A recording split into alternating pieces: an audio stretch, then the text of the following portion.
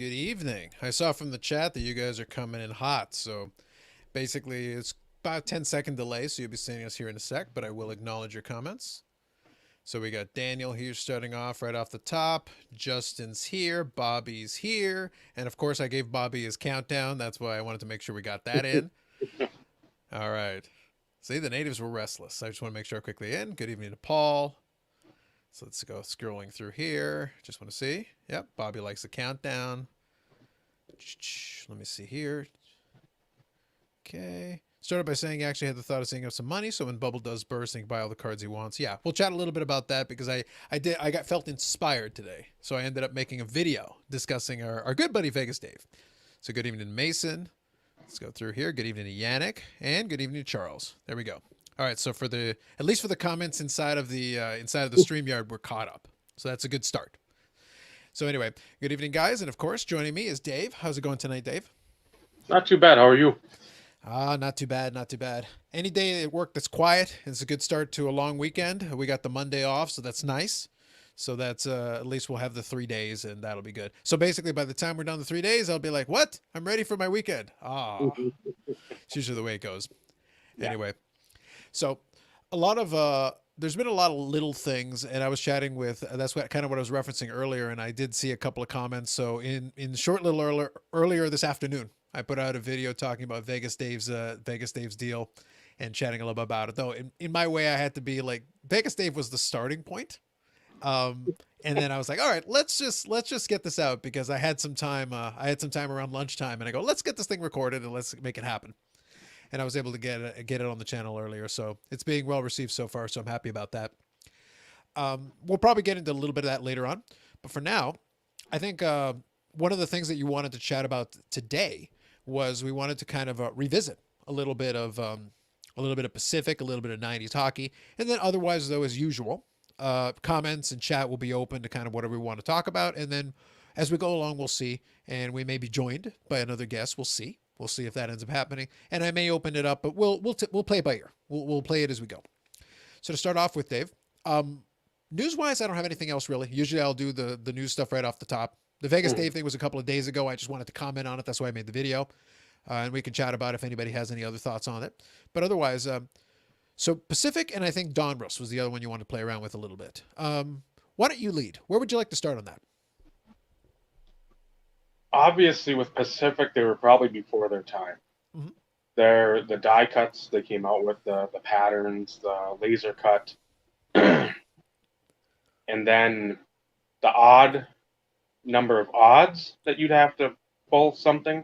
Mhm. It wasn't always one in every 36 packs. It was 1 in 37, or it was 2 in 37. The Kramer's Choice that were usually the case hit in the early infancy of Pacific, those were 1 in 172, so you weren't even guaranteed them in a case. My So I favorite mean, thing. My favorite thing was the one in 171. Sorry, 721. 721. Yeah, that was always like exactly 721. I was like, yep, that's right. Good on you guys. You know how to do math. Sneaky, sneaky. I like that where you look at it and you'd be like, well, okay, I hope to pull whatever it was, a couple of the gold crown die cuts, because I think they were like the 2 and 37 Mm-hmm. pulls, and then you had a couple like the lower end ones that were the 4 and 37 pack pulls, Yeah. but it couldn't be 1 in 8, it couldn't be 1 in 12. I mean, normal every day at that time odds 1 in 18. Nope, no. Would you have preferred if they said 1 in 18 and a half? Because technically that's what they were talking about. Oh, it wouldn't have looked good on the back of the card. It's like, well, You 18 start. and a half. It's like, how do you open 18 and a half packs? Funny story, that. Funny story. So it was always fun. Where I think Pacific, still to this day, people either love it or they hate it, and I mean that's our generation of collectors. And for me, obviously, that's something I really love because that's one of the goals this year is trying to get as many of the Brodeur parallels as possible. Mm-hmm. But to just have people, I won't say poo-poo it, but at the same time, I've always been a big proponent of getting something in your hands card wise to see what it entails. Maybe it's something it doesn't scan well. Mhm. It just doesn't look nice in a picture. Yeah. When you get something in your hand and have it tangibly in your hand, that can change a lot of the dynamics of said card and the design. I agree, and generally I'm in agreement with you because I did enjoy what Pacific brought to the table. But there, so I'll play devil's advocate for a second as well, a little bit, just so we cover all the sides on this one. I think one of those challenges that Pacific had, and one of the things that happened with it, is that they were spotty, they were inconsistent, because they would have the quirky odds, and to be honest, the quirky odds was kind of fun. That was kind of an interesting feature. I don't think that really hindered them. I don't think anybody really had a problem with it. It was just weird, but it was. I don't think it was an issue. I think what messed with them though was that you'd have one year where you'd have these many parallels. Like in the first year, I remember Pacific 97, 98. Again, my favorite year in hockey. So 97, 98 was when they came out of the blocks. And Medana was a cover athlete. So double bonus for me. So right there, I still have the poster. The Pacific poster that because he was on a bunch of the boxes and he was on the poster and all kinds of stuff. So bonus for me as a player collector. It just so happens that my favorite player is the cover athlete for them that year. But the thing is that when you go in and you're trying to figure this out, it's like, okay, so how many parallels do you have?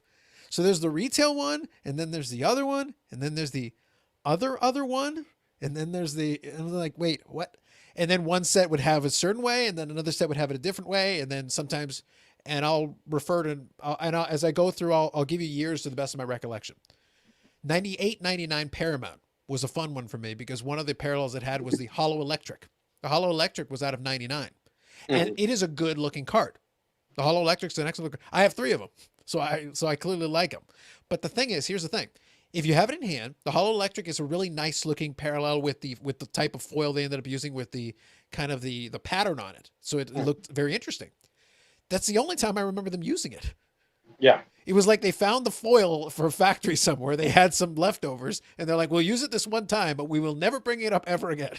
This is the only time we'll reference it. This is the only time it'll ever happen. It's Hollow Electric one time. They did Hollow Golds, Hollow Emeralds, all kinds of other stuff, but the Hollow Electric happened once.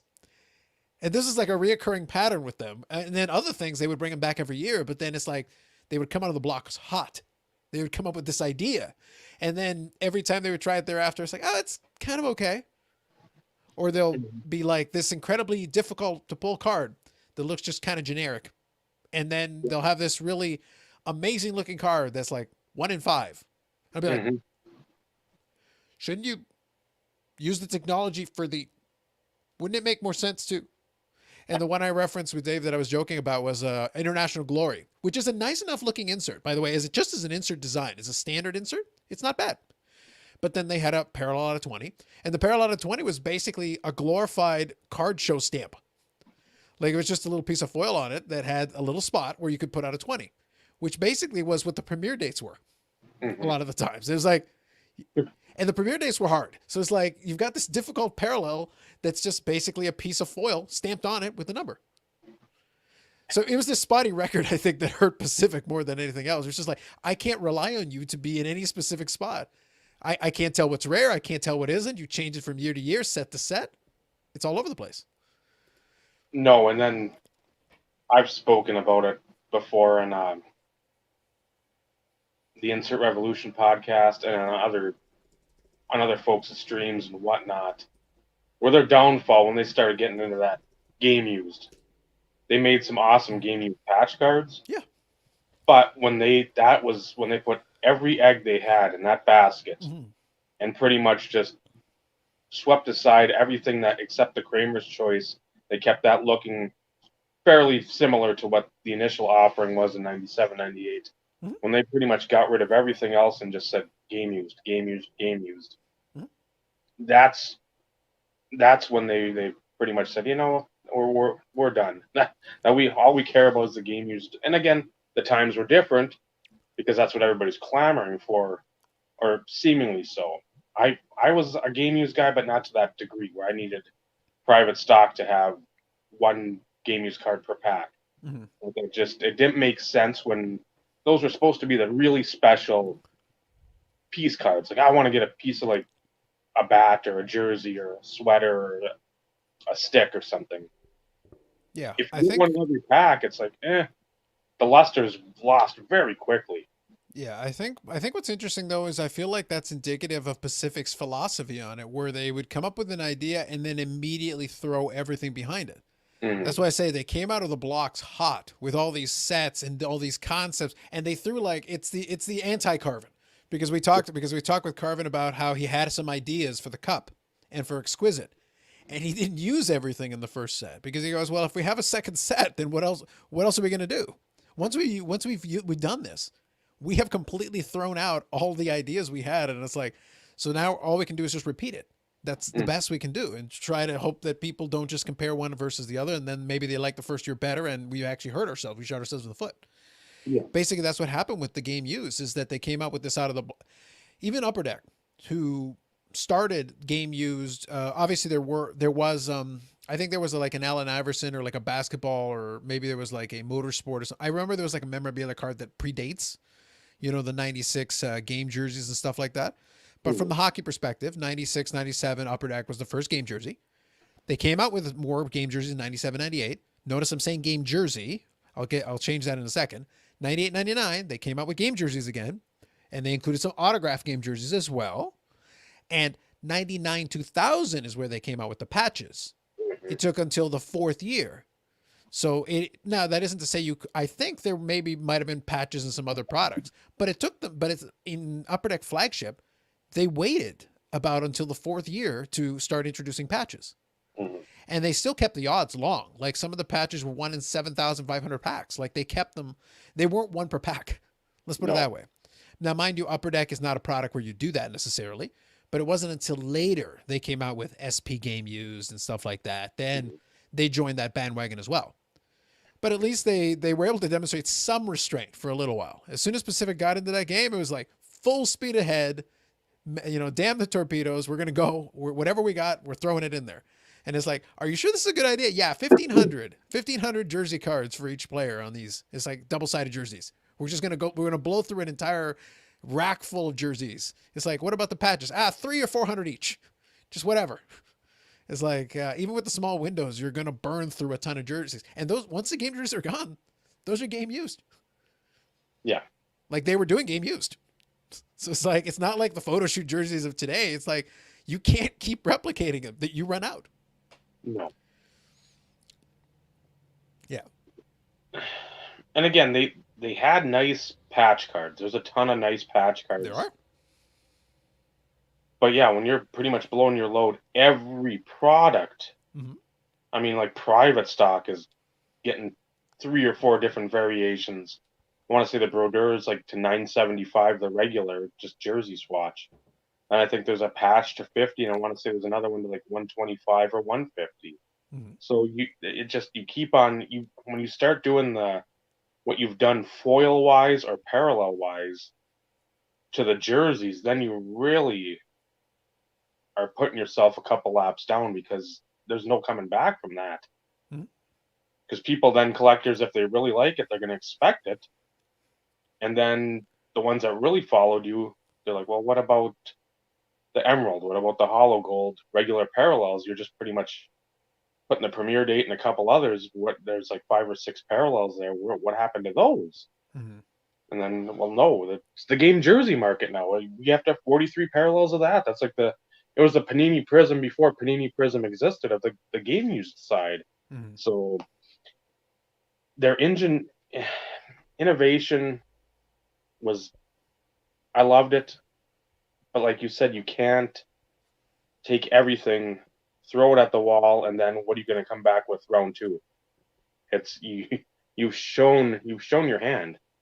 They're and again, they didn't. I don't think they ever replicated that initial offering, especially, I mean, across the Dynagon, the Invincible, Crown Royale, the Pacific brand. I mean, they had every set had just oodles and oodles of awesome die cut cards, and they never came back with stuff like that. It was always, okay, now we're going to predicate it a different way, or go this way, or go that way. It was never the same, which you never want to constantly be the same, but you come out of the gate, like you said, that hot, it's tough to maintain the white hot fire over the years. Yeah, and I think in some ways that hurt them because having such a strong initial offering with a lot of the products is that you set yourself up where it's like, okay, so what's your follow up? You came out hot with a lot of these products, and even some of the parallels and things they did, they were very aggressive with those parallels, especially early on. The Mhm. Dynagon one is one that stands out to me just because you've got like almost a full card of foil there. You've got all the Mhm. foil all over the border, but then you got the silver and the dark gray, which is Mhm. always like a favorite. It's like, guys, they're way too close. And if you try, my favorite thing was trying to buy these cards from scans. You're looking at, so is it the silver or is it the dark gray? Because the way the card looks and the way it scans, it's like, okay, that's a really hard one to make out the difference between one and the other. And good luck on the ones that have less foil. And the Dynagon should theoretically be easier just because it's a little easier to look at. And the red and the copper, depending on the light, it can really mess with you. There were a lot of these little things. But even some really cool ideas they came up with, you ended up with these weird executions. Because one of the favorite ones that I have, and I grab a couple of Z folios here in case we need to refer to anything, but I'll show this card. So Dave knows these ones. So this is from 2000 Crown Royale. He knows these guys. So Mhm. these are the large Kramer's Choice. So this one is the gold one. So I'll see if I can bump up the light a little bit here. So I don't know if you can make that out, Dave, a little bit. A little, not much, but Yeah. So the thing is, these are the gold ones, and they've got an amazing pattern to them. And these are the out of tens. okay. But the thing is, and they've got multiple variants and whatnot, and these are good stuff. But here's the thing: the large cards are a bit of a little bit of a hit and miss. It depends. Like you can do it, but you're going to have to. But you're going to run into a problem that a lot of folks like. These are inconvenience to house. These are not easy to house. Like I do wish that they had thought about like, well, what if you made this Kramer's Choice in the normal card size with the tech? That year was a really good one. That one at least was a regular size card. Mhm. But when they did it for the jumbo, they did this great foil on the background. Even the regular version looks really awesome with the holographic background and the whole bit because you got a lot of stuff going on in there. But it's like you did this thing and it's a really cool idea. But then you lose the execution where it's like, but people don't really want a 5x7 die cut card that you have to No, get like a special holder for. And it's a bit of a pain. no, the jumbo cards, and again at that time, they were more popular than again they are now, but they weren't that popular because I mean everybody Upper Deck had them, Pacific had them, Tops not a lot, but everybody seemed to have them. Zenith, Pinnacle, and that forum for hockey and I think baseball had them, but Mm-hmm. I don't know what the methodology was behind. Like, hey, let's push the jumbo card. That's what people love to trade. They'll go to their card shop, and at the time you didn't have like a 5x7 or what like an 8x10 holder, like Mm-hmm. the photo things, and you could put in your binder or whatever. You like you said, you can't store these at that time. It's like, the hell Yeah. am I gonna do with this thing? Yeah. So you can imagine there's probably a lot of because they came up with a bunch of variants of that. So again, they went back to the parallel well. The gold Hmm. one's out of 10. That's one of the rarer ones. There's a couple, I think there's a purple, there's a green, I think there's red. Like there's a couple of different ones. A dark And blue and a light blue as well. yeah, and I haven't seen a bunch of those in a couple of years. Like they're out there. When I saw the gold, I was like, oh, let me grab that. But I understood what I was getting into. Like I Mhm. was under no illusions. I at least understood. I had the regular version so I could compare and understand what I was trying to get at. So let me grab quickly this comment. So good evening, Max. Thanks for joining in. But that was the thing is that you had all that stuff, and Mhm. I think it did hurt them. But I think it's this weird legacy that Pacific has because if you think back on it and you were around at the time, you can think back fondly on a bunch of stuff they tried that was very interesting. Mhm. And in a second, I'll talk about the die cut thing in a second as well because the laser cut whole thing as well. Um, but they've got this legacy of coming up with these very interesting ideas. But then the Mhm. execution was spotty. Like I'm being generous. Like it's spotty. That's it. You would have this one where it's like, yes, you nailed it, and then right after, be like, no, why did you do this? What are you doing right now? And it would be within the same series, within a couple of years apart. Yeah, there's a lot of stuff they bungled badly. There's a lot of stuff they hit home runs on. I mean, you could consider them, for any baseball fans out there, probably before he went to being like a 120, 130 hitter and hitting 30, 40 home runs, and Adam Dunn. I mean, they'd have a bad maybe overall year, but they'd have 50 home runs. It's like, okay, I can live with that 220 average with 50 home runs when you're batting 120 and you're hitting 20 home runs. And then now we're starting to see a decline. But they had so much to offer. And I know a lot of, like I've said, collectors, most either love or hate it. There's no real in between with Pacific when you start bringing them up and you're an insert collector from the 90s or you collected back then and you remember back what they had to offer then. I think that's fair. It ends up being a lot of that. It ends up being a lot of that spottiness creates that polarization that you're talking about, and unfortunately, it does result in a lot of. It's one of those things. I tend to focus on the ones that I thought were good. I tend to focus on the Mhm. ones that I thought were interesting, and I kind of just understand. As a player collector, I still have to grab like that international glory. Mhm. At some point, I'll have to try to get my hands on it, but it's one of those things where it's going to be obscure, just because I'm confident there's some people who think they have the regular version because they can't see the foil thing that's just over on the side, because the card otherwise looks the same. Mhm. You sit by side and you put your finger over where the little spot is, like you couldn't tell me the difference between one card and another because Yeah. otherwise there isn't any. And I think that was a poor design choice. And it's the same with a lot of those premiere dates. It's like unless you're paying attention and realize, and sometimes they put the premiere date on the back, Mhm. and they'd be like, okay, so you're gonna keep just messing with us? Like consistency, any kind of consistency would be enough to develop some kind of a rhythm. But every year you're doing something different, and I never have any clue what you're thinking. No, and the Revolution when they had the Shadow series and the premiere date there, Mm-hmm. it makes it even worse because it looks where at least on those Croning passports or whatever they're, the international glory, you can at least if you sort of look if you can see that there, the little stamping, the foil stamp on those premiere date in the Shadow series, it's just literally the embossed show foil, or not even foil, just the embossing in the middle of a picture. Where unless you turn the card over and look at the back to see the serial numbering, you're thinking you just have a base card because there's nothing that's notated on the front like it's like a big stamp like Shadow series. Mm-hmm. It's it bleeds and blends so well with the card. I'm sure a good portion of those friends aren't with us anymore because people are like, base, who cares? So I don't know.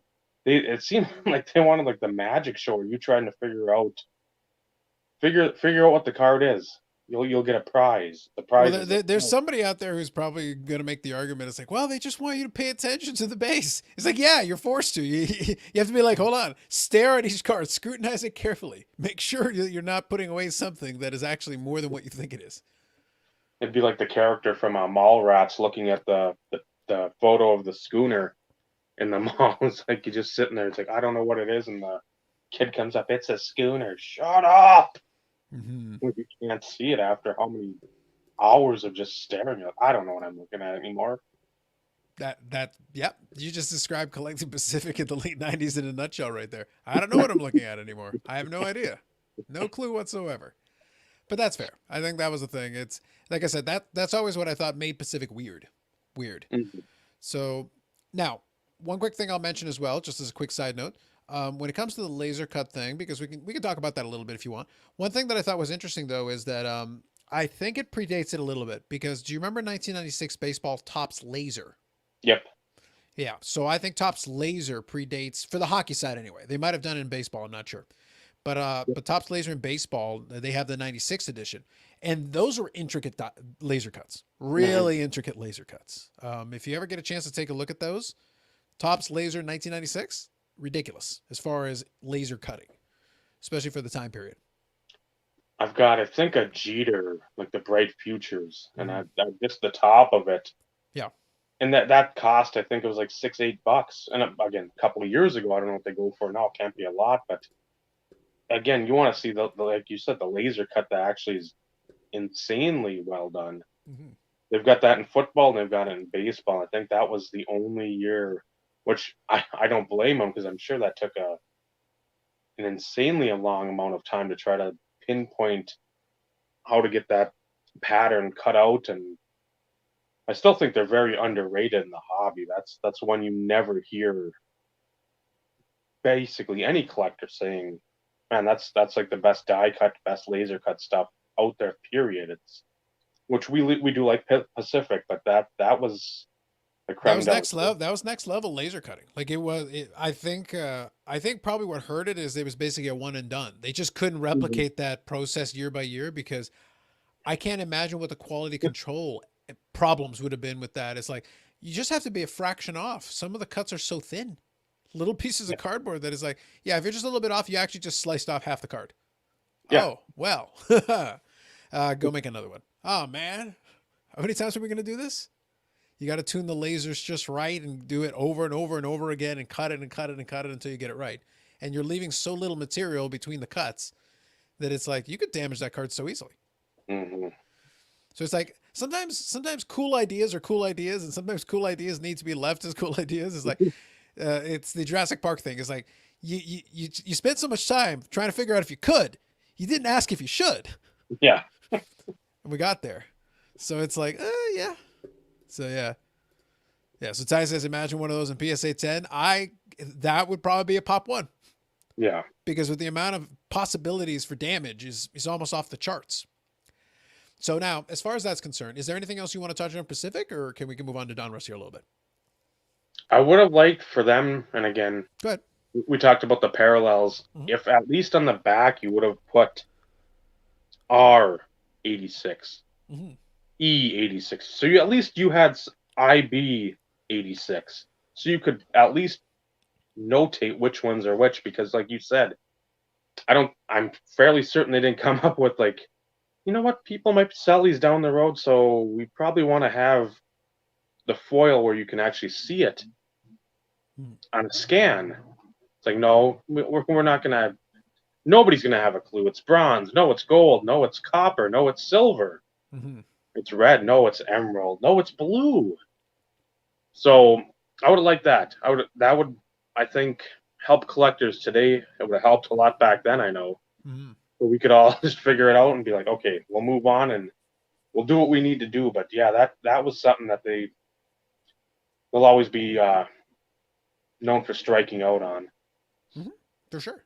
Now I will say that I'll give props to Upper Deck because the O-Pee-Chee Platinum, as a modern Mhm. product is concerned, because they have a bunch of parallels in that one, in those ones, but in the last couple of years especially, they do label the parallel on the back. So if it's like purple pixels or this, that, or the other thing, it literally will say that on the back. Sunset, rainbow, whatever variant is in there. You can turn it to the back and there'll be a spot where they'll literally write exactly which parallel it is. And they're like, oh my God, what an idea. What an innovation. You label the parallel so we can figure out what the heck we have without having to go look it up. Because the way I used to have to look some of this stuff up would be like, if it was a serial numbered card, and this isn't Pacific specific, it's just in general. If it was a set with a bunch of parallels and I really wasn't sure from eyeballing it quickly, I Mhm. would go to the Beckett or whatever, but I would look for the serial number as my guide. I would Mhm. be like, okay, so let me look at this. And Leaf was notorious for this because they'd have all the numbering, especially the modern Leaf. You'd have all the numbering with all that. And I'd quickly scan through and be like, okay, I think I figured it out. And it's like, okay, so which is it? It's like, well, the one numbered out of 15 is this color, and the one numbered out of 5 is this color, and the one numbered out of 3 is this color. So you just use the serial number to be like, okay, now I know which one it is. Mhm. So that's not ideal. That's not the No. best way. So like all the manufacturers, including the modern ones, could learn a thing or two from this. Just label it. Just do the collector a solid. Just put it on the back, put it somewhere. It doesn't have to be big gigantic font. Just tell us what it is so that we can be like, okay, this is what it is. Great. I know Panini does that with, and I can't even think of what it is. It's like the Astro or whatever that product Oh, you're talking about the Unparalleled. might be. I'm Yeah, trying to think of Unparalleled is the one that has Astro and it has the Galaxy maybe's in yes, there. that is Unparalleled. That one's Unparalleled for sure. And I like where they they've done it. I don't know if they did it in the first year, but subsequent years later they did. Yeah. Where it's like, okay, good. Otherwise, people just don't know. You're like looking at it. I don't know. It looks all stars to me. I don't know if it's what it is, but I'll say that's one of the highlights and one of the few times you'll hear positivity coming from me when I speak about Panini. But them doing that helps. That I like that. Yeah, it's one of those things where they'll like randomly come across as like, why didn't you guys think this was a good idea in general? This is a good idea. Like swirl. How do you know? It's well, number one, you can see swirls, but number two, on the back it says swirl. Mm-hmm. That's how you know it's a swirl. Hey, now you don't have to guess what it is. You can just read the back. It's there. Some people still don't know where to read on the back, but at least it's there. You can be like, no, it is in fact written right there. The words are there. Just look it up. It's on the card. Enjoy. So that was a smart move by them. So that's fair. Now, as we go along, guys, one other thing I'll mention, we're going to transition over now to talking a little bit about Donruss and talking about some of that stuff. If there's anything that you guys want to kind of get some visual aids on, we can definitely put something up because I can always Google it and pull it up here as well. Or if we happen to have the card, we can show it. The other thing as well is that if there's any other topics or anything you guys want us to touch on, we can certainly delve into that a little bit. The whole point is that we can, this is not like the Bobby segment where I want to give him unfettered time to just be like, go for it. Because he's got a lot of information that he can pass along, and it's actually kind of cool as a standalone. At some point, what I'd like to do, Dave, is maybe at some point we'll pick maybe one of these manufacturers and grab that section.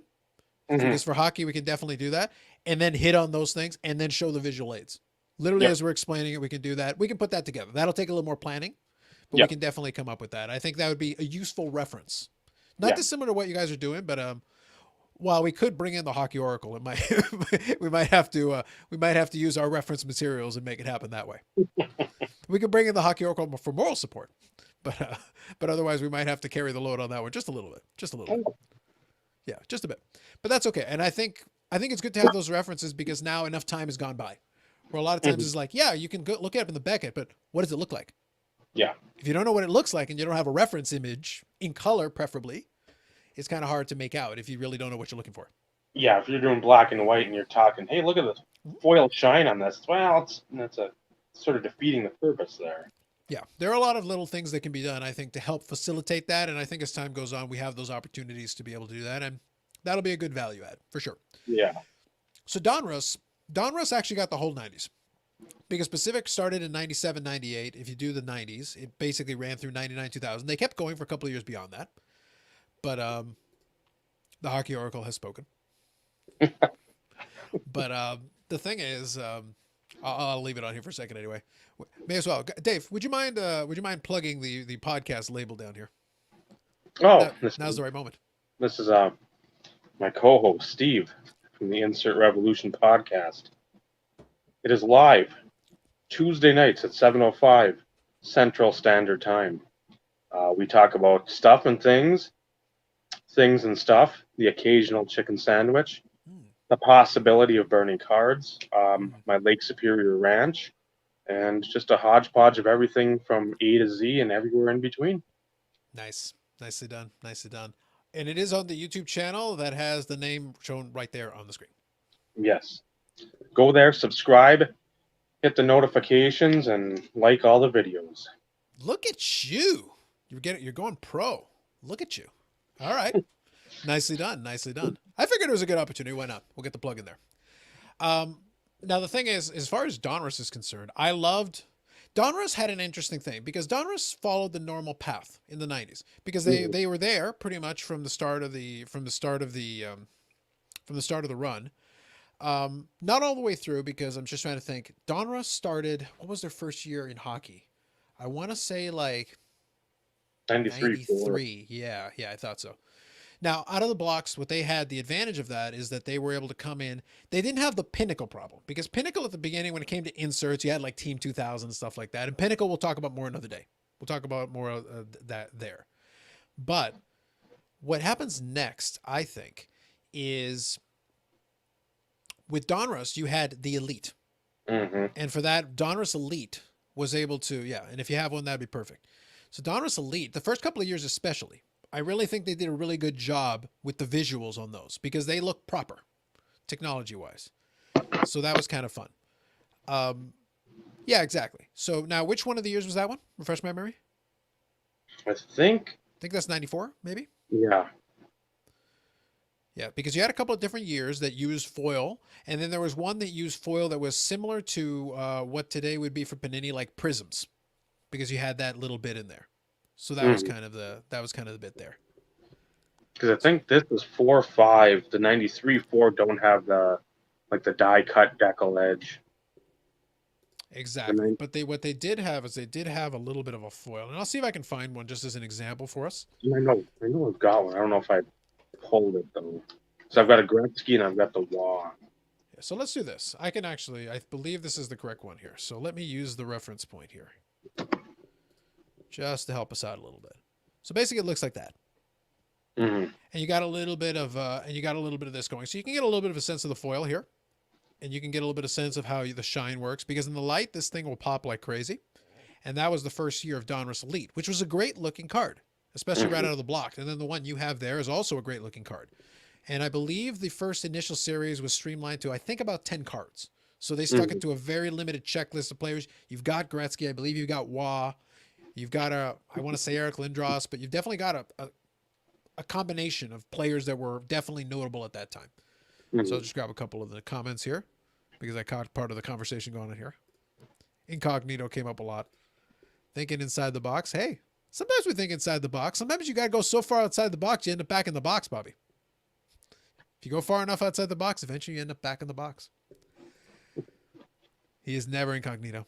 Thank you, Paul. 93.4 is Donruss's first year. Yep. And Bobby's got Incognito Revolution. That can be your spin-off podcast. Live the dream, man. Live the dream. But anyway, so that's a good start for Donruss as far as I'm concerned. And then they had some really interesting answers. For me, of course, as we get into the mid into the later 90s is where it gets a little more interesting for me as Mm-hmm. far as a lot of the series and things that they came up with. Because then by the time you start doing the Donruss Canadian Ice, and they start coming up with different things like that. Donruss Studio, some of the Donruss Studios I liked. Um, like I said, I do favorite. They tried some stuff. Like 97, 98, they tried the 8x10s, which were an interesting decision. It was like, okay, Yeah. this is just, yeah, but it's inconvenient. Could you imagine, though, if they had decided to do like a parallel of the large 8x10s? That would have been hilarious. It would have looked interesting, but it would have been hysterically funny. Yeah, that all that stuff. It was.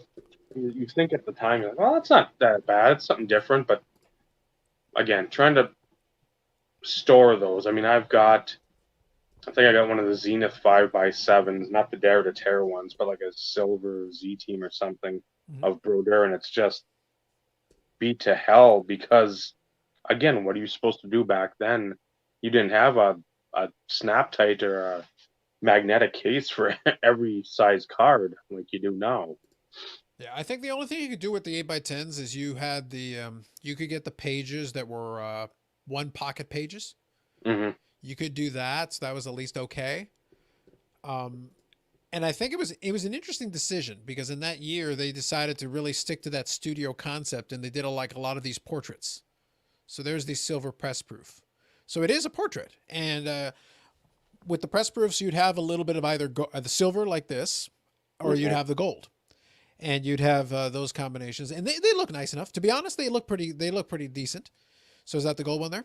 Yeah. Okay, so hold on here. So I will, yeah. So if you tilt it a little bit, but yeah. So conceptually, it was kind of neat. It was different because you were definitely getting a different kind of photo. It wasn't your standard like an action photo. It was literally like these sit down portraits with all these players. So it would stand out from the crowd as far as the other ones were concerned. It would really stick to that studio motif. They took it seriously. So I will say that they took it seriously.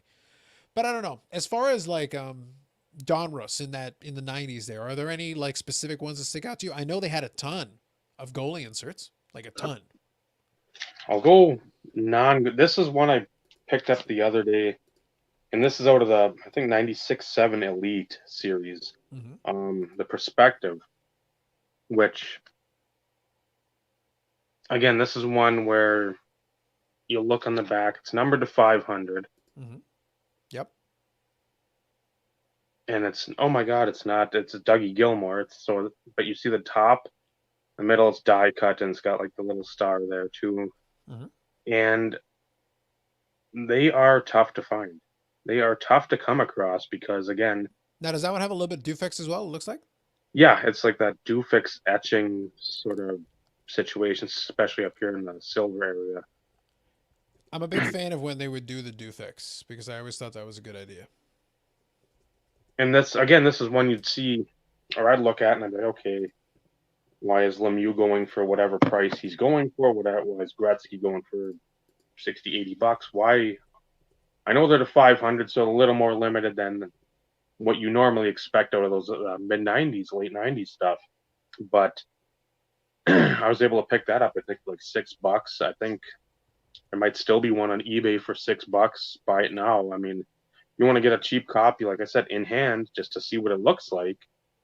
And Doug Gilmour, again, he traveled a lot, but at the same time, he's a Hall of Famer. So, and I was able to pick up a Gretzky a few days ago, I think, for what I thought was a steal. So I'm super happy with that. But those were that was one copy that I think is very underrated. There's another one that's super visually appealing and dirt cheap. I think Madonna's in the set too. Yes, I do remember those. Was that like I want to say what was it? It was the. I remember the insert names in the corner. I don't remember what it's called. Go Top Shelf. Go Top Shelf. Thank you. So the And, foil on that is actually really good. Is actually a really cool looking card. and it's I don't want to say chrome, but it's got sort of that bend. Yeah. Because of Yeah. And the other thing is because they stuck to a silver, it allows that rainbow shine to really come out a little bit more. And I think that's one of 2000. Yeah. so and again, these are not bank breaking cards. No. And you've got, of course, if it's Go Top Shelf, you're getting probably the best scorers in the league, obviously. But that's one of my favorites because again, they're reasonably priced. Goalie wise, we've got a couple. I don't have before the broadcast night. I bought the Painted Warriors. the Brodeur because I didn't have this Nice. this year. This is Jim Carrey. If you don't know who he was, look him up. He had a solid few years. Yep. And he was also great in Ace Ventura. So you probably enjoyed him there and The Mask. So he had a good run there in acting. Not the same Jim Carrey, but it was always fun. It's fun that he had the same name. Quickly, I'll grab this comment. Good evening. Yep. And there's the studio. And that one had an 8x10 copy, which I always thought was hilariously funny. It's so unnecessary. So utterly unnecessary. Why would you need an 8x10 of that thing? The cutout was neat, but why on earth would you need an 8x10 of that? Yeah. So let me quickly grab this one here. So this is not an insert, this is a parallel. But do you remember when Donruss Elite did the Shark Bite die cut cards? I'm going to call them Shark Bite die cut because of the way they did it. So let me show this one. And I picked the appropriate card for it. You got to have the go-to-goats. But you see the edges there? Mm-hmm. That's why I like calling them the Shark Bite ones. It's like, why, guys? Like, why? Of all the die cuts, you can imagine, try getting a PSA 10 on this thing. Yeah, you're just with the amount of edges, like the amount of cuts and the amount of bits. It's like, come on, guys. What? That's not going to happen. Yeah, Paul C, the net detective. That's right. Good evening, Jeremy. Absolutely. Up, Jeremy. Yeah, that's a good one. I like those. So that's the Donruss Red Lighters, I believe. Red Alert. Red Alert. Yep. The best of the best. Without a doubt. And they had a lot of good like scorer and goaltender themed. Like they would build these sets out of these themes, and the themes were fun. Like you could definitely have a good time with a lot of them because you'd at least be able to see like, okay, cool. You didn't just do a weird insert. It's like, no, this insert has at least some connection to some kind of theme. We're picking these players for a reason. We're trying to figure out like what we can do. Yep, color guard. So now when you get into Donruss Preferred, you know, Donruss Preferred is like one of the favorites, I think, of that era, especially because there were so many good cards. You got the precious metals. We know that. You've got that. The color guard. If you're a goaltending fan and you're a goaltending collector, the color guard is like, if your player's there, that's one of the favorites to go get. Just because it's a good looking card. It is die cut, but it also has a little bit of the foil going on for it. It's just made attractive cards. And then of course you get to the regular Donruss Preferred, and even the base cards look nice, and the parallels look nice. So you're like, You can't go wrong. No, there, and I've still got, and I again wish I would have got back into collecting the hockey realm sooner because you had said at a lot of the expos that preferred was always up there There was for a 20, long time. 25 bucks.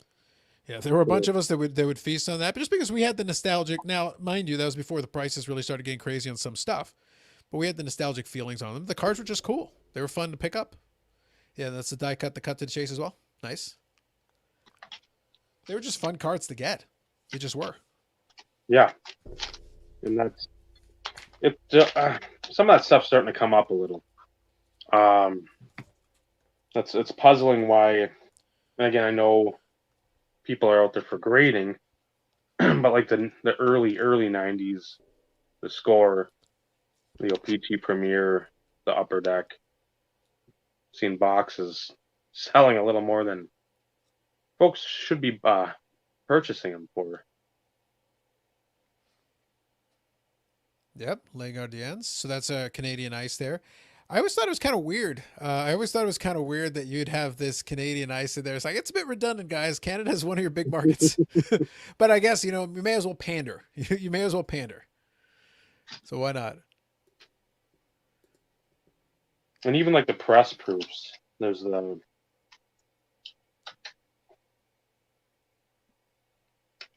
you've got the first or the first year they did the press proofs. You see that star up on top there, Yep. which is nice, a nice little touch. But then the gold ones for the next year, silver was the non-die cut basic version of this, but the gold. Yeah, I think they did a good job on the gold. I will say it felt like a better design card, Yeah. just because the die cut added a little something to it. I thought that was a good touch as well. It's one of those things. I guess a lot of it is based on your aesthetic preference, but a lot of it, a lot of times, a lot of collectors that did collect in the '90s kind of end up going back to it just because it's like, well, the aesthetics work. Like cards like that. That's a base card because I think that's not the die cut version. That's the base card. Hmm. A more limited base card, but it's still a base card. But it's a nice base card. So it's one of those things where if you get the design right, that covers a lot of ground and takes care of a lot of these a lot of things and makes it a lot more attractive. And of course the chase. Yep, that's the precious metals. That's right. Just trying to see if I can find there's an image I'm looking for, and if I have the scan for it, it's a little bit better, but I can always grab the card if I need to, but I want to see if I can find the scan. So here's one of them that I can definitely do. Because we got these ones. You know these ones, Dave. And I'll get, Max, I'll get to your question here in a second as well. Because I've got it up on the screen. I can see it. You got the Elite Status. Those are good ones. That's a big fan of those, especially. Those are out of 100. So you get the nice gold one. The Aspirations, to be honest, also look pretty good. I like the red version as well. Hmm. I had no qualms about those. Oh, and here's the one I was looking for. You got any discussion about the Donruss in that '90s period has to include these guys because we know these guys well. Got to do stamp of approval. That's a big one. That was the stack I have right here with the big ones. Yeah, that's the one. You got to have the stamp of approval. You got to have the the Elite Status. You got to have all that stuff. Like that's all part and parcel of it. Exactly. Yep. Yeah, like that's a good one, and that's the subset one. Like Yep. you could have the That's base good. card and the subset, so it's a pretty sweet combination to have the pair. And again, serial numbered to 100, so it's not. Again, this stuff's starting to become difficult to find, but not to the point where you can buy a common player under $10 shipped. Mhm. Just again to get it in hand, and then the real Yep. tough ones, the Craftsman. Yep. the Master Craftsman. Because there was a regular version without the holographic shine. I think Yeah. like Yeah, 2000. the Master Craftsman, I think, is out of 100, right? Yes. Yeah, that's a good one. Yeah, they did a good job on a lot of those. That was generally very well designed and very well conceived. So it's one of those things I was a big fan. Yep, there's your stamp of approval. Well done. So any other major ones you want to hit on, Dave, as far as good old Donruss is concerned? I'd say the other one, because it's out of The Donruss Elite 97, 98. Ah, Back to the Future. Yes. There is a non-autoed version of this, and it's 1500, but there's only 1400 because the first 100 are autographed. So that's one of those sets that I think did better, obviously, because Donruss bowed out in the hockey game. In football, Mhm. football's got that longevity. I know a lot of my old collecting buddies always try to put that set together because it was a cool set. Mhm. See I would what say else? that's kind of what messed up that end of the '90s period, because when Donruss got out of the game and Leaf got out of the game, and a lot of that happened all kind of at once. Pinnacle got out of the game. Mm-hmm. Pacific hung around for a little while, but then once that happened, and Tops was kind of in and out. They weren't Mm-hmm. really there the whole time. So it's one of those things where once all that stuff started to happen, it was like, yeah, it just kind of all got funneled in. And then after a while, it's like, all right, Upper Deck's the last one standing. Oh, well, I guess now we get Upper Deck. So that brings us back around to Upper Deck today. So, So we just wanted to show a couple different things. Which so which parallel is that one? Sorry, which insert? that's the out of Canadian Ice, the National Pride. Just I think it's like a 30 card, what, a 20, 30 card, 30 card insert set. I think it's all Canadians to 1997, and then the Elite promos from 98, 99. Which, if you see them, snag them. It says in 2500. There's one or two guys. I want to say Samsonov and I don't know if it's Hasek that are supposedly more readily available, but the rest of the set is fairly limited in trying to come across them. So again, a lot of that stuff, that serial numbered stuff, when you start coming into the promo world, just because it says out of 2500 or out of 5000, that doesn't always mean that there's that many floating around there to be had. So you Yeah, see them, you like them, the price is right, pick them up, and don't do yourself a disservice and not pick something up because you think it's super readily available. That's always something, or just because it's numbered to 4000 or 3000. hmm If it looks cool, it's cheap, it's up. Even the best of the best, Ziggy Palfy, pick it up.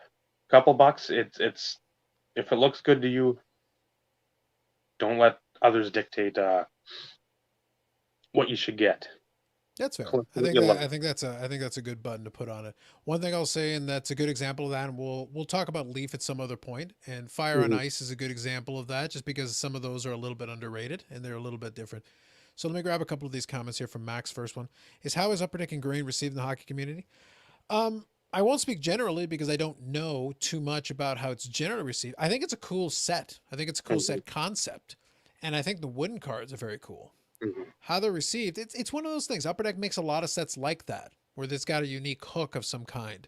The fact they actually have wooden ingrained cards, like burned cutout cards, is kind of Mhm. unique.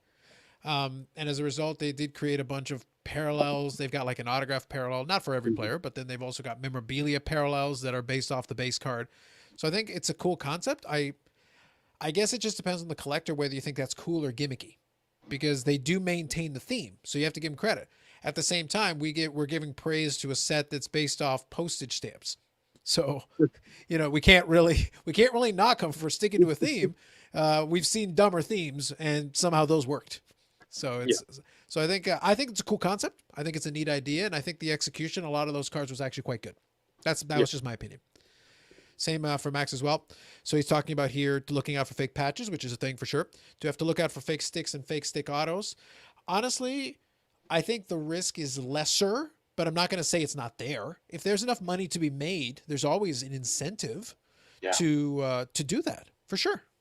Um, I would say fake patches though, the incentive is much higher, just because the difference between taking a real card with a lame looking patch and making it an awesome looking patch, the premium you can get, makes it worthwhile. There's only Mhm. so much you can do with a stick.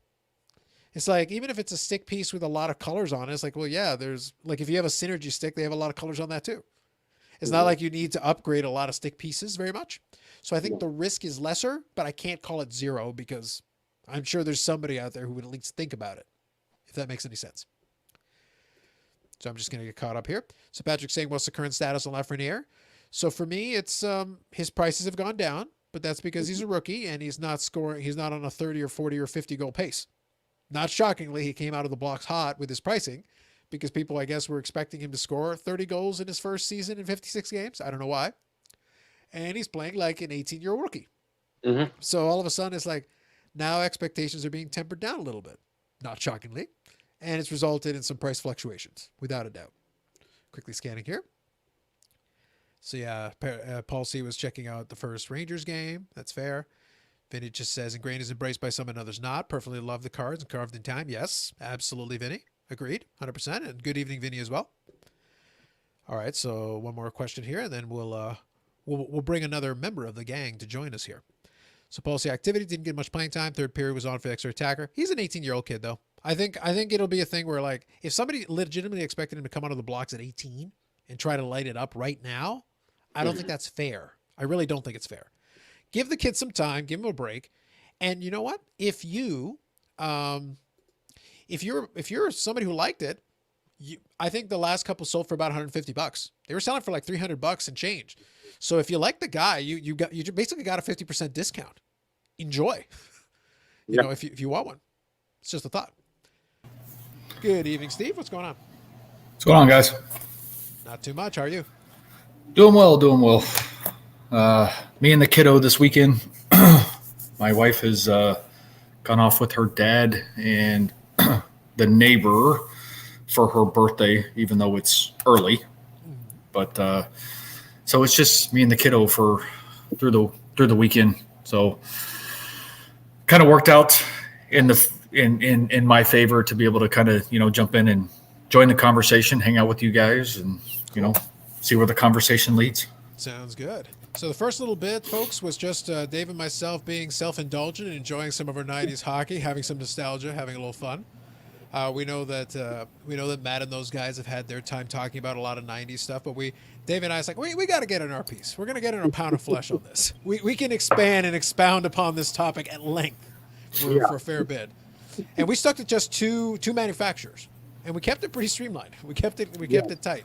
We could have gone more expansively, but if we're going to do that, to kind of the point that I was making, if we were going to do a little more expansively, I would stick to one manufacturer for a discussion, and we would do a lot of visual aids, a lot of pictures to really make, and especially pictures that are designed so that you can really see what we're looking at.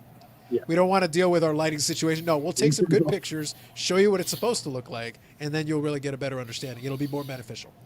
But that was a little taste, a little primer of some of those series. Sounds good. Yeah, because I was just going to kind of expand on that. It's one of those in which you kind of alluded to the whole lighting situation. If you're able to capture a good picture, and that's the difference when it comes to looking at some of these cards. Lighting situations and things along those lines, as you're like live on camera and things along those, they don't always do the cards justice. So to be able to kind of pose the card in the right circumstances really will allow the opportunity to really, for individuals to see the detail of the card. And, I know you guys were talking about Pacific earlier. I've been here the whole time. And, there's a lot of things that, Pacific did that you can't tell via scan, whether it be like holographic prisms.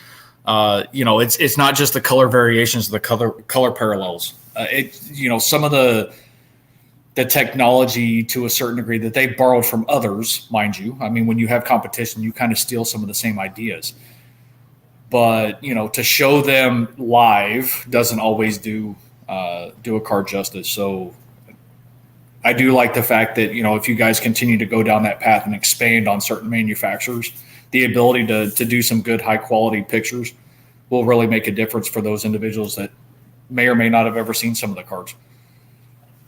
Absolutely. I agree. I couldn't agree more. It's one of those. It's one of those things though. Like you have to get a taste, and it's one of those things where I enjoy doing like a segment on the stream and stuff like that. That's fun, but it is going to be a little more niche. And it's one of those things I knew off the top we were going to do a little niche because it's like, um, a lot of the folks that are collecting the more modern stuff, which I'm not going to blame them for. I don't have any issue with that. Um, but then we'll also get questions like the question that was brought up by Max, where he's talking about ingrained. So it's one of those things where I keep a foot in both worlds, but I do like occasionally to delve back into that pool because if a collector's been around for a little while, it's like, by the way, guys, the back catalog's pretty good.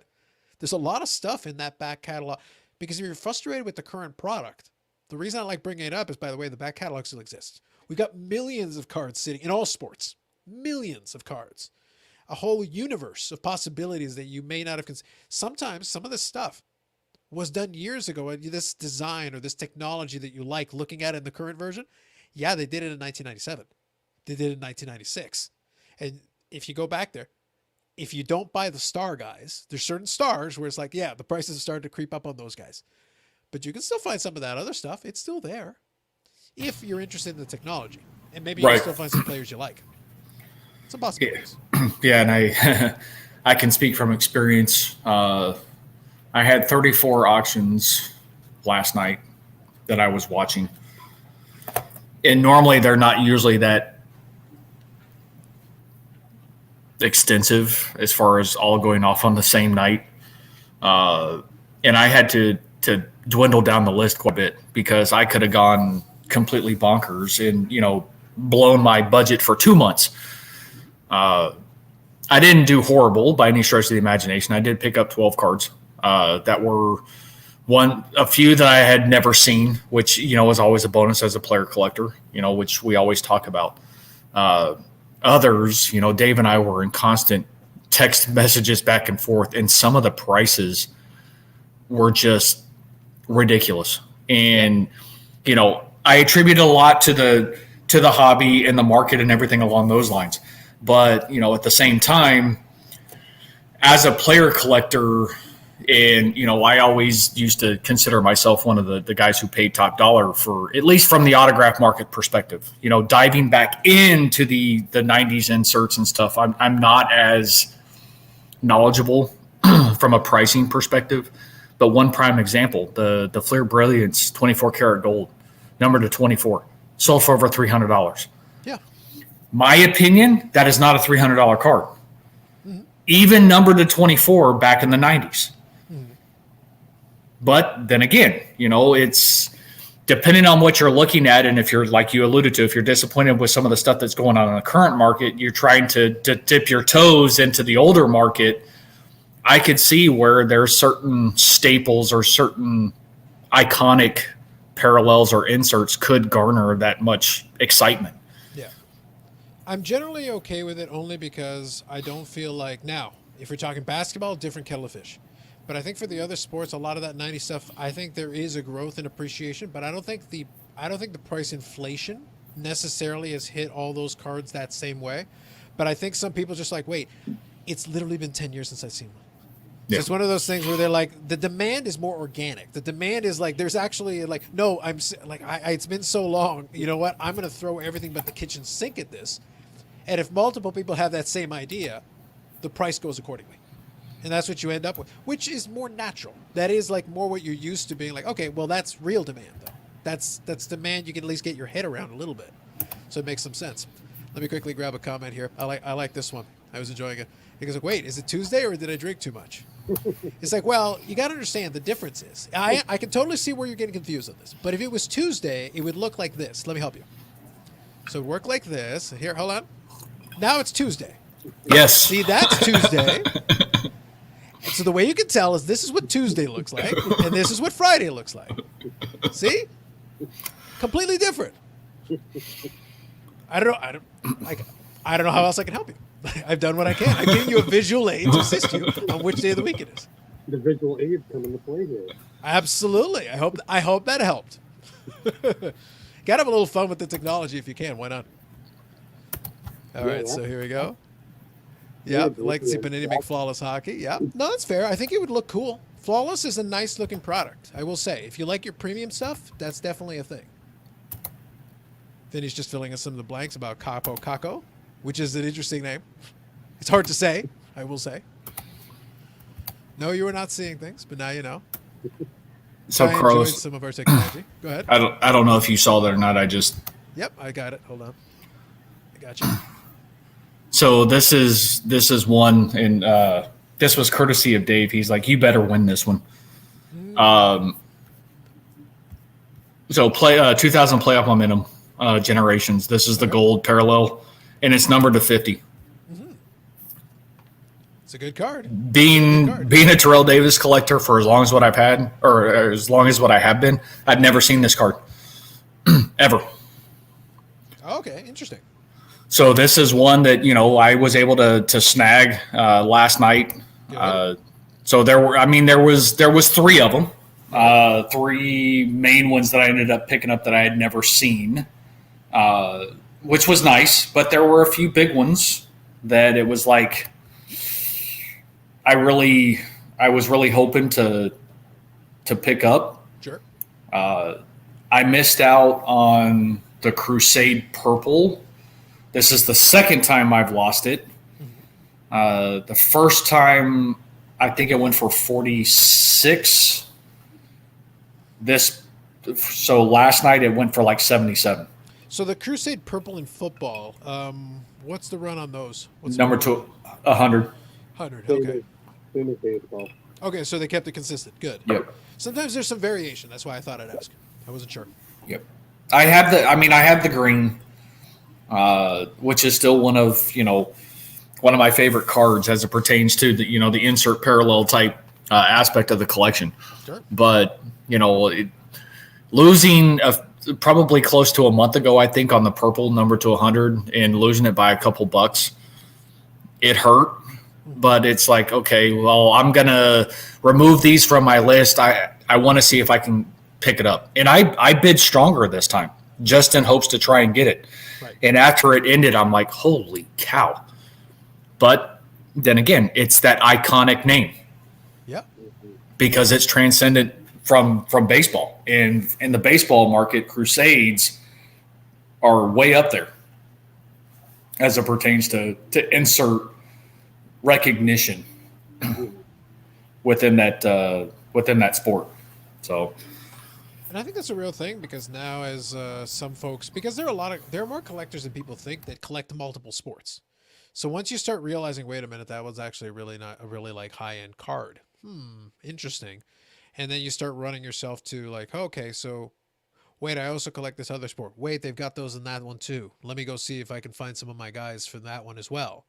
Because you start getting the same thought. It's like, oh, it's kind of because. So here's an area I haven't gone after it, and I'm not going to necessarily, but I'll share with you guys. In hockey, one of the things we talked about is we talked about like the Z golds. There's also gold impulses and stuff like that. And I can say one of the areas where I see the gold impulses more regularly is in baseball. I see the gold impulses in baseball pretty semi-regularly. And you can get a lot of different players, and I think you can probably get a bunch of them for what are reasonable prices relative to what some of the hockey ones would do. Z golds are still Z golds. You still got that problem. That's its own separate deal. But if you happen to like the other sport as well and you want to get somebody for it, then it's available. It's gotten a little trickier. It's one of those things. Like I've got my eyes out for them, but they only come up once in a while. Where they come up, it's like in these little bursts, in these little groups. Go ahead. I know as Sakic, Z Gold is up right now at, I think it's a little over a day, and it's at, I think, 490 Canadian, so like 380 US, and that just gives me more hope that the Brodeur will eventually pop up and probably head way north of 1,000, just because, again, it's him, and why wouldn't it?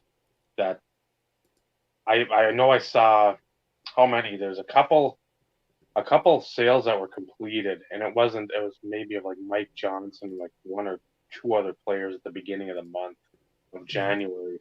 Somebody didn't know what they had. There's two or three buy it nows for like $15, and one might be like 11. And I'm just like, yeah. Why can't a Brodeur pop up like that for like $40 and be like, okay, boom, done? A $40 buy it now? Yeah, It's that just- would be beneficial on my part, just to for how much I paid for the platinum. I can secure a very nice deal on the Z Gold, or maybe even the Star Quest Gold. One of the Here's two. the question I have for you, Dave. If that situation was to come to pass and you had it with the $40 buy it now, but they also had a best offer, would you hit the best offer and tempt fate? Would you tempt the hubris of the hobby gods? No, I've done that. I've done that before, where I've hit like the best offer, and then I'm like, shit, I just buy it now. Just do it, and don't. If you overpaid, that's fine. You got the card. That's what matters. In the end, that's you got the card. Just worry about that. So, yeah, $40. I know. I was just curious because I know some people who would like, oh, but I bet I could get it for 30. It's like, what? What are you doing right now? Are you really that intent? Are you really that hell bent on tempting? Like, the hobby gods are a real thing, and they will get you. They will get you if you tempt them too much. Yeah, that would not happen. I'd hit that $40 buy it now, probably every time. Right. Even if it's a guy I don't collect, that's a star. Well, we established that, Dave. Even if it's a guy you don't collect, it's like, let's buy it now. Whatever, do it. Yeah, but I did enjoy though that we were chatting the other day. It was not directly related to that, but it was related to just finding stuff. And actually, it was good. I was reminded when you mentioned that. It reminded me because it was a conversation we were having on Instagram, and it came up. And then you discovered the Revolution CSC cards. Yes. Yeah. So now you've learned something. You've learned something a little bit. It made me laugh. I when you showed it to me, I was like, yeah, I remember the CSC card. It's been a while. They're a bit obscure, but it was literally a distribution thing. It was a weird like parallel that came out. It wasn't every card, but a lot of the main players were in it. Because that's something I still want to learn more. That's one that I don't think I could drop 100 on it. If it was 50, maybe. It's tricky. 100? It's tricky because the thing is like it was out long enough that like even the Beckett book does acknowledge it. Like it exists as far as the Beckett book is concerned, but it made it funny. But when you brought it up, I was laughing because I was scanning around and I was like, oh, let me just see what's on eBay. The Medano isn't there or anything, but I just laughed because but I was able to pick up a Hossa and I was like, hilarious, I love it. Yeah, I had a little mini Hossa collection I put together years ago. I'm not really going to work on it too much, but if I can pick up a card here or there, it makes me laugh. But I was like, that's kind of fun. Why not? So here, I want to make sure I get Vinny's comment here. So Vinny said it before, and I'll say it again until it happens. Obsidian Hockey with the Legends. If Mario wasn't that sad, listen to me, man. Listen to me. Vinny, I got a chance to look at the Cups checklist, and I already had a rant about this. No, nothing more with Legends. Enough of Legends. We need a moratorium on Legends. It's like you are just selfishly looking out because you want to spend more money on Mario Karts. I don't need this because I know what's going to happen. They'll be like, yeah, that's a good idea. Hey, let's put Medano. No, incorrect, wrong. Don't do this. I like the Obsidian cards too, but damn it, I don't need this in my life. I already looked at the list of the Cup and I'm like, you worthless. Not cool, man. So with that, Carlos, how bad is it in the Cup this year for you? It's got to be like 25, 30 cards. Something stupid. Like it's off the chart. Ouch. And it's like half the stuff is like out of 10, out of 5, there's a 1 of 1 like booklet thing. And I'm like, ouch. Yeah, no. Like I'm just like, no. I'll cherry pick a couple of ones that'll look cool because I saw some of the designs and some of them look neat. I'll just grab a handful and I'll be like, that's it. Like I'm not playing this game with you guys. Not today. There's too much stuff that I've been looking at that's pretty solid, and I'm like, I can't be playing that game. Well, and it's not playing years, which I know to a certain degree is your main focus, but at the same time, you don't shy away from nice looking newer stuff either. Yeah. But that's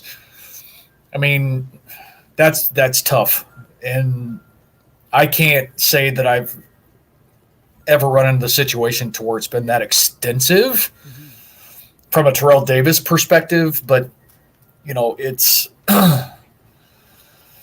it's one of those that I mean, it's tough because I even go back 2010 and 2011 when I was still going after autographs so heavily and things along those lines that every time a new product came out, it was like, oh, yep, I got to have one. I got to have one. I got to have one. I got to have one. And then by the time you realize, you look at the expenses and you're going, I spent how much? Well, that's kind of the problem is that it's not that I can't, but it's one of those things where at a certain point you're like, look, do I really want to subject myself to this? Is this the pain that I need in my life right now? I'm like, not really.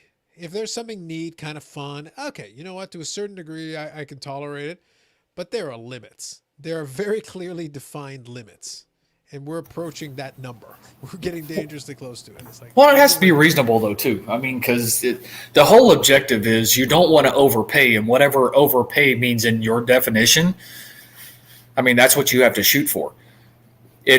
Those are nice to haves, but they're not major needs, so to speak. Yeah, They go in the nice to have column. that's fair. I'll definitely agree with that. Yeah, that's one of those ones where it's like once I reach the point where it's like, all right, there's enough kidneys involved here that the police will start questioning things. Then maybe we need to pull back. Allegedly. We need to hold back. Allegedly, exactly correct.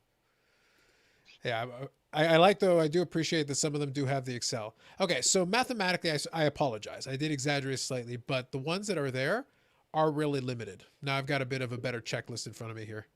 Somebody finally put together an Excel spreadsheet checklist, which is much more handy. That's much better. You can sort it. That's great. That's good. I like it. I like it. But they got a whole section here. It's like all-time alumni, which is a euphemism for we're going to screw you over in a very painful way. Sorry. That's what it is. I had to unmute myself just to get the laugh in that one. I'm sorry. Yeah. So yeah, they got those ones. They got 4 versions of the all-time alumni. One that's a Brilliance. The Brilliance I'll probably be interested in because that's got a Minnesota North Star motif. I like that. I like that when they throw that one in. That's a classic. Inked insignias, which looks interesting. I saw the card, like the design, the mock-up card. That looks kind of cool. I like that. The autograph ticket booklet, that's the one of one. No go. No mas. No go. Especially for one that's from the Cup. That's a straight no. Yeah, that's a kidney. Yeah. Allegedly. Yeah, allegedly. Color coded out of 22, maybe. That's a candidate to chase. That's not a bad one. Hockey Hall of Fame anniversary patch. That's kind of cool. NHL Glory Autos. That's an out of 10 metal shield. I don't know about that one. Signature renditions is classic. That's not too bad. So there's a couple there. There's like 3 or 4 autographs that are chaseable. Yeah, almost all of these cards except one are autographed. So it's like, so if you want your autographs, all of them have it, except for the base card, which is the all-time alumni. Maker's Mark, nice, very nice. So I did want to make sure I included in here. We got the local hashtag Invest News via Facebook. Saw panic that Base Prism PSA 10, Trey and Zion are tanking. My God. I do appreciate it, Paul. But Paul, the one thing was missing there. We did have the hashtag Invest reference. Come on, guys. You got to have the follow-up hashtag Invest. You can't just do one. Come on, guys. You know the drill on this. We had the hashtag Invest hat trick on Tuesday night. Come on. We can do it. Let's go. Yeah, shocking the 40K base Zion hurt the great supply-demand ratio. Yeah. The thing is with those ones, it's very interesting that a lot of those cards there, some of them have been sent in such volume. And how can anybody act shocked when some people are sending in like 20, 30, or 50 of them at a time? Like you're going to get massive numbers. Like, and that's when you get to it. That's kind of where I've gotten to with the Chrome Soto, because you know I'm a big fan of Soto and I've got a bunch of his cards and stuff. And the Chrome Soto is now pushing $500. So I'm like sitting there like, okay, you know what? I'm kind of at the point, and I'm going to look into the viability of it. I got to run a couple of numbers, but I'm thinking, I got a PSA 10 Soto. If I can get around 500 for it, I could probably sell it, and I wouldn't be shocked. Don't be shocked if I could then turn around, go to ComC or somewhere else and buy 2 raw copies and have money left over. Mm-hmm. Because then I still have the card. Maybe I send it in. Maybe it's a candidate for a 9. Maybe it's a candidate for a 10. But do I really care? Like, I have the card. I have an extra copy that I can also move later if the card keeps going up. But it's like, you know what? You can take the 10 now. I'll take the cash, get a couple of Chrome Sotos to replace it, to 2 for the 1, and then go get a nice Medano card or something. I might need it for the stupid cup. Yeah. So it might be like, this might be like a win-win, and I still have a copy of the card in hand in my holdings. Right. And I'd just like to go on record in late breaking news.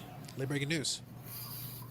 So I don't know how well this, maybe I can get this to show up. You got to tilt it forward. There you go. So Monday, 10 degrees. Look at you. -2 for the low. Remember, folks, I live in Texas. This is like That's apocalyptic end of days. this is unseasonably cold, to say the least.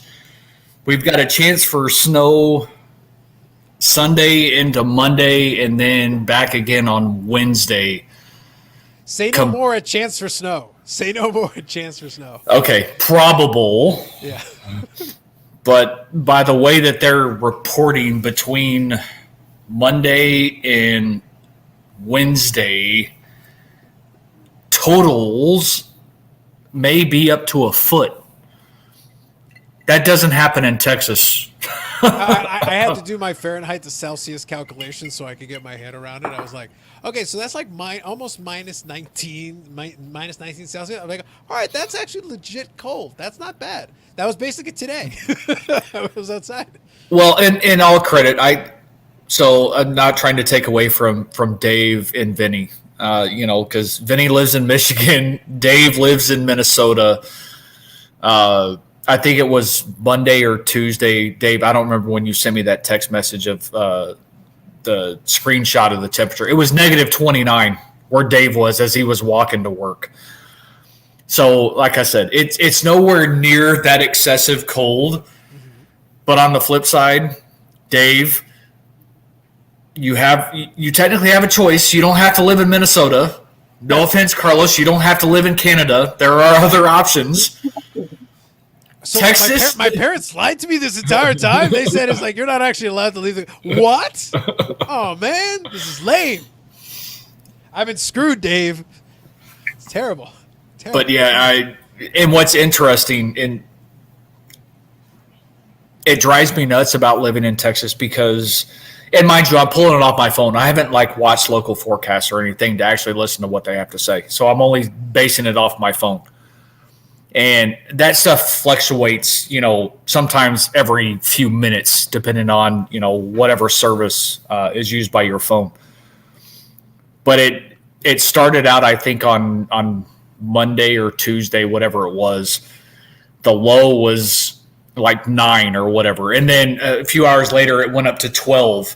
And now it's been consistently below 0 the last probably 6 or 7 hours. And I'm going, okay, yeah, it's going to be damn cold.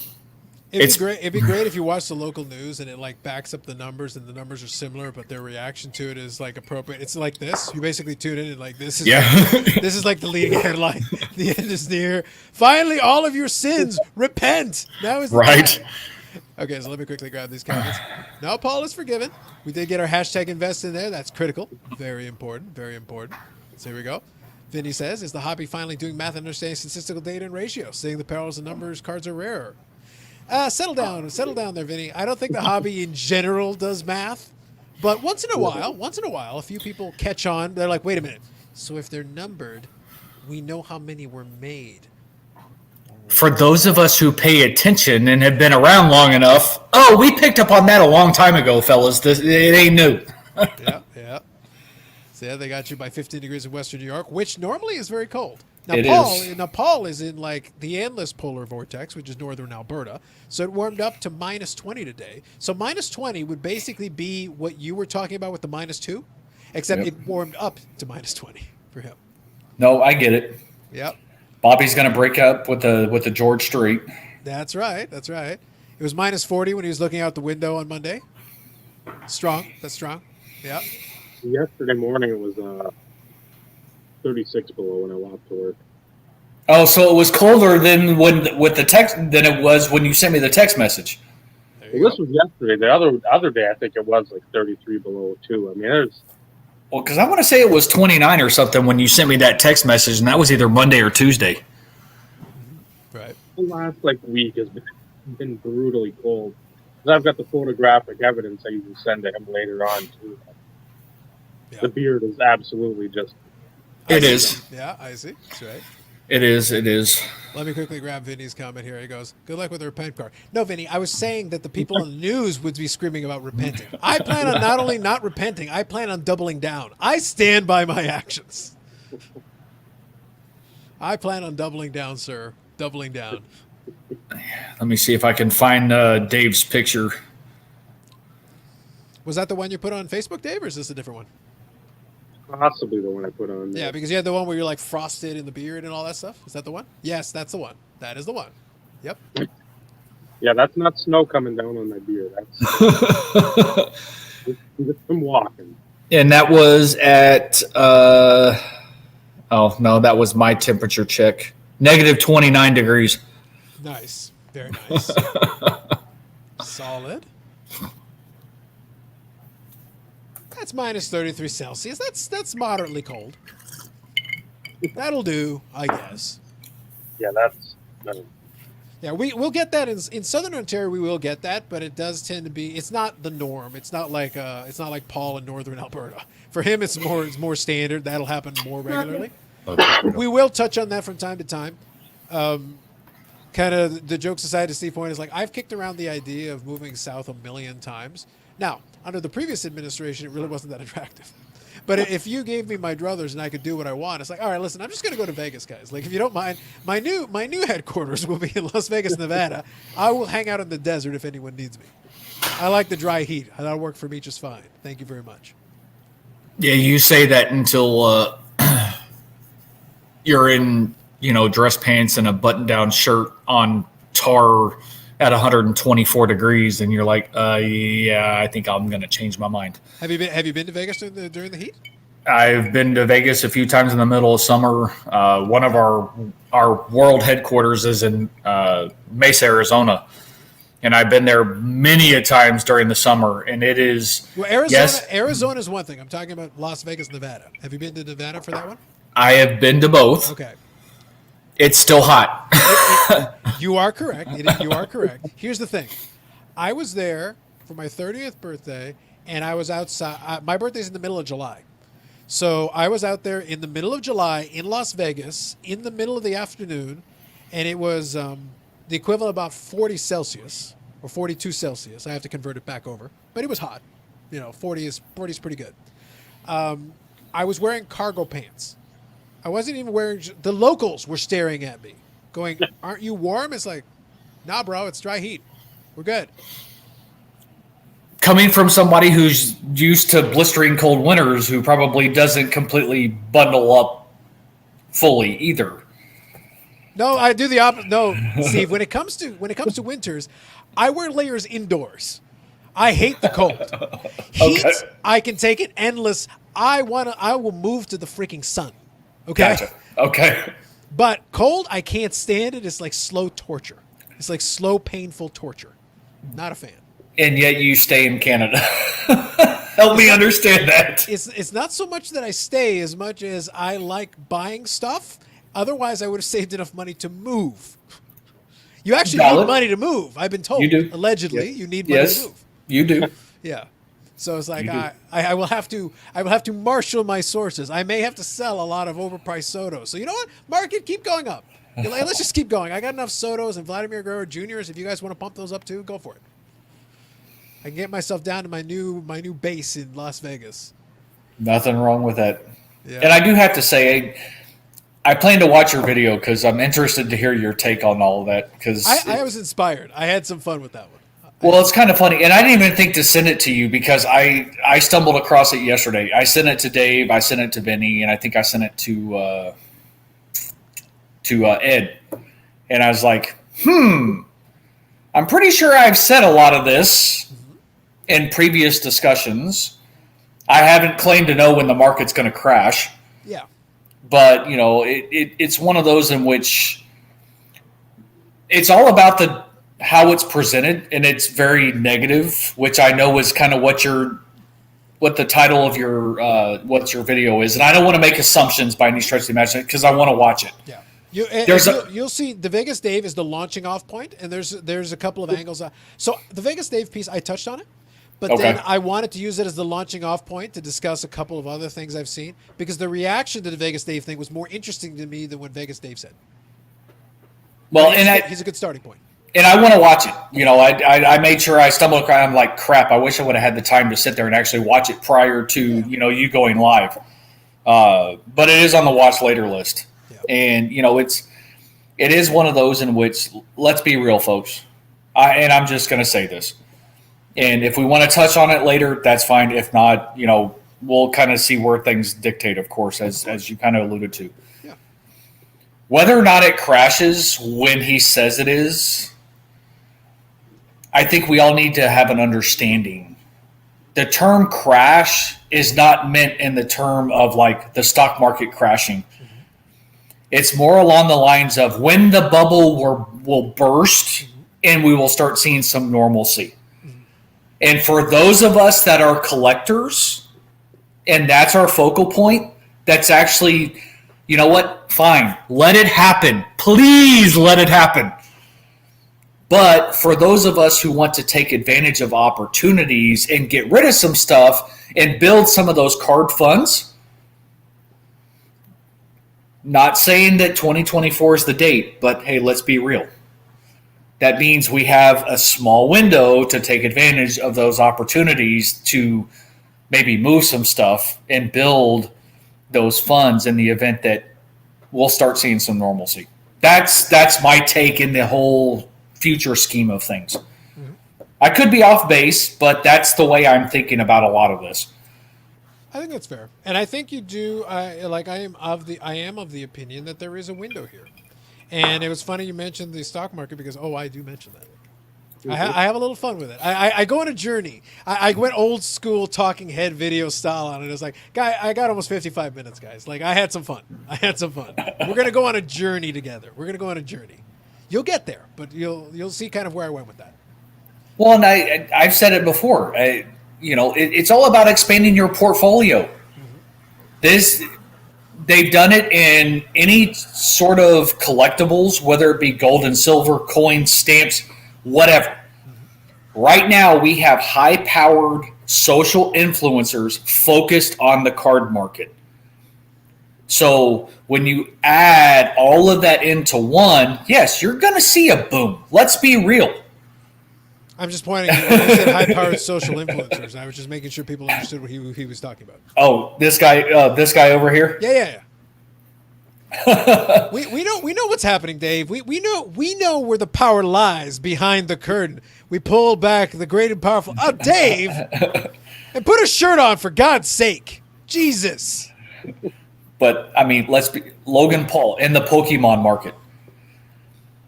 You've got other influencers talking about the sports card market. Carlos, I know you've alluded to, videos that you've watched that focus strictly on shoes, now talking about the card market. Yep. You've got major media outlets reporting on a lot of this stuff. You have Golden, the guy's a marketing genius. I'm going to give him credit. The guy is a marketing freaking genius. He is playing the brand. He is playing the boom. He's got his marketing down, which is helping a lot of this. Now, one quick thing. I want to get back to continue where you're going with this. One quick thing I want to mention about that, since you brought it up. I don't know if you guys caught it on his Instagram. He's advertising a thing where I think he's going to have an Instagram live, I want to say on February the 16th. He's already calling a shot ahead of time because he said he's basically going to do another little state of the hobby thing, along with announcing something that apparently will get announced earlier in the day, and then he's going to refer to it on his Instagram, which is smart. He just made like a made-for-like Instagram show for himself and called a shot like 4 days in advance. Interesting. That's smart, guys. Here's the thing. Yeah. Whether you think highly of him or you don't, you must give the man some credit for marketing chops. Give the devil his due on this because, it's very smart. It's very smart. I give full credit. And I agree. And that's the thing. Like him or not, The guy is a marketing genius. And I think if he had his way, he would be the number 2 contender in the auction market. And depending on if he's able to get additional funds coming in to, support whatever platform he wants to use, it's always possible that he could be right up there with eBay. Yep. I mean, let's be real. And I think he's trying to make himself into a player. I think he just doesn't want to play at like the below $100 level. Because we talked about previously, like, oh, well, why would he bother going at $100? Because there's still money to be made at $100 if it's in volume. Yes. And if it's with qualified buyers. Because there are people who have the high value cars, but also have $100 cars that are like, I don't want to deal with eBay. It's such a pain Yep. to deal with this. Yep. Well, why couldn't I want to do that and have qualified buyers, not have to deal with returns? Like, oh my God. I joked about the thing with the Soto, and the thing is, probably I'll sell the Soto, but if it was convenient enough for me, and I sent the stupid Soto to Golden and got almost the full price that I wanted, and by the time it's all said and done, I get basically the same amount of money, and I don't have to deal with any returns. Yep. Great. It's like, you've made my life easier in a certain way. And there's a market for that, I think. Not everybody will take advantage of it, but there is a market for that. And there is, but there's also a lot amount of trust. There is. And that's the thing. And this is not a jab on him. For those who know his history, he did Classic. Was it Classic that he ran? Something like that. Classic. I know he was involved in something where he had a lot of access to a lot of autographs and athletes. Yeah. So for sure. He had that scoreboard too. Scoreboard. So that's the one I was thinking of. And, he got a lot of bad publicity, a lot of bad press when it comes to that, especially when that folded. Now, you can't believe everything you read on the internet. I know. Oh, my goodness gracious, I just broke the internet by saying that. You can't believe everything you read on the internet. So it's hard to know exactly what's true, what's accurate. So, do your research. And I'm going to leave it at that. But and what's interesting is, was it last week? I want to say it was either earlier this week or late last week. Because he's been going on Instagram Live for almost daily. Not just with Paul, with his son and doing those breaks, showing off some of the cards in preparation for the weekly auctions and then, of course, the winter auctions that are coming up. So he's promoting. Marketing genius, I'll say it again. But, for those, and what's interesting is because, like in my Google Newsfeed, I would have thought that something with the PSA stuff in Nat Turner would have pulled up on my Google Newsfeed. He's the one who ended up solidifying that apparently earlier in the day before he said something that it went through. It got approved. Mm-hmm. So it's like, this is interesting. He's got a lot of people in this world that he has connections with and conversations with. So he's privy to a lot of information. So I will have to say, Carlos, I'm going to ask the question. Go ahead. Are you going to kind of tune in for whatever day you had mentioned? Was it the 16th? The 16th that I'll you double said? check that. I believe it was. I scanned it really quickly because it was in his stories. I did Okay. see that, so he put a little descriptor on it. I'll see if I can actually locate it, and I'll give it to everybody just so that we can see. Because I'll try to the best of my ability to tune in live. If not, I'll definitely check the replay. There's no doubt about that. Like if it's a thing with a replay, I will check that.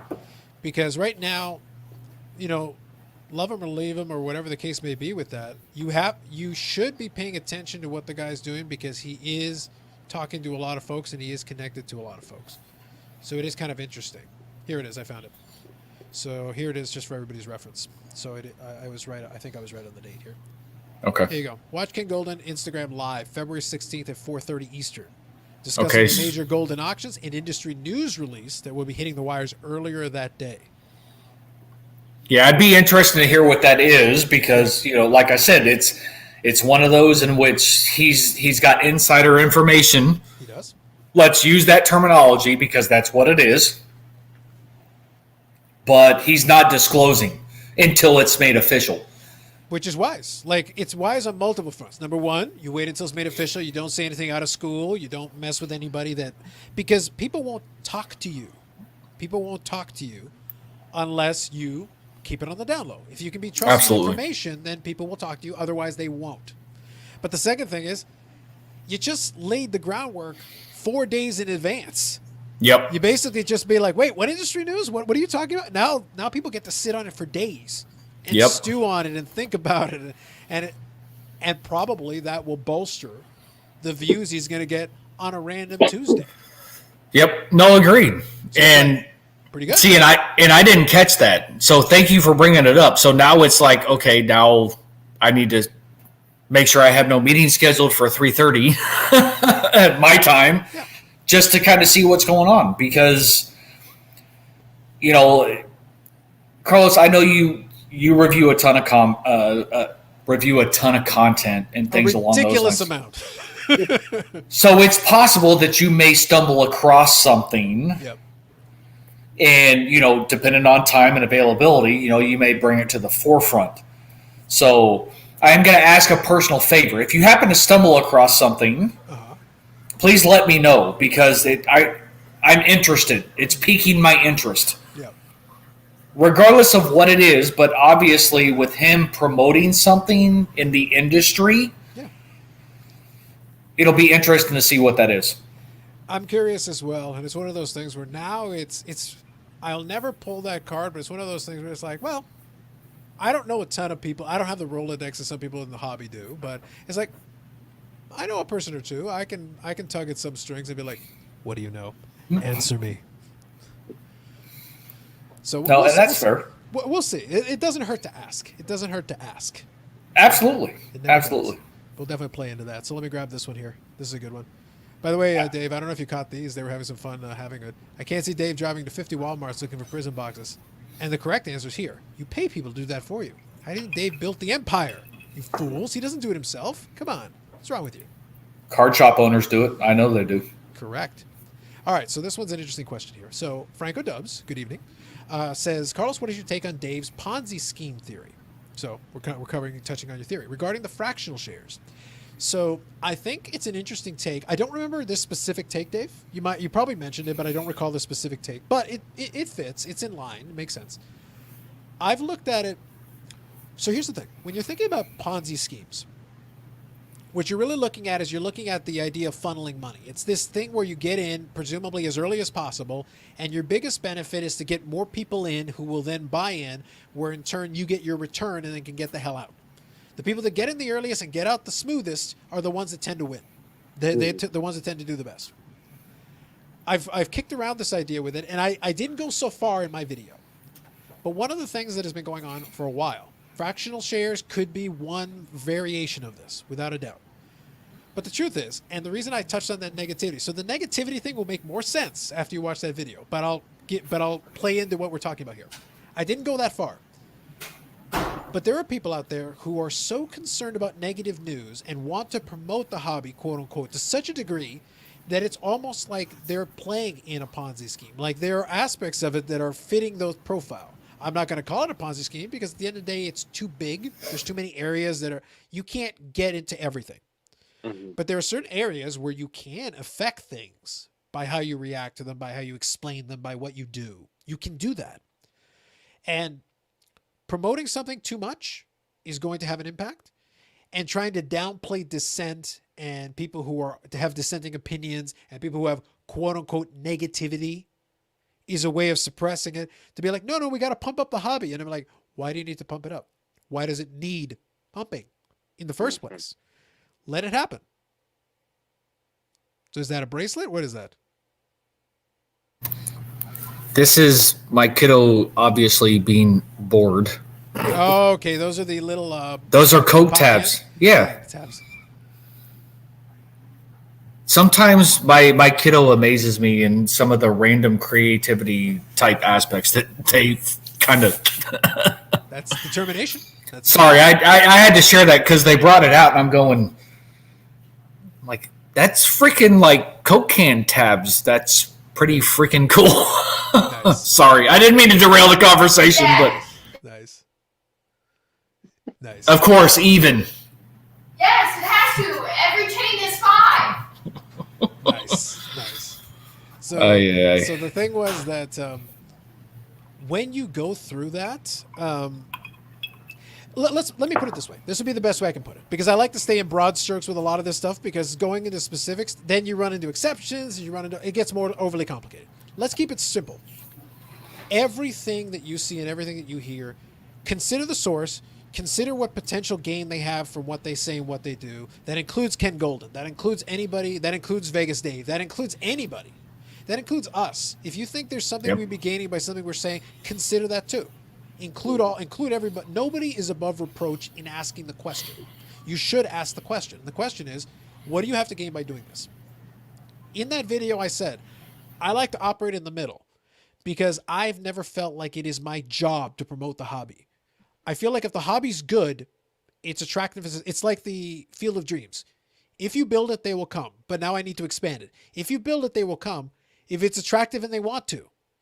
Your job isn't to drag them on the field forcibly or trick them to going to the field or doing whatever. If they want to go, they're going to go. It should be organic. It should be built into it. If you want to help someone who's new in the hobby so they don't get discouraged and leave, that's not the same as like bashing them over the head with, hey, you should be into this. You should be into this. You should be into this. Calm down.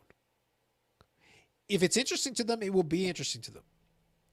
My interest in the hobby came from my interest in the sport. And it was built early. And then that is the nostalgia that has allowed it to continue to this point. But the moment it ceases to be interesting to me, I will drop it like a bad habit. That's not a problem for me. I can walk away anytime. But I still enjoy it. I still have fun with it. It's still enjoyable. It's enjoyable for me to talk about it. As long as that's true, I have no reason to go anywhere. But the moment it's more of a pain than it's worth, well, then we're done with this nonsense. I'm not dealing with it. Because there's a lot of pain in the ass in this hobby. There's a ton. More so now than what there ever has been. Correct.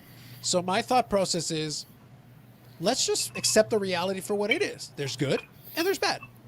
And that's okay. That's allowed. So it means if a hobbyist has a legitimate issue, a real grievance, don't downplay the grievance. Don't say, well, the company's doing the best it can. Your job is not to defend the company unless you work at the company. If you work at the company, then it's your job to defend the company. If you don't work there, you're not on the payroll, it is not your job to defend the company, and you don't need to stifle on negativity. That is not your job. If you disagree with the negativity because you think they're being unfair, then rebut. Come up with your own argument, counter to that argument, and say, hey, you're being unfair for this reason, this reason, this reason. Don't just be like, hey, don't say that. That's not good enough for me. That is not good. That won't work for me. Ever. Yeah, that whole... I don't like that term, the whole Ponzi scheme. Well, Ponzi scheme is the thing that actually happened. It's a term It that is. reflects something real. No, and I get it, and there's been a ton of them. The Shop at Home Network or whatever it was. I mean, that was huge. People went to prison for that. But at the same time, it's something that I don't fully understand. We've had this conversation before, and we had you on, our podcast to kind of, elaborate on what you could, because you wanted to provide some sort of context. You weren't going to do a deep dive and things along those lines. So you provided some sort of substance. But at the same time, you had alluded and said that to a certain degree, take everything for a grain of salt. Correct. We all have skin in the game. All of those individuals that are collectors, we all still have skin in the game. We're collectors. Yes, we have stuff. I mean, we don't have the reach as some of these other individuals do. So, I mean, we could sit there and say, well, do this, do this, do this. The reach is minimal, so to speak. Mm-hmm. But at the end of the day, take things for a grain of salt. Pull out the factual information and then ultimately make your own decision from there. Mm-hmm. Like you said, there's positives and there's negatives to all of this. And I hate the negative aspect of the hobby, and I hate the way that that's kind of what's kind of being brought to the forefront, because at least from me personally, there's more positives to the hobby than there are negatives. It's situations that transpired in the video in which you alluded to and started your conversation with Vegas Dave still pushes a negative message on the whole thing. And that's what becomes detrimental. It can.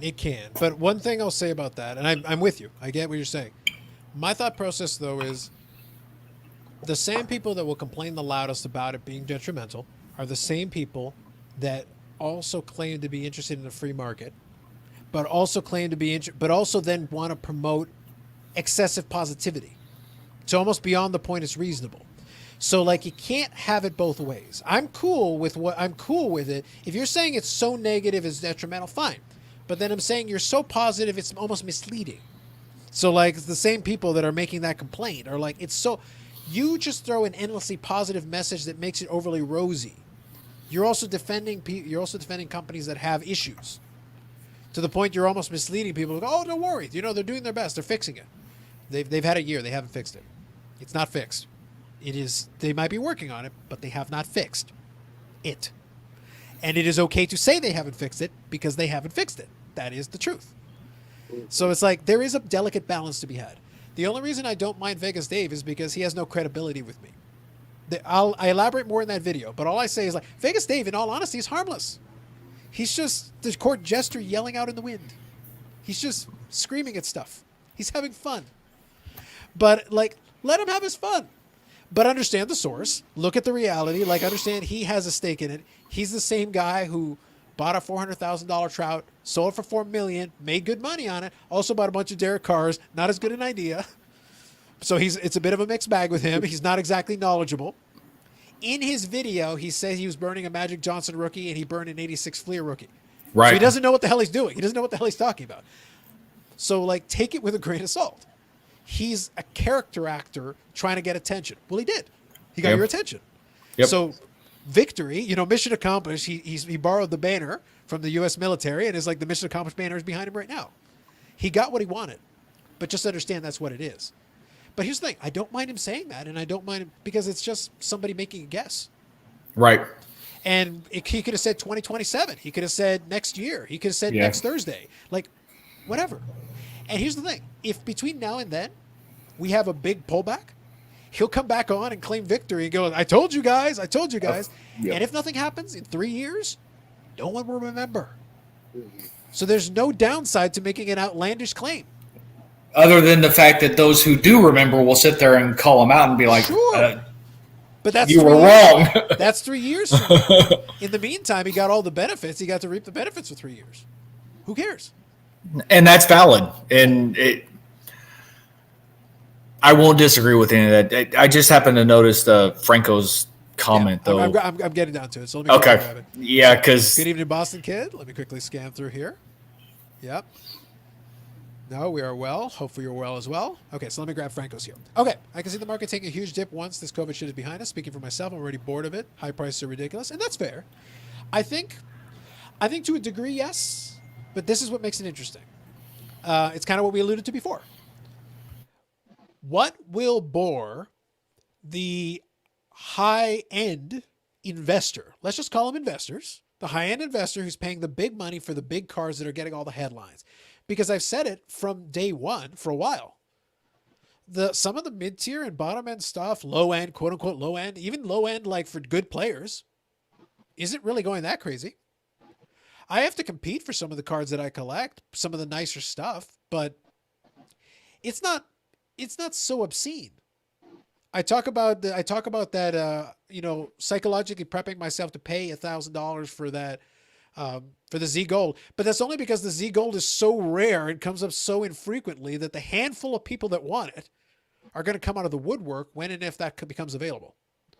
It's a very niche thing. It's not a general hobby thing. It's a specific card. There's a bunch of other Medanos out of 100 and out of 5 and out of 10 that I can buy all day long for a song.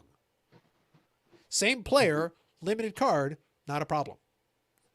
It's specific case by case. It's case by case basis. It's not every card. It's not every item. It is what it is. But that's the way it works. There's still deals out there, and that's again, if you're looking for a Jordan Fleer rookie PSA 10, Now that it's not ship the time. probably is. Yeah. What do some folks say? Zig when others zag. You don't need to always look at what it's in the microscope right now. Take the microscope, bring it back 3-4 notches, and then you'll see some other stuff that's equally as gorgeous, eye appeal, maybe a little more limited even. And it won't cost as much as a Jordan rookie. Now, is that Jordan iconic rookie? No. At the same time, maybe in 10, 15 years, the Jordan will still have the huge value, but then you'll see some of these inserts to 25, to 50, to 100 become that next wave. Some of these jersey autos to 23 that probably aren't going for nearly as much as that Jordan rookie. They'll come bumping up. If you just look at what everybody's pumping, all these social media darlings, yeah, that stuff you're not going to be able to afford. You can't last week. You won't next week. There's stuff you can find. You have to do some work. You can't just have everything fed to you in a silver spoon or given on a silver platter. You have to do a little groundwork if you want to find these deals. And again, it doesn't take a lot. It's not like there's some magical course and special passwords and like an old Contra, the up, down, left, right, whatever. Codes. There's no codes. You just have to do and put in a little work. That's up, up, down, down, left, right, BA, start. Just thought I'd throw that out there. Did you really have to bring in the code? That's what you had to bring Sure. Sure. Of course we did. Yeah, I kind of figured that. You can look forward to that. That's the first, Contra code reference outside of the Instant Revolution podcast. So we beat you guys to the punch on that one. There you go. But there's validity there, though, too. It's I agree. it's if you put forth the effort, you put forth the time. There are things and situations that present themselves, and there are a lot of things in which, guess what, that ship has sailed. Mm-hmm. If the market does stabilize years down the road, whatever that is, whether if you want to believe what one individual is saying or not, there are still opportunities potentially out there if the market does in fact stabilize. It's going to cost you money. It's not going to be cheap. The cheap days have sailed in a lot of these, what you would call iconic cards. The Jordan rookie in particular, for instance. There are others.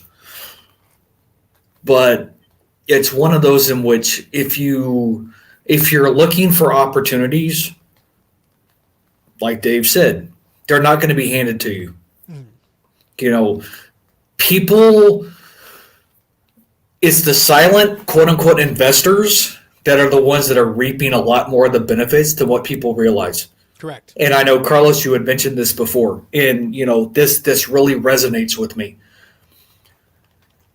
Carlos, I know that there are things that you eye. Dave, I know there are things that you eye. Besides literally everything. Vinny is the same way. I'm the same way. I'm looking for opportunities. Mm-hmm. But why am I going to tell all you people what those opportunities are? And it's nothing personal. Just the way I presented it is that it's not mean-spirited. It's not like, it's not that we don't like you guys. It's that how are these opportunities to exist if we then go and immediately announce it to the world? This is exactly what I'm doing. This is my strategy. It's not much of a strategy if you tell everyone. Exactly. Like I put in the legwork to figure out something. I think there's an opportunity here for XYZ. So if that's the case, then there may be a limited window with which to capitalize on this limited opportunity. Maybe it works, maybe it doesn't. You won't hear about it if it works. You won't hear about it if it doesn't. Because you fail just as often as you succeed. So there's a little bit of both in there. But if you succeed a reasonable amount and do well on those successes, you still come out ahead. Absolutely. These things work out. And in the long run, as a collector, that's still valuable. You don't have to be a full-time dealer to take advantage of that. It can just be like, hey, I want to take advantage of this opportunity so that I can then have the funds with which to pick up the cards that I would like for my personal collection. That's it.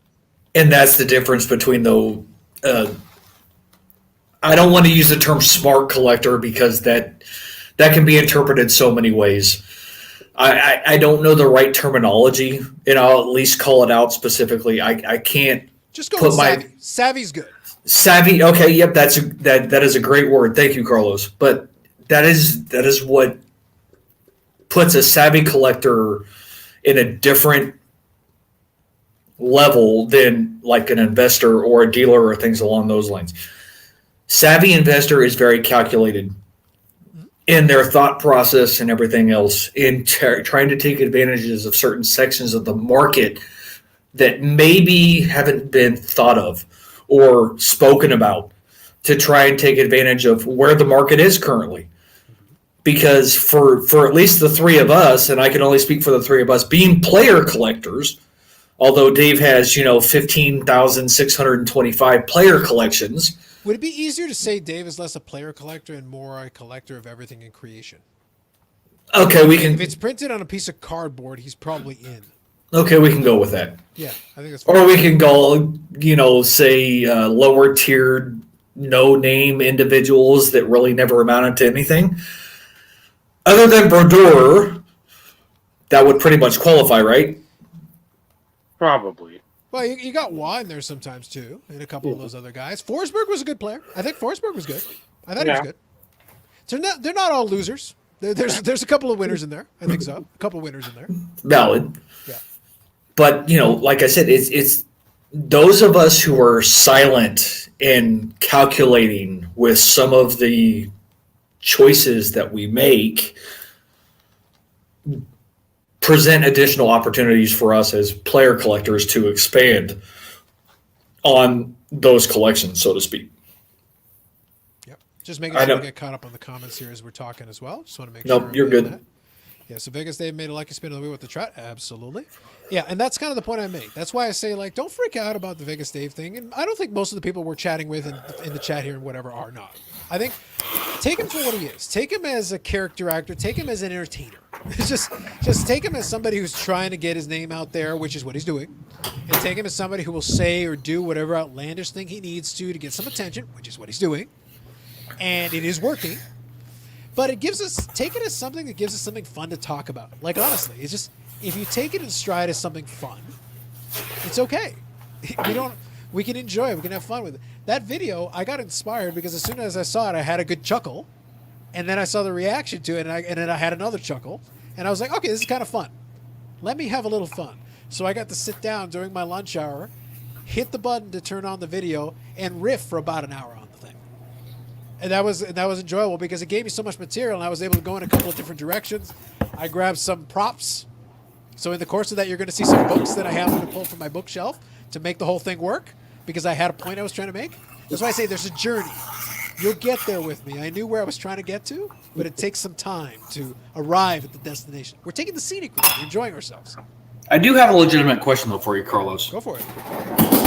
And, because he mentions it multiple times throughout the video. Basically, I'm trying to protect the hobby. Maybe that's the wrong words that he used, but that's what's sticking out in my mind currently. Sure. Okay. Do you think that's in fact valid because of his $1 million investment that he still has in the hobby, or is that just lip service? So your opinion. My opinion is that it is lip service, but I do think in his mind he thinks in some twisted way he is, because and this is the short version of what I was alluding to in the video. I'm not giving it away. All I'm saying is, yeah, please don't, because I want to watch it. This is obvious, and you guys will understand by the end of it where I'm getting to, because I do explain exactly how I arrived there, the thought process behind it. You'll get there with me. But the thing is, when you're trying to quote unquote protect, the people that are pumping up the hobby also think they're trying to protect the hobby. The people that refuse to accept any negativity also think they're trying to protect the hobby. It's two different ways of trying to, in their minds, trying to accomplish the same thing. They're trying to control the supply and demand curve. So the people that are trying to pump up the hobby are just trying to bring more money in, whether it's smart money, dumb money, whatever. They just think if we drown the hobby world in money, we'll be secure forever. Whereas, you know, a lot of other people on the other side of it are like, but if you drown it out with money, at some point these people are going to expect a return. And then we flip over. So we go from Ponzi scheme elements. I haven't called it a Ponzi scheme, but I've said it's got elements that match up with it. If you look up what a Ponzi scheme is, to switching over to the greater fool theory. Everything becomes like, okay, so I can pay this ridiculous price for this thing because there's someone who will pay more. And then that person will think like, no. There's someone who will pay more than me. Even though I paid more than the first guy who thought someone would pay more, and I'm that guy, but there's someone who will pay more than I will. So it's the greater fool theory. You think there's always another person who will go one step further. Well, at some point there won't be. Just mathematically, you'll run out of people. Someone will be at the end of the line and go like, so who do I sell it to? You're the one at the end of the hot potato, buddy. The music's done. You know, as musical chairs is over, there's no chairs left. The music has stopped. You got nowhere to sit. Now, again, I'm not giving it away, but I do elaborate on what a hobby crash could look like using one card as an example, and I have a little fun with it. There's a lot there. That's why I said there's a lot in that video. I have some fun. No, and like I said, I keep telling you, I don't want you to give it away. That's why I'm not. But I'm just giving you guys. I'm giving you guys the exterior table of contents, so you understand. I touch on these different elements. They do come together. It does. Hopefully, by the end, make sense. It does. Hopefully, but you gotta write it out because it takes a little while because I need to develop. I'm doing the opposite of what Vegas Dave is doing. I'm actually I'm giving you a thesis.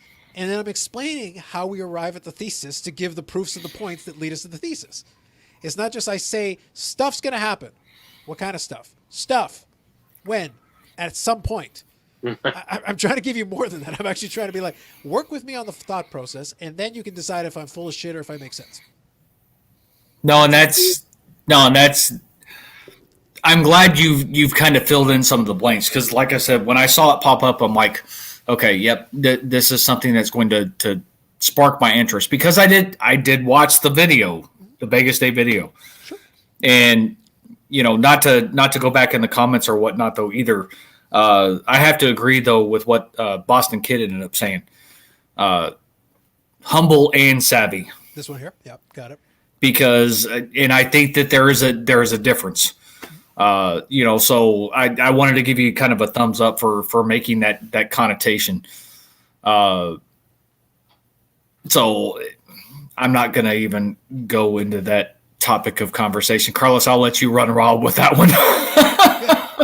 So I heard once upon a time, there's a man somewhere. Let me think if I can find it. Hold on.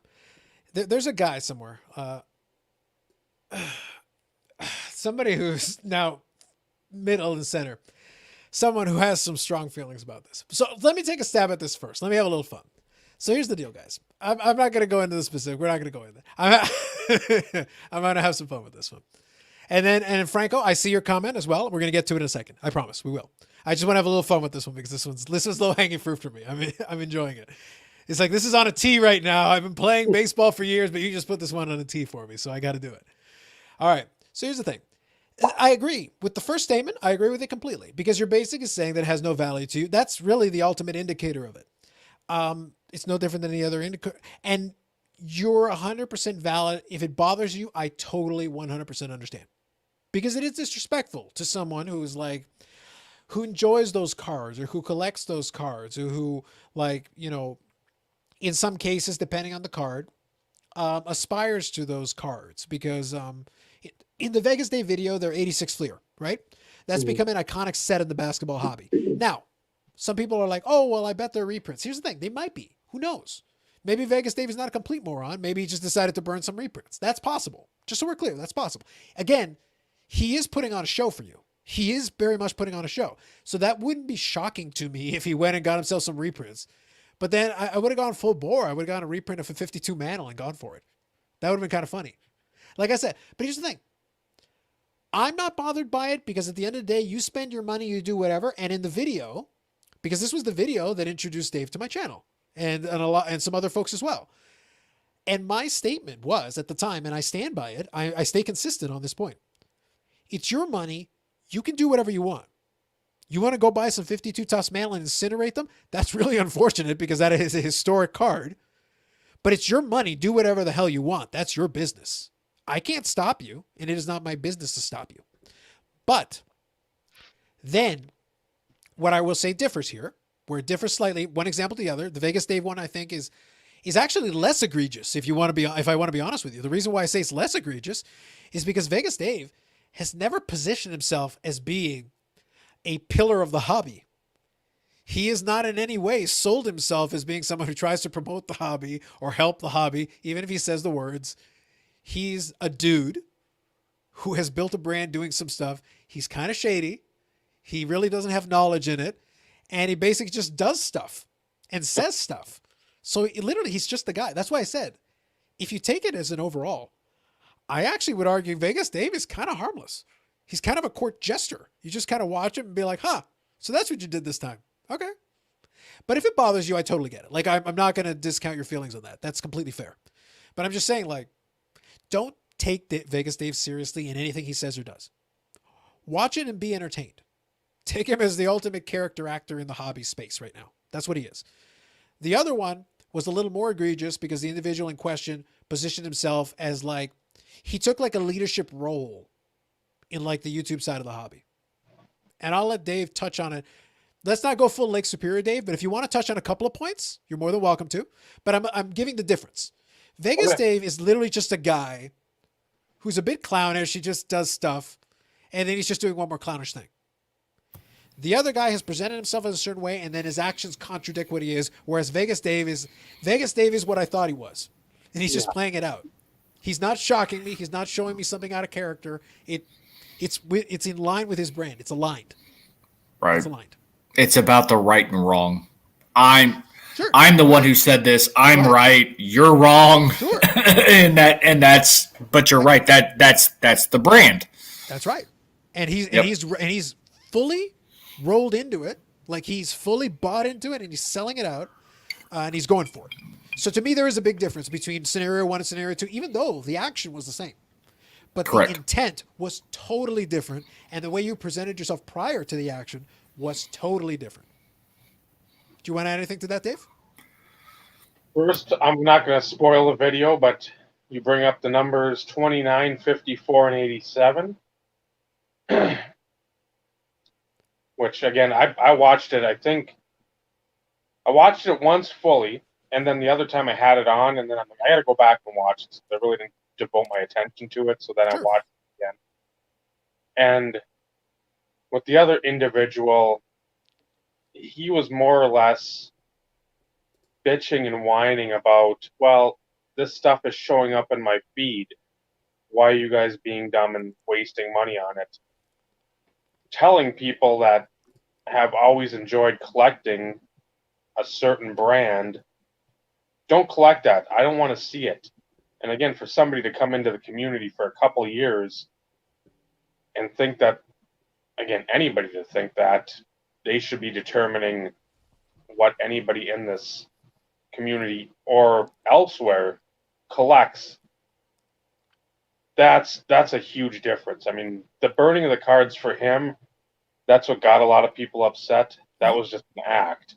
His Sure. words were absolutely baffling, and why more people didn't latch onto the words and the meaning and the message he was trying to speak to you and tell you.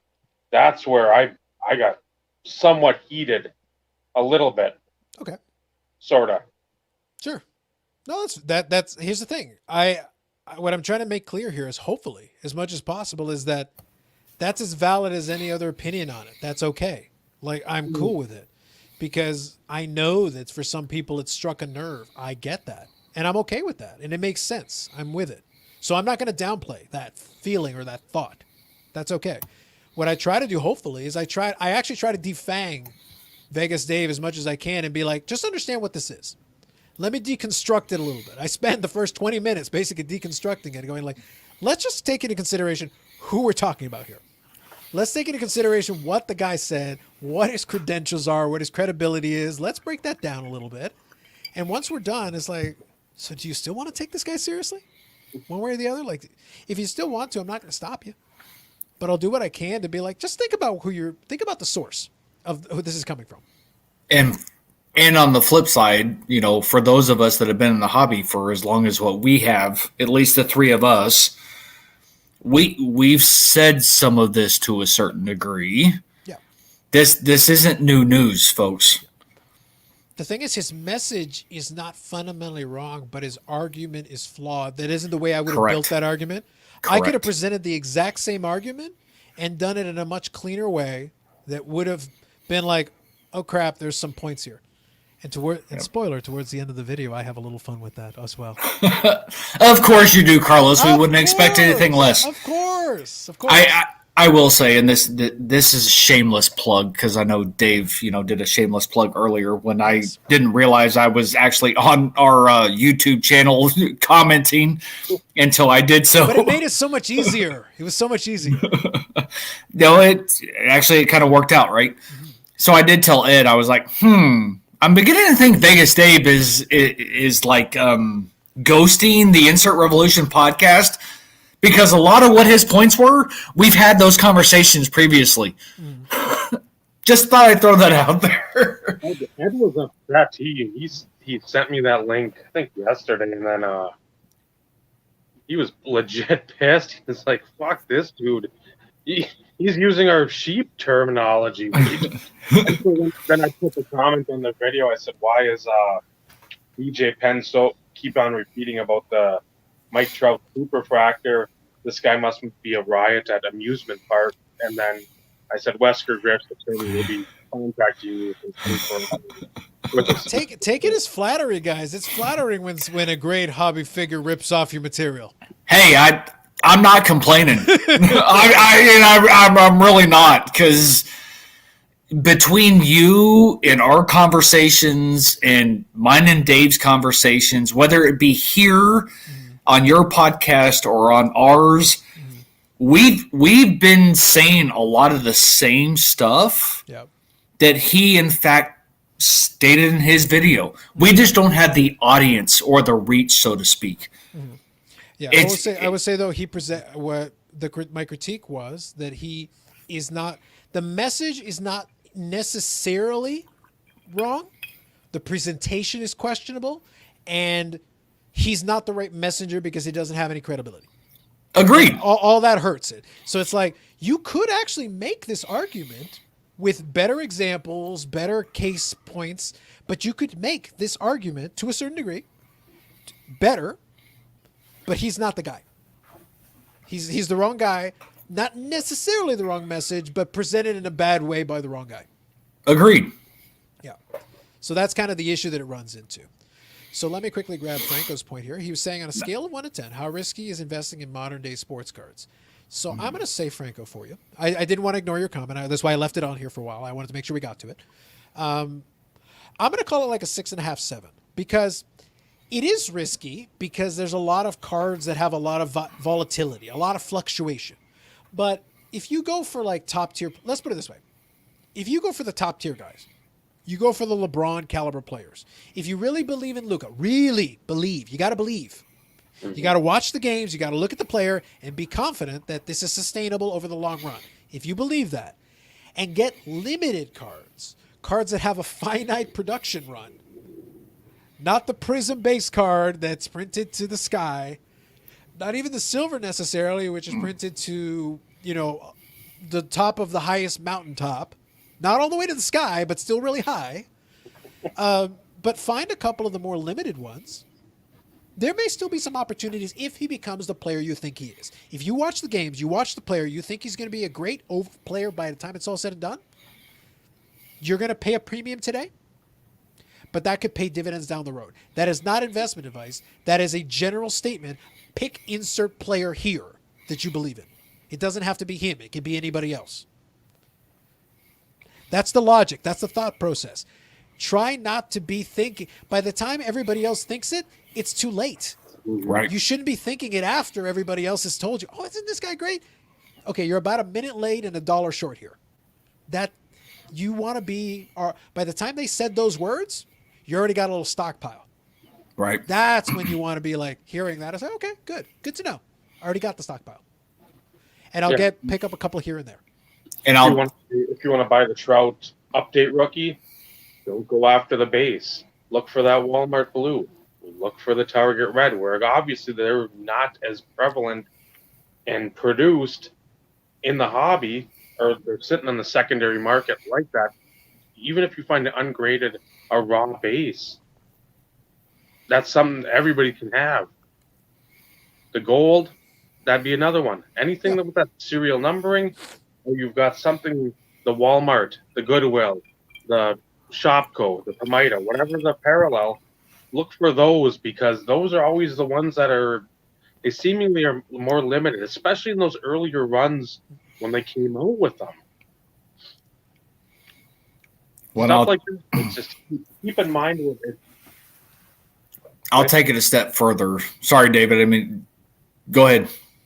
I'm just going back to the Zig when people zag. I mean, you can have something on that in your crosshairs, but make sure you take all the information that's given of that card. That just doesn't mean the one card. If it's got 6 parallels, look at all 6 of those parallels, see what the dynamic there is, and then go from there. Like the Giannis, the Prism Silver, that's going to be a more desirable one if he continues his trajectory than the Luka, because the quantity was very much skewed in that initial run of the Prism.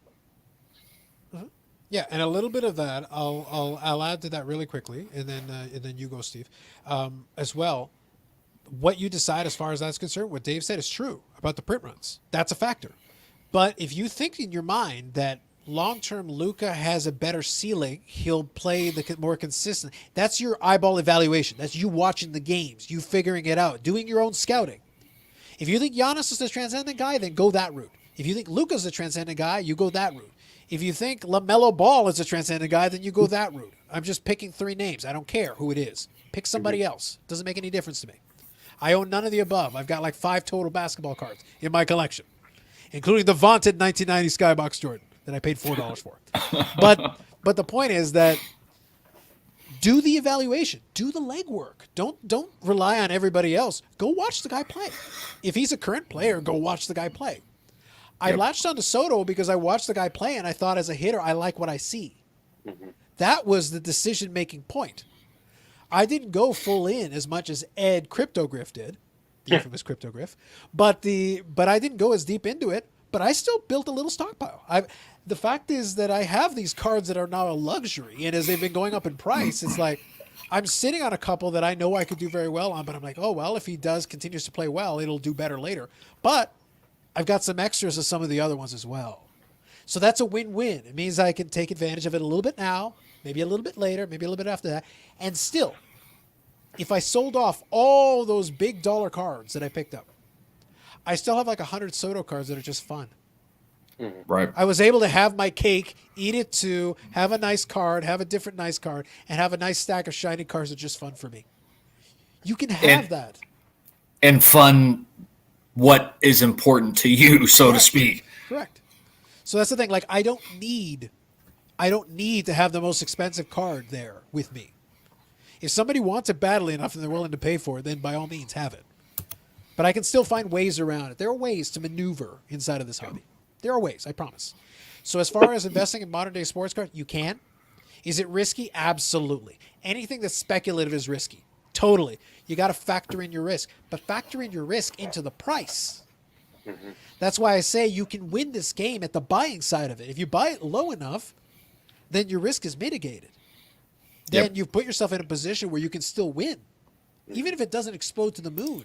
If it goes up a little bit, you can still win. Mm-hmm. But if you buy at top dollar, you pay the highest possible price, you set the new record, then you better hope the greater fool is there. Then the greater fool theory kicks in and you're hoping, you're crossing your fingers like either this guy's got to do it or we got to go to the moon. That's the only way this is going to work. Because I put myself in that position where now I need it just to win. I need it. Well, and that's and the only piece I wanted to add to that is the window as it pertains to modern. Because, right now, and I will speak specifically to like Luka. Sure. The Luka ship has sailed. If you're willing to put forth the money in certain situations, lower print run parallels, things along those lines. If you're willing to put forth the money and accept that risk, then more power to you. But it's one of those in which there's that finite window in which you take advantage of the modern card market and investing in the modern market, so to speak. Because once the ship has sailed, you're buying higher in, which means your return on investment becomes lower. So, like Carlos said, if you want to look at somebody like a Luka, watch the person play, get an idea. If it's worth the risk, then by all means, look at other things that present those opportunities to where that there's a finite amount of money or there's a finite quantity of cards produced.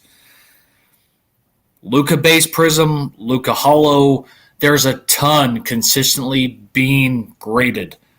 And I'm focusing on the graded market because that's where the money is. But even then, it's still speculative. You don't know. For all we know, look, I live in Texas. I love the Dallas Mavericks. Luka, I think, is a phenomenal player. Luka could break his leg and never recover from said broken leg. Yeah. He could never get to where he's been previous seasons.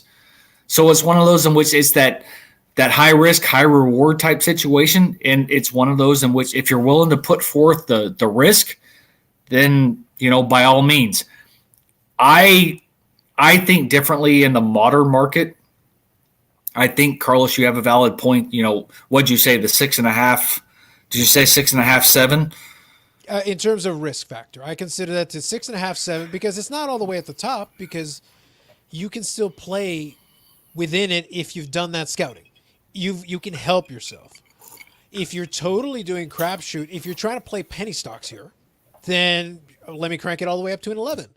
Let's do Spinal Tap style. Because now I have to crank it all the way up to maximum because you've put yourself in a position where, okay, you can buy a stack of them, but maybe they're going to be worthless. But if you pick up players who at least are building the foundation of a good career, or at least in progress, you're not starting from nothing. You're not completely speculating. You're still crossing your fingers and hoping for the best. That's why I love the Trout thing. It's like he's 10 years in, and to me, he's still a crapshoot. I don't care about his 3 MVPs. Baseball is a long sport. Players play 20 years most of the time. The all-timers tend to play 20 years. That's why I mentioned Albert Bell before. It's like, guys, Albert Bell was a first ballot, no doubt, no question Hall of Famer through about 10 years.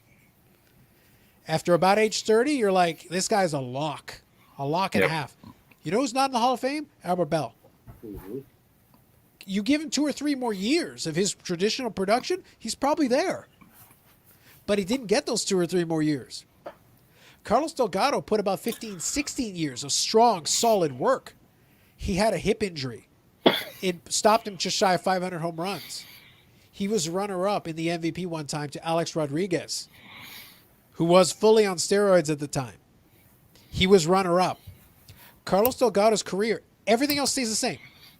His career looks different with an MVP in the Mantle case, doesn't it? Yep. A guy who's got almost 500 home runs had to retire at 36. His last full season was 37 or 38 home runs. He was still a great power hitter at the tail end. His last full season he got to play. And his last injured season, if you stretch it out over 162, still looks like his historical average numbers, which is somewhere in the low to mid-30s home runs at age 36. Couple of more years, he ended with like 476 home runs. That's not insulting. That's fantastic. That's great. And he was a high average guy too. Power and average. He was a great hitter. You know what his problem was? He was a first baseman in the American League when everybody was on steroids. He played from the early 90s. Yep. So his competition was Frank Thomas, Jim Thome. Like, how is he going to get into an all-star game? Palmeiro. Yeah, like, how is he supposed to get into an all-star game? It's not that he didn't play well. Yep. He played well for years. But it hurt him. And then he played in Toronto, and Toronto wasn't a contender. It hurt him. All those things hurt him. And none of that was his fault, really. I was going to say, and that's transcended across all sports, though, too, regardless of baseball, basketball, football, hockey. It doesn't matter.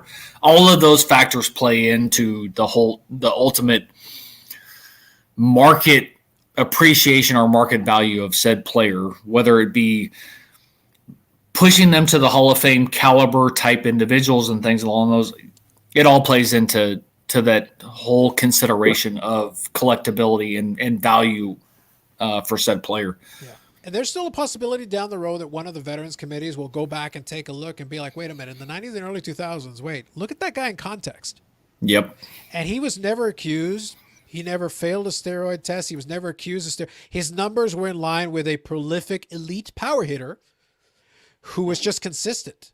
He wasn't one of those guys, but he's a guy who could hit 40 home runs. He was a guy who could do that and did that for year after year after year consistently. He was great.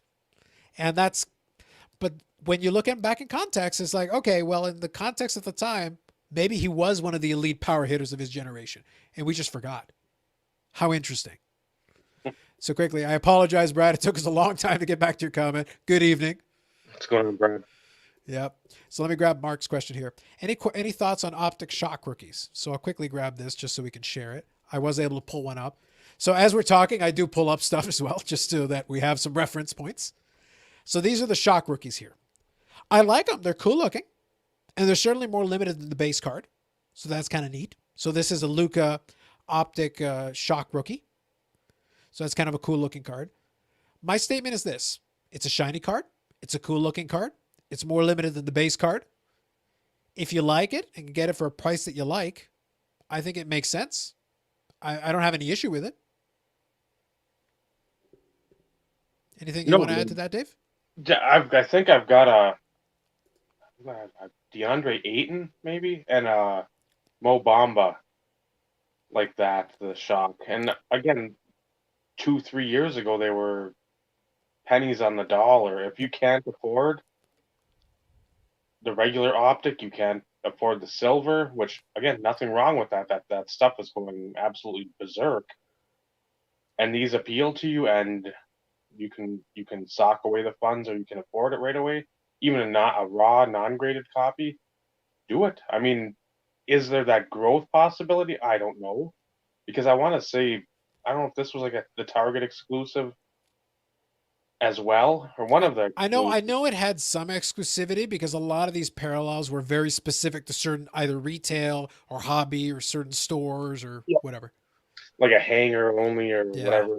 The flat packs, but again, in the end, if you're happy with the card, and as much as we've talked about investing into cards, I don't think either of us, and Steve as well, I mean, at the end, whenever we're called to go wherever we're going after we expire, we're not looking to make billions of dollars. We're hoping our collection's worth something. Who knows what the future holds with that stuff? Because again, cards, the market might not just fall. Everything card-wise might just go away.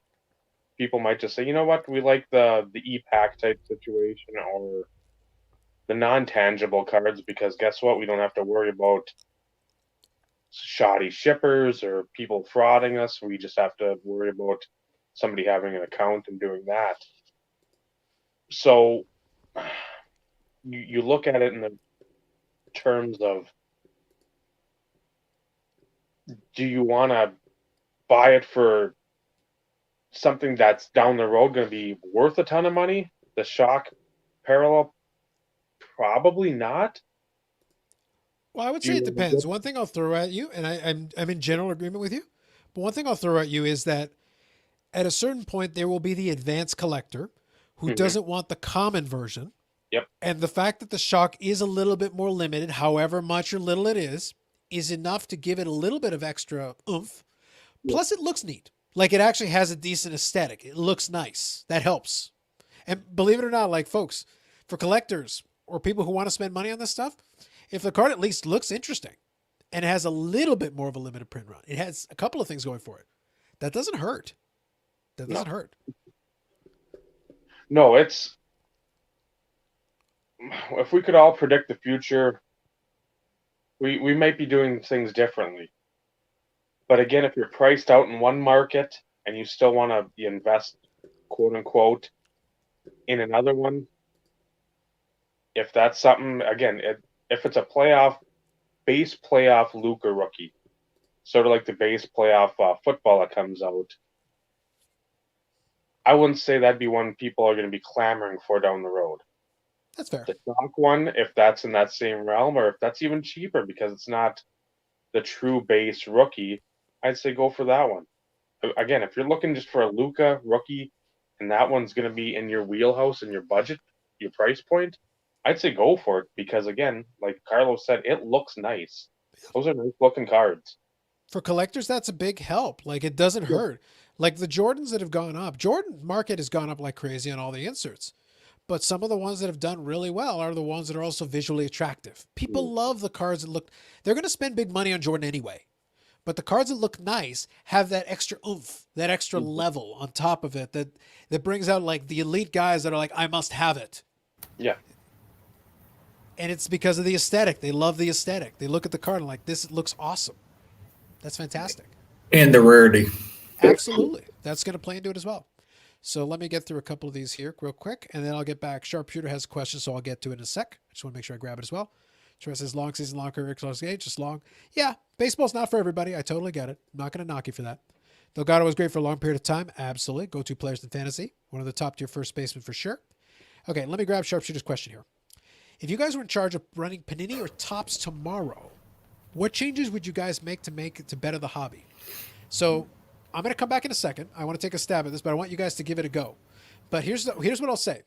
One thing to bear in mind, and this is for everybody across the board. It's very difficult for these manufacturers, and I do sympathize in this respect. Their bottom line is to make money. Mm-hmm. It's actually not to better the hobby. But at the same time, you don't want to bite the hand that feeds you and kill the golden goose. So you're doing this delicate balance where you have to be like, so we have to make money, but not kill the golden goose. So how do we like balance the fact that we need to make sure the product is something that people aren't going to be mad at us and then never buy it again, but we still have to make money. It's this balancing act. No, and that's a valid point, Carlos. And Dave, I'll take no worries. I'll take a stab at this briefly because I'm probably going to take a different perspective on this, so to speak.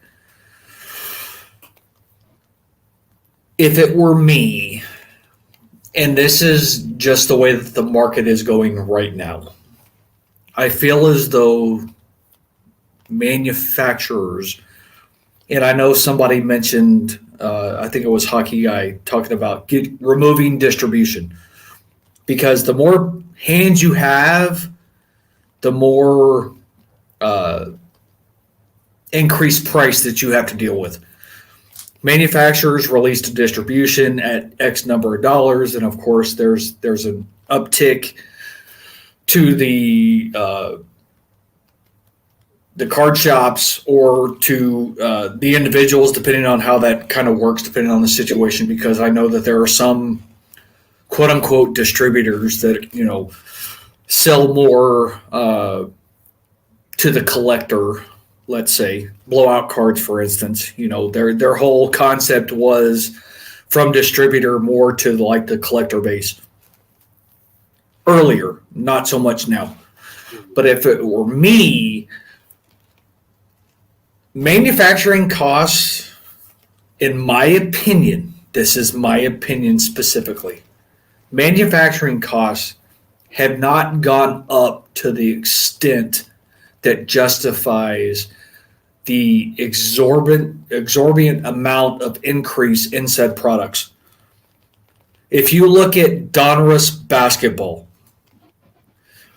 the going rate for boxes of Donruss basketball, if I'm not mistaken, are through the roof. It does not cost more to manufacture cards. It costs, I don't want to say are stagnant. They do increase over time. Let's be real. Costs increase over time. It's a thing. But you can't tell me that it costs a manufacturer 10 times the amount to produce a product that dictates the price. So I don't think it's a distributor issue, although that there is part of that. It does increase the cost to us, the consumer, but I think that's only a small percentage. It's the fact that these manufacturers are taking advantage of the market, and the market is dictating some of the price structure in some of these newer products. On top of, they're starting to manufacture products based on the breaker in mind. Mm-hmm. The breaker does not lead the hobby. That is a small percentage of the hobby. Those of us that are collectors, I feel are a higher okay, maybe not a higher percentage, but we are a substantial percentage of the overall market when it comes to busting product. So there's a combination of things that are transpiring in a lot of the stuff that's coming out. Manufacturers are taking advantage of the market and what the market dictates the value should be. Costs may increase, but it's not exponentially. And they're focusing products more with the breaker mentality. That's my overall opinion. So Dave, I'll let you add your 2 cents to that. You know, for all means, if you disagree with me, I'm interested. But that's what I've noticed, at least over the past few years, as it pertains to, you know, the manufacturing aspect. It's definitely geared towards breakers now. What I would change would be, and you've seen it through like the early infancy of the COVID, probably not so much as we got to the end of the year and now, but at the same time, some stores might still be doing this. I'd be doing this if I'm one of the companies, and let's say you sign up. Again, it's still a money grab in a way, but you know what? You're guaranteed product. You have your Topps flagship 2021 comes out. You have the day before, if you're a member, it's sort of like the Montgomery Club or any of these other Topps clubs, or Panini can start whatever they've got or start something up. For 2 hours, you will be emailed a code like the previous week to get in and buy whatever, I mean, within a limit, what you want. You've got a code that allows you X amount at the top end.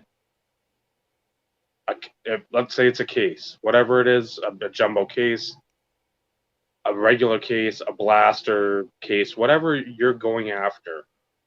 And every time something comes out, you're allowed or allotted that.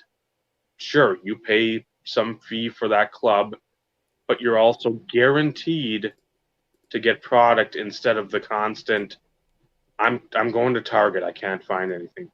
My LCS has nothing, but guess what? They've got all the blasters because they're all in cahoots trying to get the stuff at Target or wherever, Walgreens. I would have some sort of setup where even, and maybe it's a tiered club.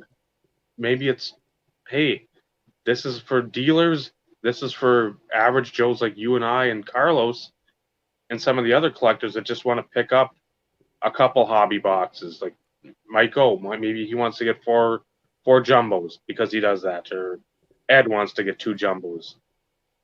I would do something like that to make sure, and again, in any aspect of life, that you aren't always guaranteed everything to be happy or whatever. There's always going to be some conundrum or moral dilemma, but this way at least you can sort of alleviate some of that. Not everybody will be like, oh, well, I wanted X amount, and I go, why? Well, did you get something? Yes. Be happy you at least got something. especially in this day and age, going through the hobby as it's been. The other thing I try to do, and I know others have said this in the past, is try to get away. And again, you're not going to go back to the inserts of the 90s. I know that.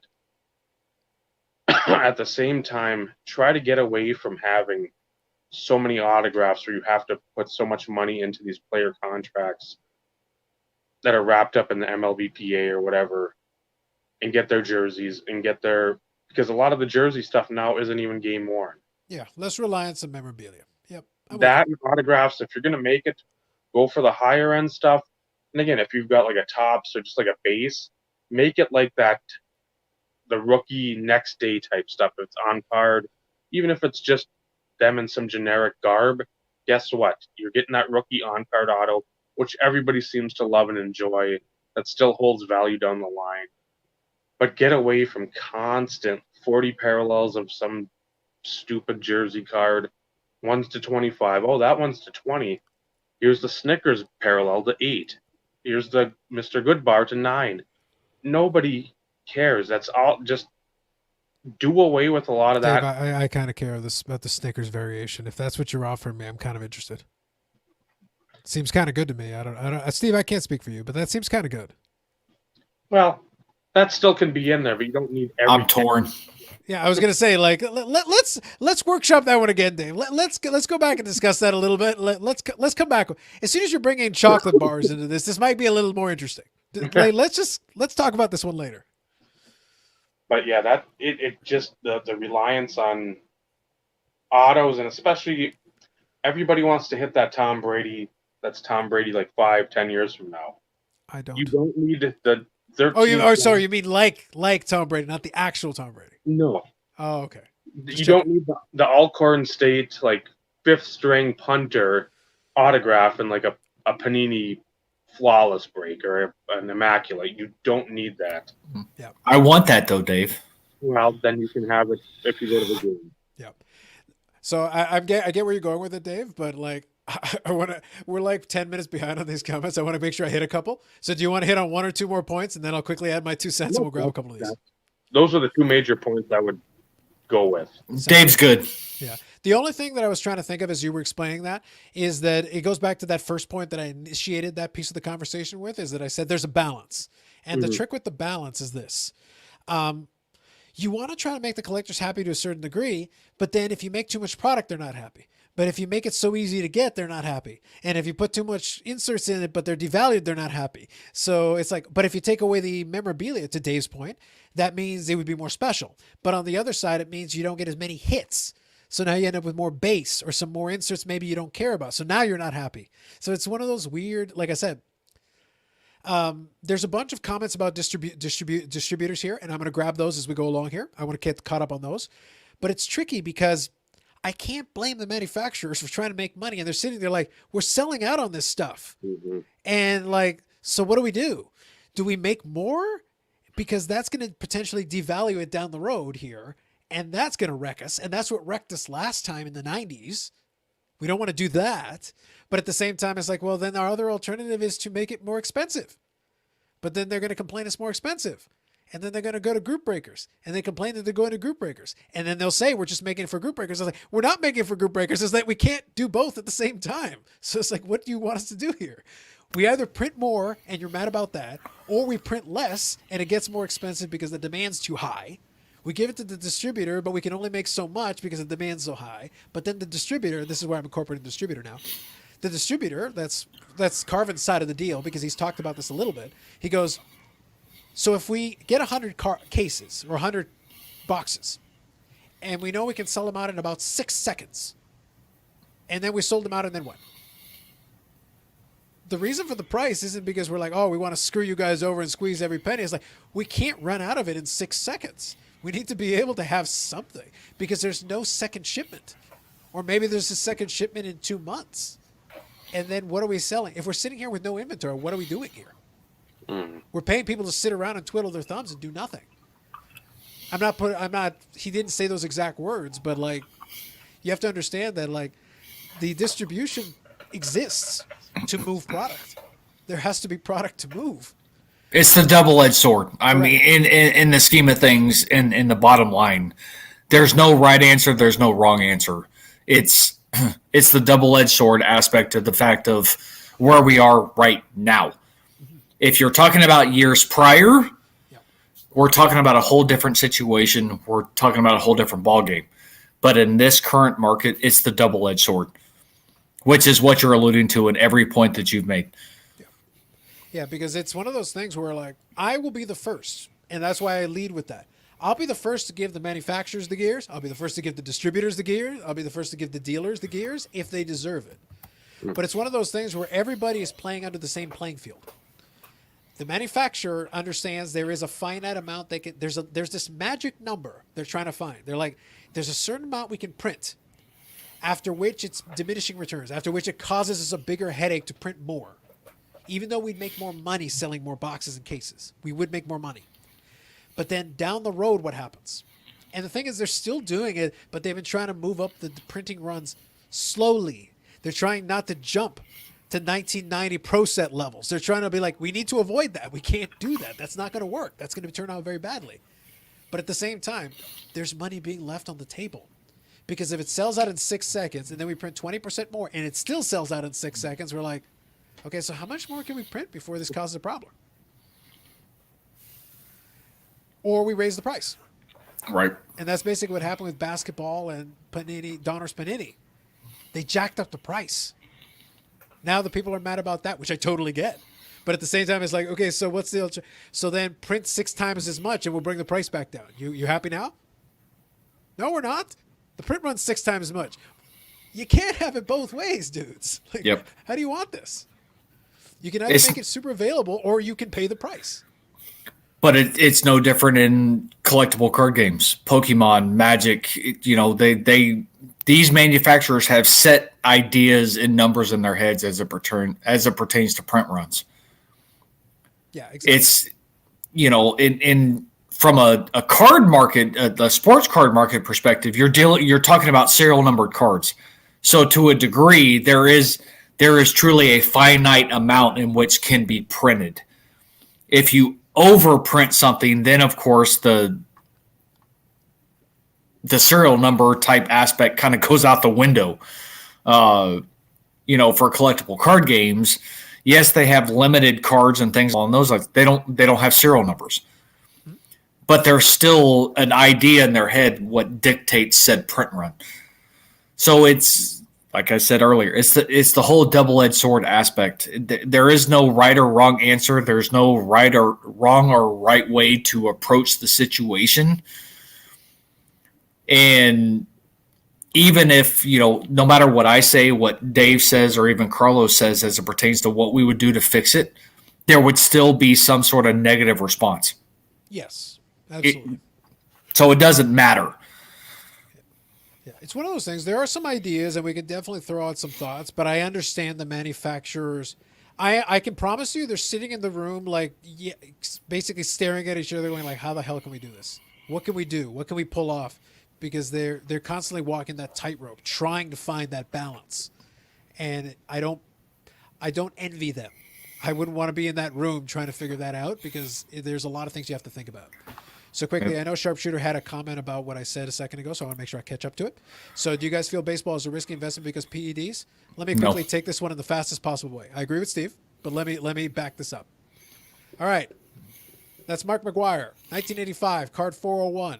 This is the PSA 10. You guys may have heard of him. Card ladder. Is that the card ladder? Yeah. But he's been known to do the odd PED here and there. So here's the reason I'm bringing this up. Okay. This is 2004. We knew he was doing PEDs. This is 2020. So do you think the market cares that he's doing PEDs? This is higher than this. And he's been retired for most of this time, and he has not done less. His steroid use is not more known now than it was back then. We know he did steroids. He's not in the Hall of Fame, and yet his prices are still most of the way towards their all-time high. The market says they don't care that much. So is it risky because PEDs, for a current player, to a certain degree? Sure. A-Rod took a hit initially, but now he's been retired. Now he's on TV. Some people are starting to warm up to him again. His card price is slowly.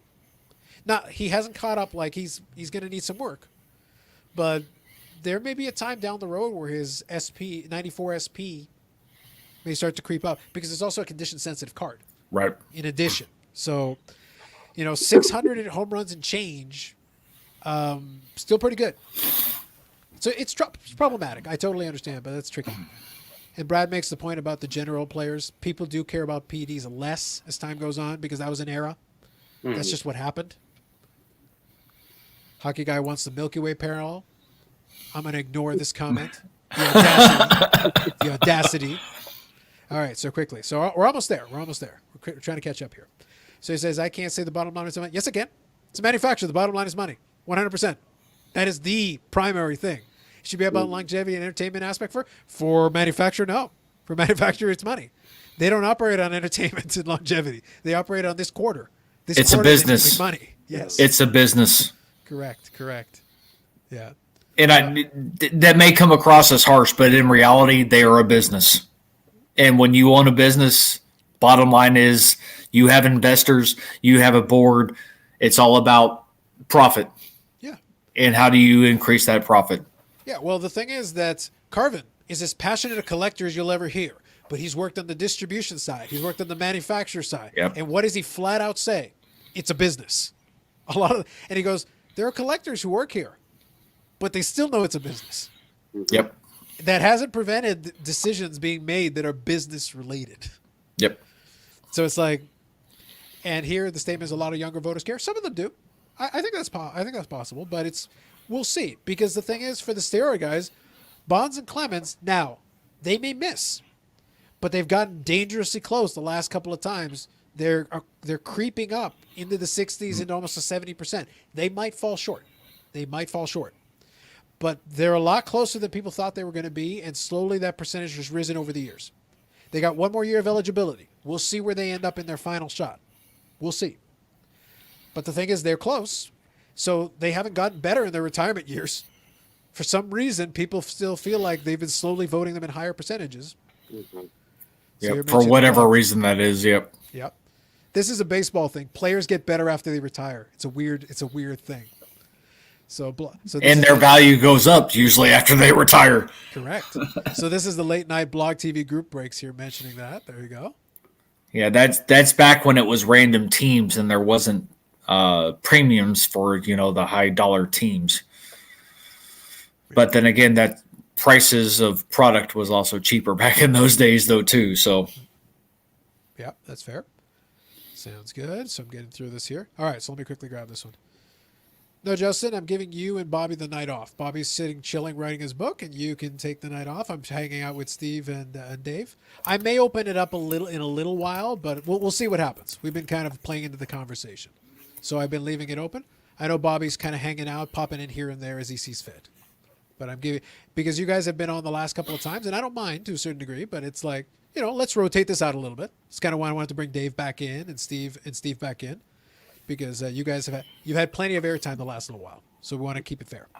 So let's see, how many times have you heard from a shop owner their product is sold out, and for a week or two late for distributor to magically pull something out of there? Yeah, the thing though is that's the distributor's call. Your idea about getting rid of the distributor, because I know a couple of you guys have mentioned it. So here's the thing, I totally get you, but here's the thing: if you skip out the distributor, let's say you get your dream, what's to prevent the manufacturer from doing the exact same thing to you? Because again, it's still a business. You eliminated the middleman. So actually from the manufacturer's standpoint, you just made, but in fairness, part of the reason the distributor exists is because if Project 2020 has taught you nothing else, is that the manufacturers have a logistics issue sending to a bunch of different people at the same time. They struggle with that. They don't have the infrastructure well. The distributor then sends it to the card shops who then distribute it to you. So you're getting it like third line. If the manufacturer has to send it to you, I suppose they can. Like they do sell boxes and stuff like that through their sites. But they're not necessarily good at doing it in volume.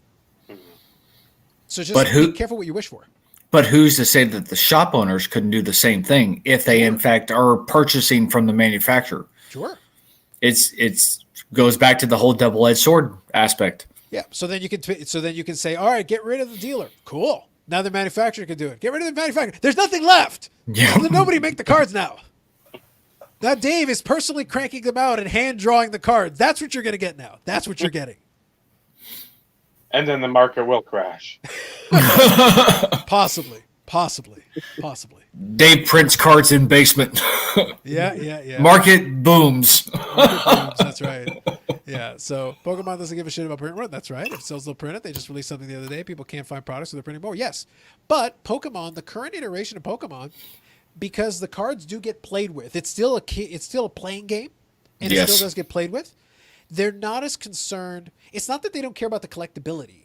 It's just not the primary driver of Pokemon cards because they're getting such volume. Because the current versions are not like short printed. But if you go get first edition, go get a first edition Charizard and, get in a PSA 10 and to the moon. Because it was somewhat limited. Well, it's the same thing with Magic the Gathering. Technically they can print that stuff to oblivion. If the collectability is there and the fact that people still play the game, who gives a shit? And they're in it to make money. And although, yes, there are, I don't want to call them limited print runs, but there are variables that come into play in which there's less printed of certain cards, i.e. mythics or whatever other random stuff they want to bring into the whole spectrum. There is some limitation there. But they usually do their stuff in 2 print runs, if I'm not mistaken. And don't hold me to this. There's that initial release, and then later on they will release a second print run. And then after a set amount of time, it then goes out of print. And that's where the collectability aspect comes into play. Correct.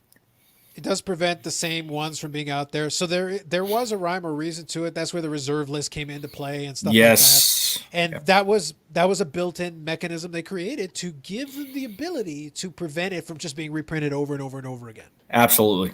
Which is wise. So to a certain degree, it's there to protect the rarity and the value of said certain cards, which is why the reserve list exists. Although, we won't get into that topic because me personally, I have varying opinions of that whole aspect because it does protect the value to a certain degree.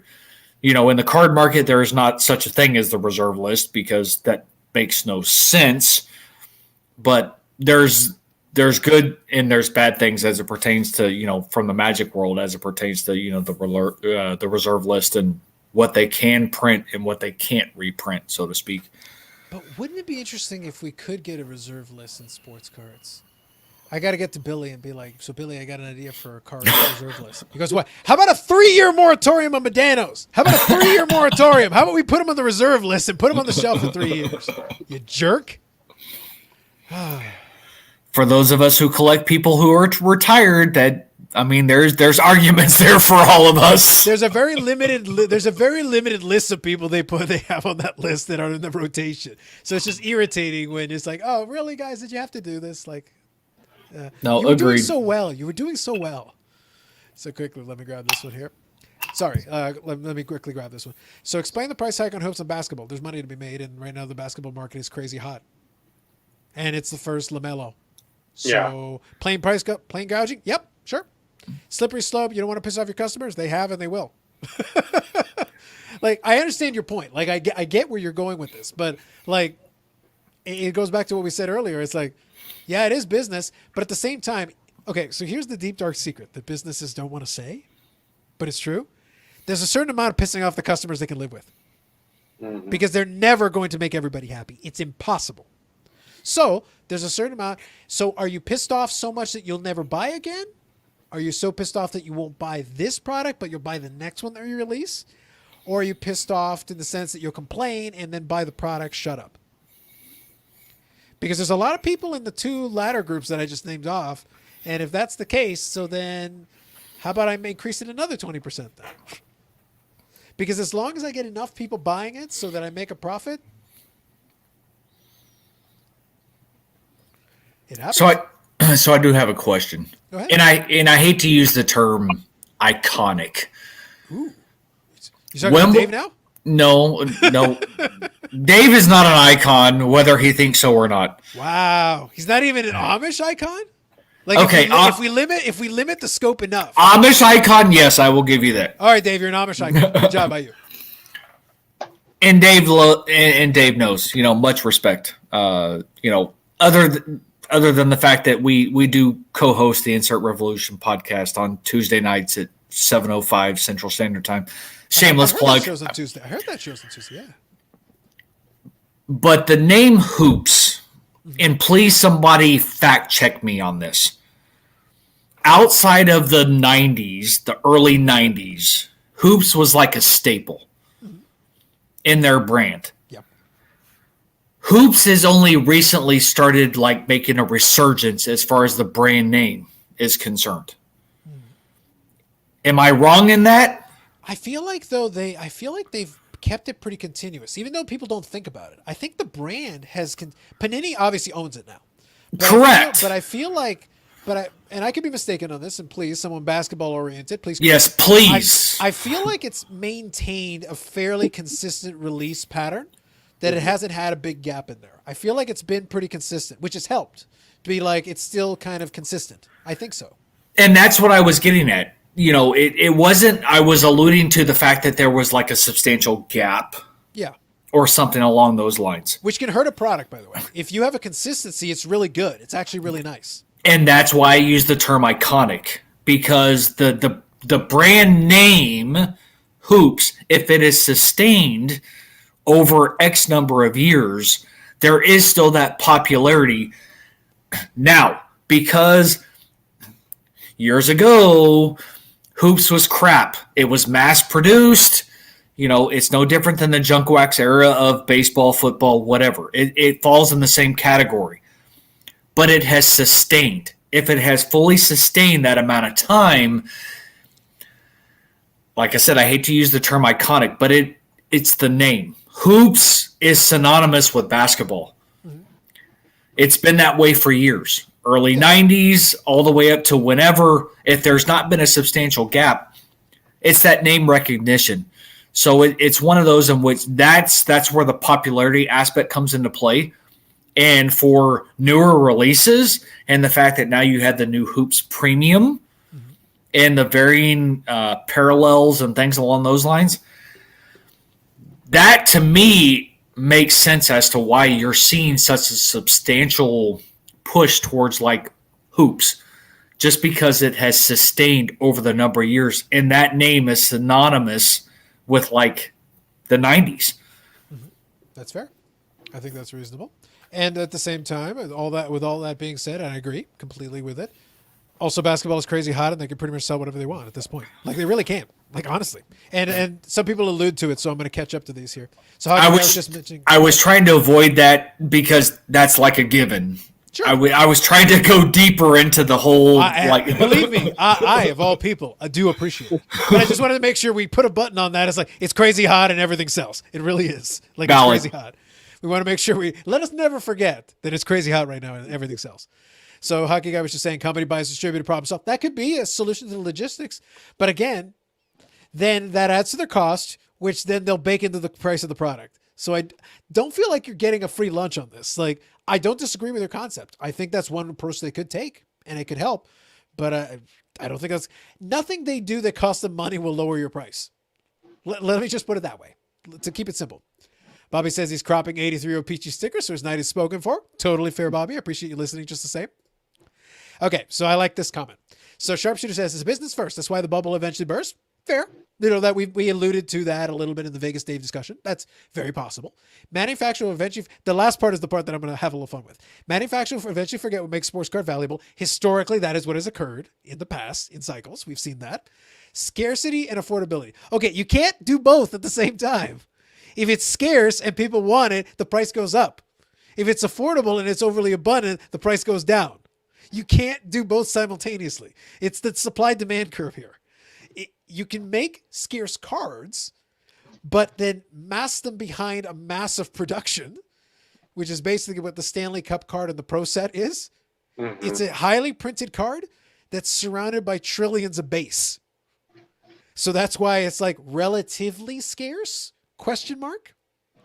That's what the gold. That's what the StarQuest golds are in hockey and in baseball and a couple of other sports.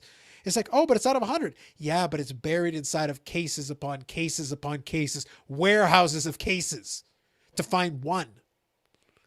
So that's why it's abundance and scarcity. It's not scarcity and affordability, because the moment you make it affordable, you have to print so damn much of stuff no one cares about that's kindling in order to hide the scarcity inside. Or you make it scarce and your box is very streamlined and trimmed, and by the way, it'll be $1,000 a box. So it's not affordable. So it's Right. like you can't do both at the same time. Which is why I think why we're seeing spikes in like Donruss inserts numbered to 5,000, for instance, Yes. spike in price because mass produced, but yet they're still very difficult to find. Yes. Yeah. So basically what we're doing here, and like I said, sharpshooter, I'm not fundamentally disagree. I understand what you're trying to get at. I get your concept, but I'm back to my favorite statement. The laws of economics have not been violated here. We're still operating under the laws of economics. Supply and demand still applies. How we adjust the sliders and try to make it work, that's different. But we're still using supply and demand. We're still playing this game. I did want to include this comment from Paul for Dave. Josh Anderson, Marty Bitter, laser cut memorabilia, one of ones. Not everyone wants. I don't know if that's true. I don't know. Also, this one here for Dave as well. Can we just stop to appreciate Dave's beer in the current lighting? Hashtag Amish goals. Brad enjoyed that. Dave recreates the 1990 stubble insert set with beer trimming. Kramer's choice has nothing on him. See, I needed to catch up to these comments. It was critical that we had a good discussion, but I needed to catch up on these comments. Hockey Guy says here, a lot of pissed off people still spend their money, and that's my point. Like, you complain and complain and complain and still spend the money. So, yeah. Appreciate it. So here we go. Hoops used to be poops. True. So here you go. You have a lot of money coming back in now, and they remember hoops from the youth. Very possible. Very possible. So you go. You have 100 sets a year. Yes. So that's the trick that some of the manufacturers are starting to. I promise you, they're considering it, because that's the only other way. We've talked about this before. If you don't want to increase the print runs too much, what do? Come up with 1 trillion parallels. You're still increasing the print run, but they're different colored borders. Ooh, fancy. So what you've done in effect is you've increased the print run. You've cheated. You found a different way to increase the print run while not specifically increasing the print run. So yes, correct. Agreed. But that's the delicate balance. That's why I said it's a delicate balance. That's what you're doing. And you have to do that. Where are the 98, 99 MVP gold and silver scripts? Agreed. Cosign. Those are tough. Stupid tough. Especially those super scripts. They kill me. Well, I was going to say, I was waiting for you to get to that one because as a player collector, I have one superscript numbered to 25, and it's from 99. Yep. And I've never seen another one. And the one I actually have was a gift from a fellow YouTuber who stumbled across one and through Burbank Sports Cards. Yes, I'll name plug here for a minute, just because I bought stuff from them. I appreciate they have a lot of selection. They do. I do know where some of their added collection has come from. Yeah. An unnamed sports card dealer here in the North Texas area is where they ended up getting even more of their inventory. I won't go into great detail from that perspective.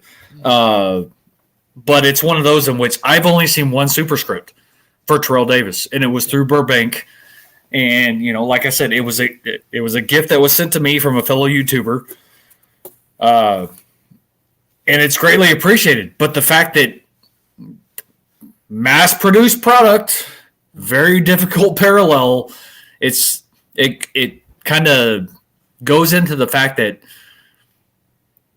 it's the double-edged sword. You mass produce something, you may have a low number parallel. That's great, but at the same time, it really goes into the whole supply and demand type aspect of, the whole end game as it pertains to a business. And for things that 100 or less, or even, in the early 90s, cards that are, serial number to 5,000.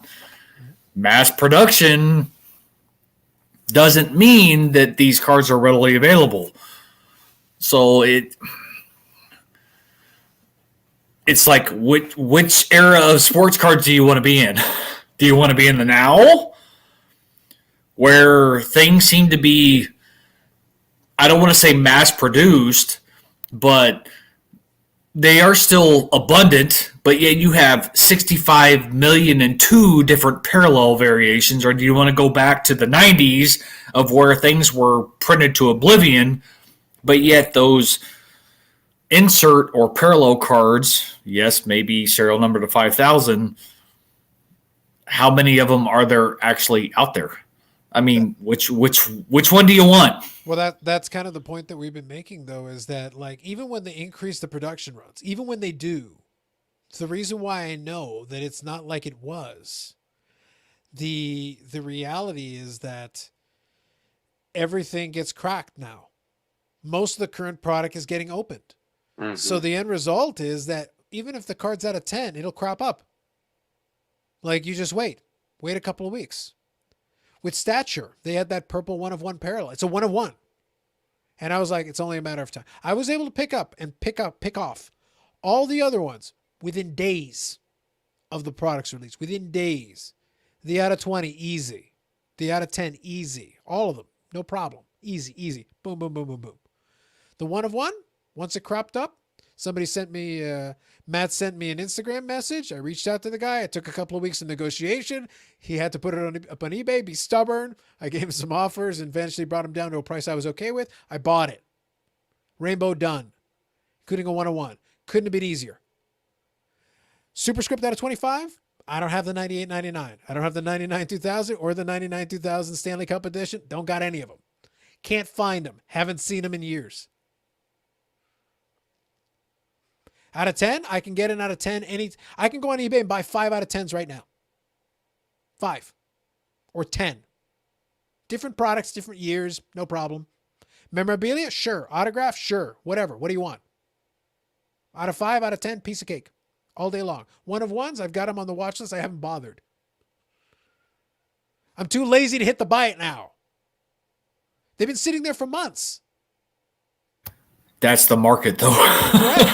But the point is that the superscript out of 25, if that showed up, I'd be like, because the superscript is like, it just doesn't crop up.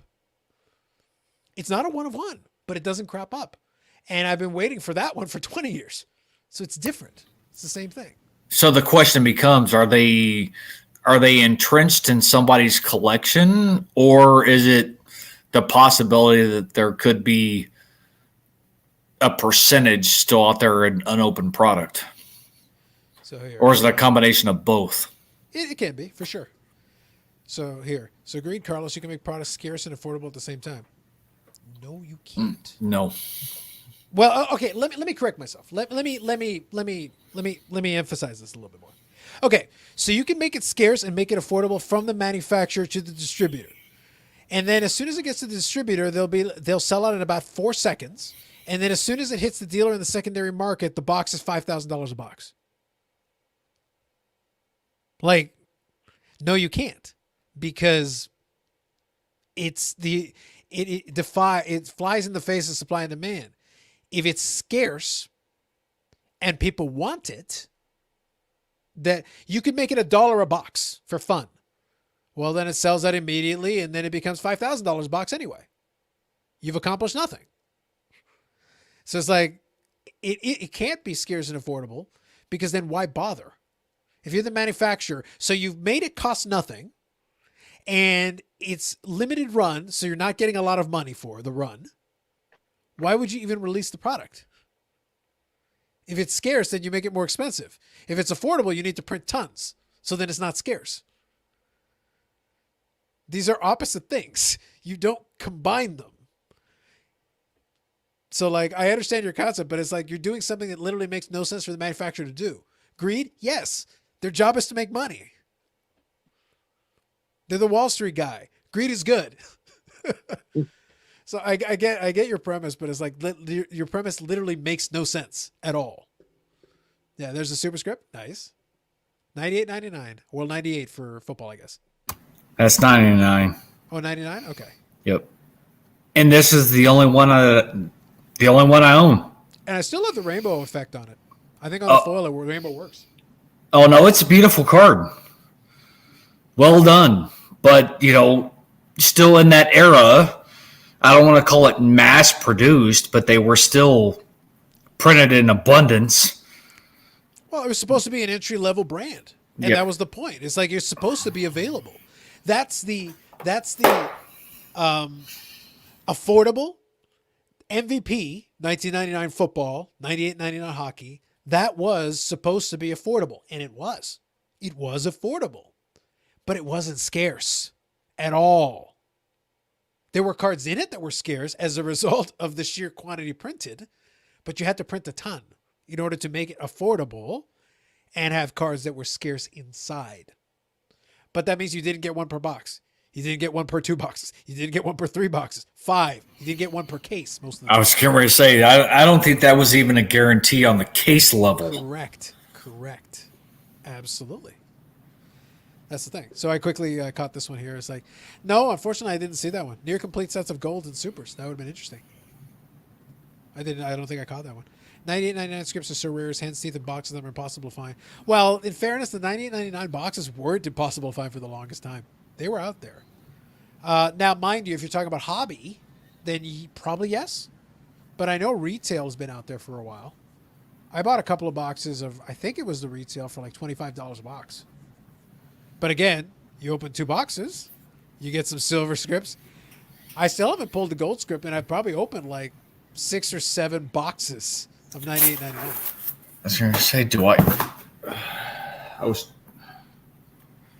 So there's the silver script.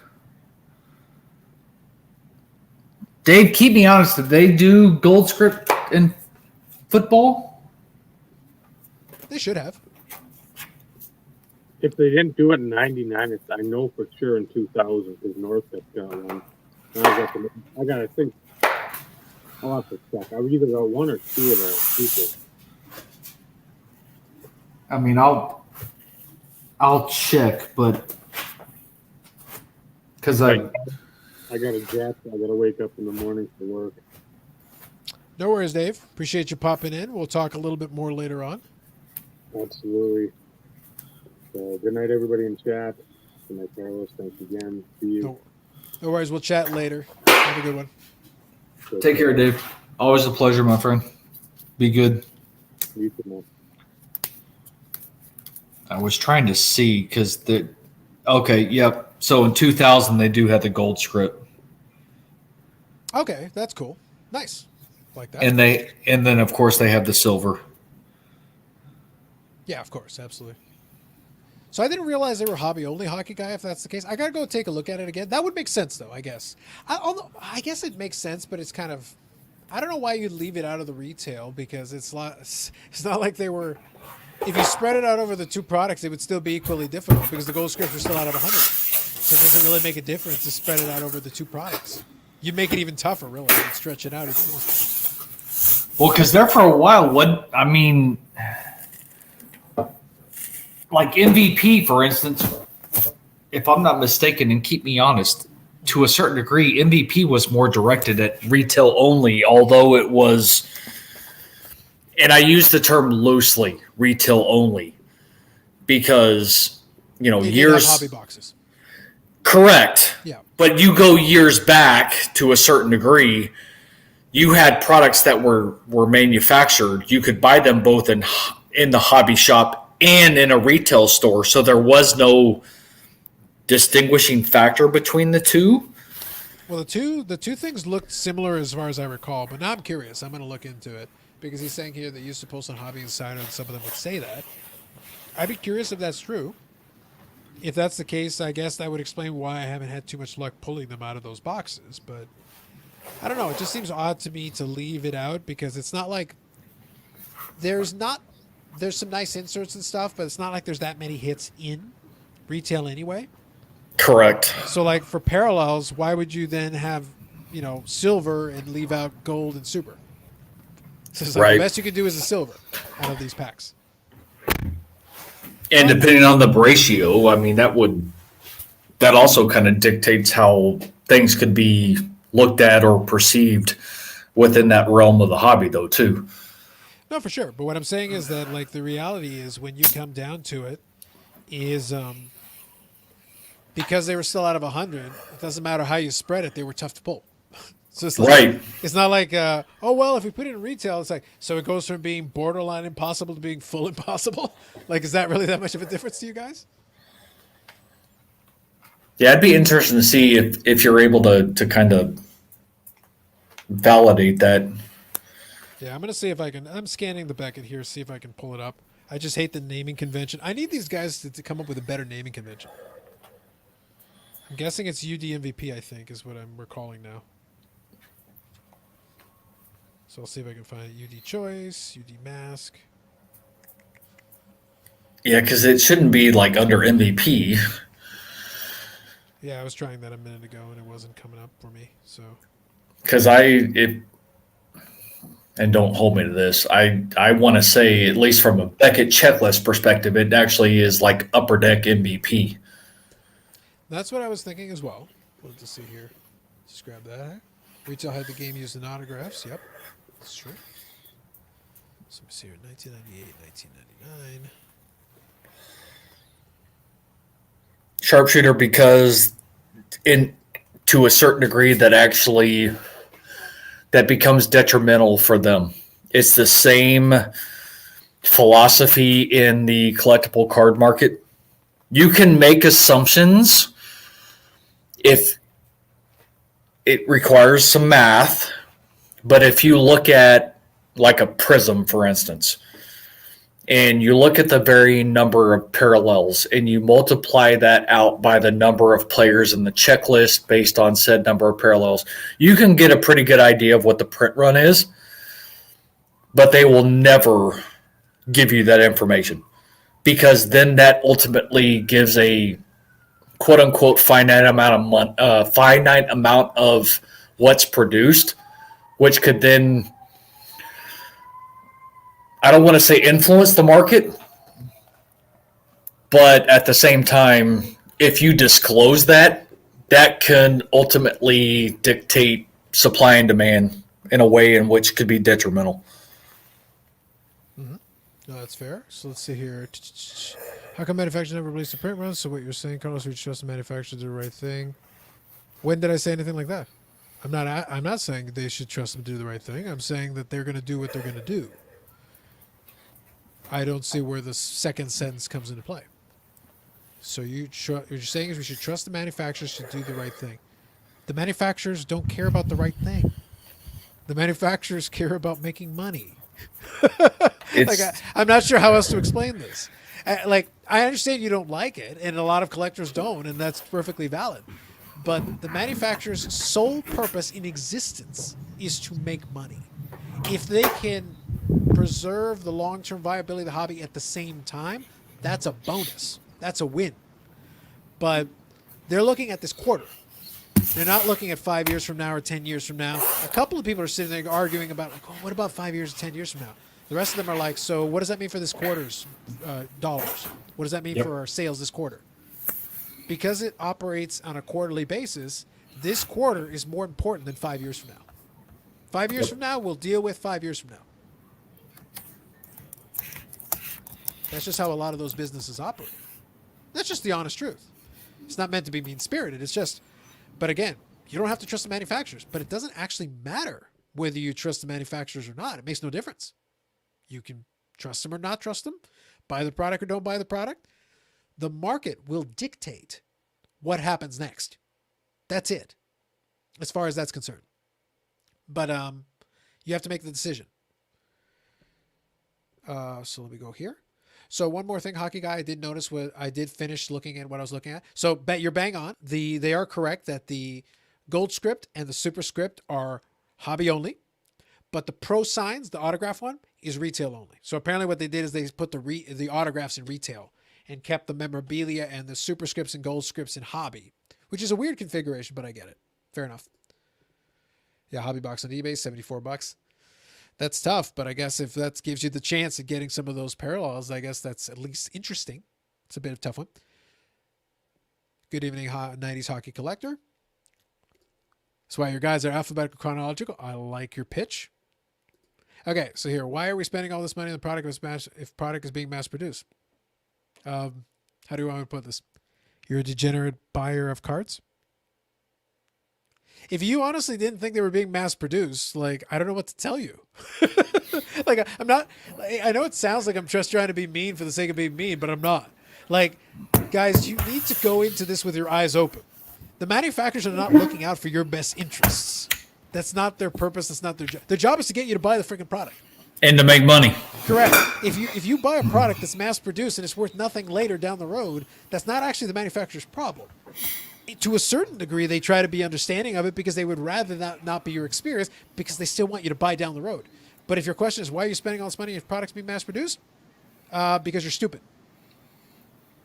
So can I ask the question? And you know, Carlos, please keep me honest if I'm off base. Sure, go ahead. Are you looking at this question? Are you looking at it from a collectability perspective? Or are you looking at it from an investment perspective? Because there are two distinct different views. Yes, sure. If you're looking at it from a collector perspective, to a certain degree, spending the money, I don't want to say becomes irrelevant, but you're focusing on a specific aspect of said product. If you're looking at it from an investment perspective, you're looking at it, buy low, sell high. Yep. So there's two different mindsets. Okay, so there it goes. He's looking at it from an investment perspective. Yeah. I'm going to be brutally honest. I cannot speak to that because I'm not an investment guy. I'm not. I strictly look at this as I'm a collector. Do I have cards? Yes, that have high sell value. Absolutely. But that wasn't the intention. It's one of those in which I happen to have them because of my ways of collecting. So it's one of those in which if you're strictly looking at it from an investment perspective, I really can't speak on that mindset because that's not the way my mind works. I get it. So let me kind of back up for this. So first of all, good evening, Matt. Thanks for joining us, hanging out. Appreciate it. Jesus saying happy Friday, so all good. Hey, Matt. Plus, we got the hashtag invest. That's critical. Very important. But the thing is this. So if you're looking at it from the investment perspective, the answer is this. So why are we spending all this money if products being mass produced? Well, because you're hoping that other people don't realize it's mass produced and you can flip it and turn it around. You're basically buying product to try to hit the lottery ticket. Or you're trying to find the stuff, potentially grade it, try to get your money out of it that way. The fact that it may or may not be mass produced is almost of no consequence. As long as other people don't believe that or don't think so or don't realize it. If you're talking about strictly investment, it's you taking advantage of other people's ignorance and getting them to buy something that down the road will be worth less just because of the sheer amount printed. And as long as it works, it works. The moment it doesn't, it stops. Again, we're being very blunt. This is the part of the show where we're being extremely blunt here. We're not mincing words. We're not hiding behind it. This is not where I'm promoting the hobby. This is where I'm saying, like, look, at this point, the ROI of buying wax is garbage. If you're talking about investment, it's garbage. And if you're a collector, I would advocate to you to buy the freaking singles you want. It's probably more cost effective. And that's been that way for years. Correct. Without the way that the market is right now. That has been the mantra from the beginning of time. Yeah. But at the same time, what happens is a lot of us collectors who collect that way, we're in some ways dependent upon the people that are willing to take that risk and want to buy that lottery ticket, because in the course of doing that, they'll pull the base card of Terrell Davis that happens to be in that series, or the base card of Modano, or one of the inserts, because they were trying to pull like a Sidney Crosby, or they were trying to pull Connor McDavid or whoever. And in that course, they happen to pull that Modano card out of 20 that I want. It's not as good for them. It's not as doesn't get them the money that they're doing, but then I'll buy it. Now you're losing money because you were paying for this and you got this, which is not terrible. But the problem is you paid for this, Yep. so you're dead in the water. From High my perspective, risk. I got to buy it at that lower rate. Yep. High risk, high reward. And if you're willing to put forth that risk, then more power to you. Because for those of us that are collectors, it's a win-win for us because we're not spending X number of dollars to pull something that we may not be given that opportunity. More people. That's why a lot of people like watching the breakers. More people Yep. watch the breakers than participate in the break. Why? Because we like to watch. We like to rubberneck. If it turns out to be a train wreck, we're watching the train wreck. If you win, hey, congrats! It's a cool card. You did great. But you're also going to get a bunch of train wrecks. Absolutely. A ton. It's going to happen more often than not because in order for somebody to win, a bunch of people have to lose. It's just math. Because if everybody won, then the winners would be worth nothing. Because all of them are winners. That doesn't work. It's back to scarcity and affordability. They don't jive. Not at the Yep. same time. You can have one, you can have the other, you can't have both. They don't go together. Yep. Because at the end of the day, scarcity actually dictates what something is valued at the end of the day. Correct. If it's desired and scarce, price is high. It's Yep. the old like the triangle, right? You can have affordability here, you can have scarcity here, and you can have price here. You can't be in all three sections at the same Yep. time. Maybe you can do 2 out of 3, maybe, but you got to pick. You got to select your selection. You Yep. got to be somewhere in there. It's not a new concept. We know this. Like those of us who have been around long enough, we know this. I'm not telling you anything you didn't already know. Like you guys should be aware of that at this stage. So I'll quickly grab a comment from earlier back here. I did see it here. So am I going to the bullpen? I'm willing to open it up. It's one of those things where we can sit here and chat for a little bit. I am going to control it. I'm not going to drag it out for too long, all night. But we're having a good conversation. You guys have some good questions, so I don't mind. Obviously, Dave had an early start, but I appreciate him coming in and getting started with us. So that was kind of cool. So I'll leave it open to you guys. If there's something you want to talk about or chip in on, you're more than welcome to. If you want to come on and chat for a little bit, you're more than welcome to. I gave Justin and Bobby the night off, both of them. Bobby's hanging out and listening, but he's chilling out. And Bobby will be back. And at some point, I'm more than happy to open it up. I have the little banner. I can put the link on there. That's not a problem. But the question is there something you guys really want to chip in and say? If that's something you want, I can provide that link. It's really up to you.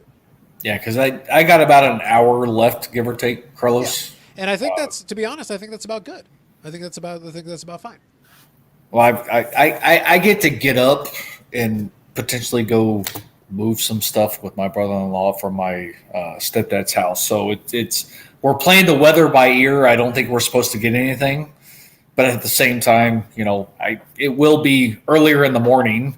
So we will not break the record again this evening. It's not going to happen. Are you checking your text messages now, I already Carlos? made it. No, I saw it earlier, so I'm just. Okay. I saw it earlier. Here's the thing, on the Mac, I get it on here too. Oh, do you? So I monitor a lot of things, Steve. I see a lot of things. I can't reply to everything at the same time, but I do see a lot. No, but you know what I was alluding to, though, right? I am aware. Okay. And I replied to that. I just saw it come through. I haven't bothered to check yet. Oh no, by all means, feel free. So we'll come back to this one in a second, Hockey Guy. It's a good question. I actually did have a good question as well, and I apologize that I should have asked this one earlier, but I'll grab it from Instagram. I will grab it. So I'll go back in here. Yeah, so I will make sure to ask this question back earlier because Dom. So this was. Was it more for Dave or was it just in There's general? two. So there's one for me, one for Dave. So I'll answer the one Okay. for me, and I'll pose the other one to you as well because it's a fair question. So this is 90s_Barry_Sanders. So Okay. I got a question for me and a question for Dave. I'll bring the question for Dave. This one is actually an open-ended question. It actually works not dissimilar to the one Hockey Guy's asking. So I'll leave it for you, but I'll also pose it to Dave later, I promise. I'll make sure I'll bring him back on and we'll ask the question. So it slipped my mind, and then I just remembered when we were talking about the text messages. It happens. So the question for me was, referring to your episode on food issues with Bobby earlier on, have you and Bobby tried contacting anyone at PWCC about the old listings on the 7-Eleven lenticulars on those really limited cards to see if they have archived photos so you can verify if they're actually the cards you think they are? I think it's a fair question. I think it's worth an ask. I just don't know if well, in fairness, I guess PWCC does capture to a certain degree. So we haven't done that, but it's a good suggestion. So I appreciate the suggestion. It's a good point. I think we can definitely. It's a thing worth exploring. I don't know if you can hear. I don't know if you're hearing this part, Bobby, but that's a good idea. Maybe we should check and see if PWCC happened to have caught and captured some of the old archive pictures, and if they have the picture on those 7-Eleven lenticular cards, that would be the verification that they exist for the ones that we didn't know existed. So it's not a bad idea if they happen to have archived it. I don't know if they did or not, but that's a good question. It's a very valid question. So for this one, let's answer this one first, and the other one kind of plays off that anyway. So do you have a specific, like a number one card with a bullet on your want list? I do. Sure. And it's one of those in which I'll probably never. The stars would have to align. And for me, specific would be the Metal Universe PMG Green. Sure. And I think that's out of 10. Is it for out of 10 in football or different? 15, I think. Still right in that ballpark. Still very limited, without question. Yes. And condition sensitive. And condition sensitive. Like I want to say they're to 15. Don't hold me to that because I have had a few drinks this evening because normally I stick to the beer, but I wanted to indulge in my makers. But 15 is what sticks out of my head. I started with a small one. Oh, 15 is what sticks out in my head, but that will always, it doesn't matter if they come out with a 101 NFL logo shield, 6-way audit, it's irrelevant. The PMG Green will sit at the top of my list until it becomes a reality. Sure.